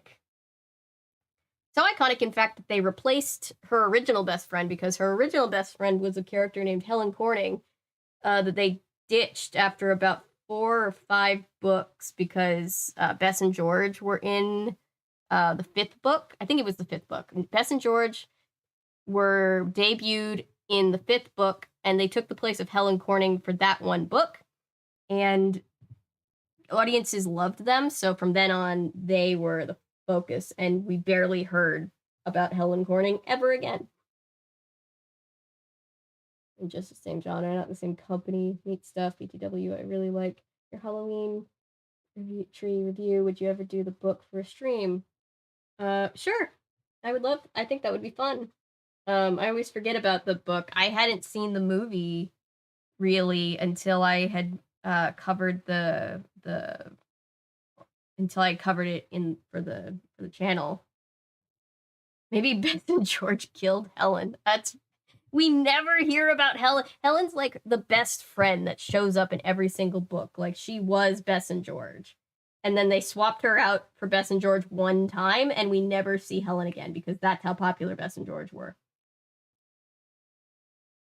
Helen, why did I think Katie?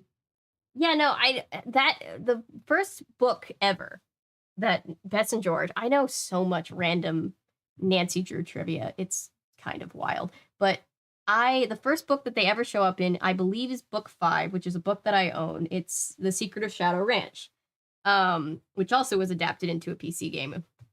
And that book was like phenomenally successful for the series. Like the whole series was phenomenally successful as a series, but that book was like apparently just like uber successful. And they were like, how do we recreate this? And they were like, people loved Bess and George, so Bess and George stayed.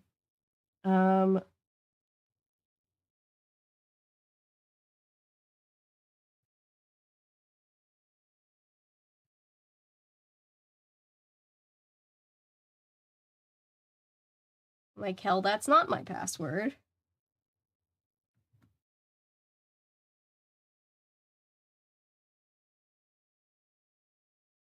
Password? Shit. Am I gonna have to have it send me a thing to set a new password? Damn it. Ah, what a fun way to end the stream. I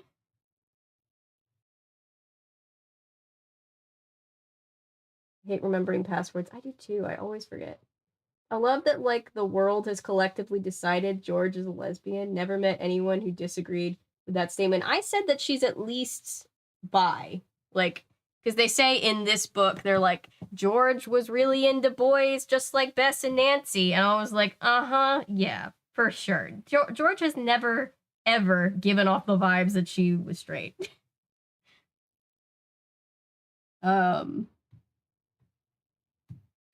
Ever since I was a kid, I just thought that. I don't know exactly why. I just always was just like, oh, George doesn't like boys. I don't know why. That's where Helen's villain arc began. I would love to see Helen Corning be brought back as a villain, just as a throwback to people that are nerdy enough about the series like I am, who would care about stuff like that. Because her name is George, you can't be named George and be a straight girl.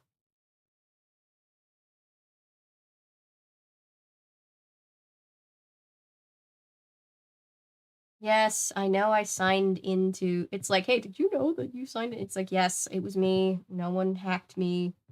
I'm fine. The Weredeer was meh. One funny character at least. Oh, that's disappointing. I wanted to hear that it was just like a bonkers movie.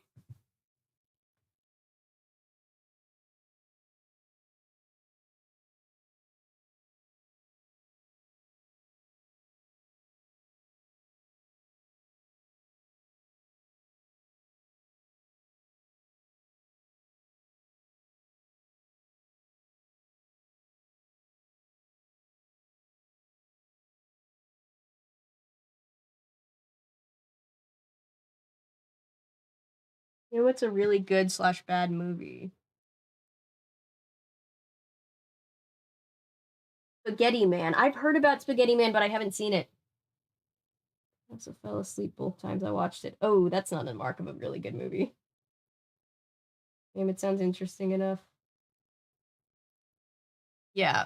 If it's I always say bad movie, like crazy bad movies are way better than boring movies every time. All right. So for once, you guys, for one, it's usually what happens is we start the book and on the same stream we finish the book because that happens with a lot of our books. This one's going to get a second stream. So Spaghetti Man is one of the funniest superhero movies ever. I have to see it. Let's see, what page? We are on page 74, which puts us almost exactly halfway through the book. 74. Let's see, update our progress. I want to know what percentage I am. I mean, it looks like about exactly half. I won't say funnies because there's a lot of them that I haven't seen. That's funny. That's great. Helen, that's right. I've heard this story over and over again. Gee, it's swell to finally meet her other friends. Frankenhooker? Oh gosh. That sounds ... interesting. Yeah, I have tons of Nancy Drew and Hardy Boys. Not nearly like I have all of them because there's probably like thousands of both of those series individually. Because it's multiple different like series, kind of like Goosebumps, but it's way older than Goosebumps. So definitely those will be something that we can keep reading on stream.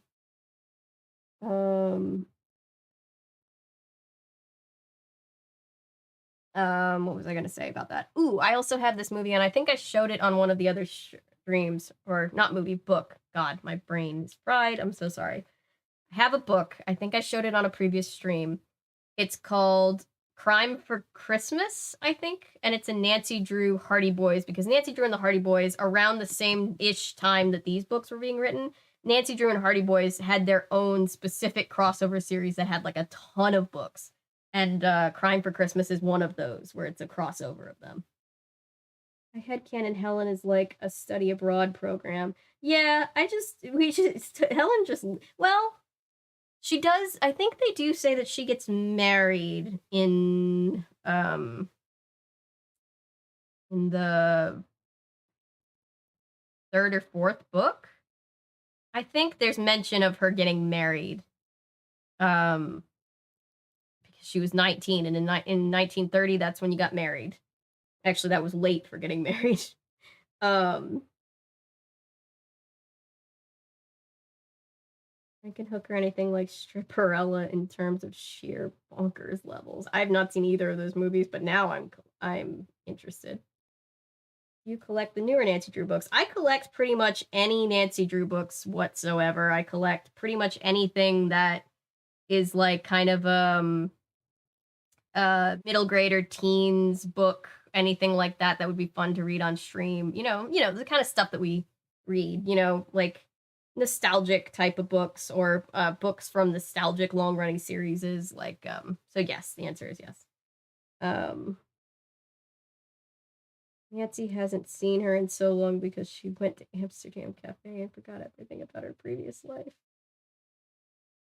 Yeah, Helen just disappears.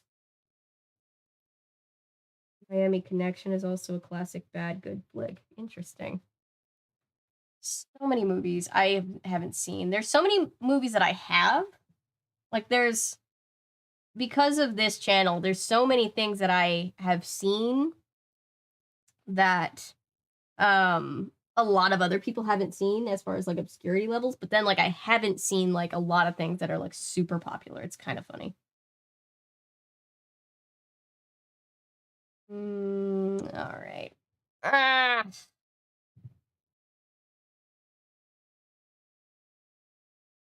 Magic Treehouse could be a good nostalgic series, and maybe Stilton. I haven't heard of the second one, but Magic Treehouse, I do have a few books in the series in my collection, just a few. Try to cover both UHF and Color of Magic at some point. Will do. Oh. I haven't heard of Geronimo Stilton. No. What? This is what I'm talking about. Sometimes there are things where I just know way too much about a thing.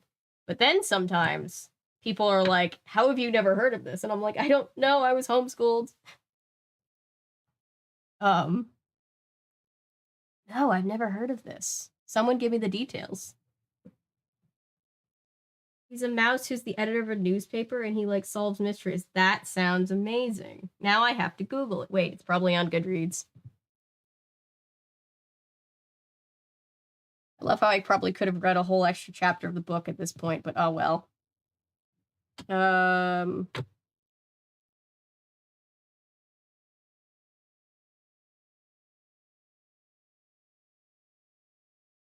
my gosh. I have heard of Danger Mouse. That one I have heard of. Oh my gosh! Look at how cute he is. No, this is so cute. I will definitely keep an eye out if I ever follow. Wait, so the books are written under the guise of being written by Stilton himself? That's really funny. This review, I like ... more. That's really funny. I have not heard of Trapdoor. I haven't heard of Geronimo Stilton either, and I mostly wasn't homeschooled. Okay, well that's good. That to feel like I'm not just the only person on the loop. However, heading to bed because working retail. Oh yeah, I'm heading to bed too, and oh look at that.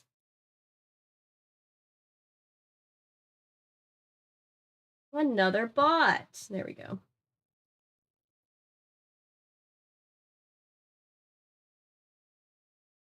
Thanks, mods. Thanks, Paolo. Yeah, I should head off too. Whoa. Just that's the one with the blue spider. Wait, what's happening? I haven't heard of a lot of what you cover, LOL. You educate me on everything Disney post 1995. See, that's my era of Disney for sure. But I do cover older things like Mr. Boogedy and Bride of Boogedy, like that are older than 1995. Decoms are so funny. I didn't realize how many of them I've covered so far because there's so many that I still need to cover. But I've covered like 17 different decoms. And I love them because they're just so camp, all of them.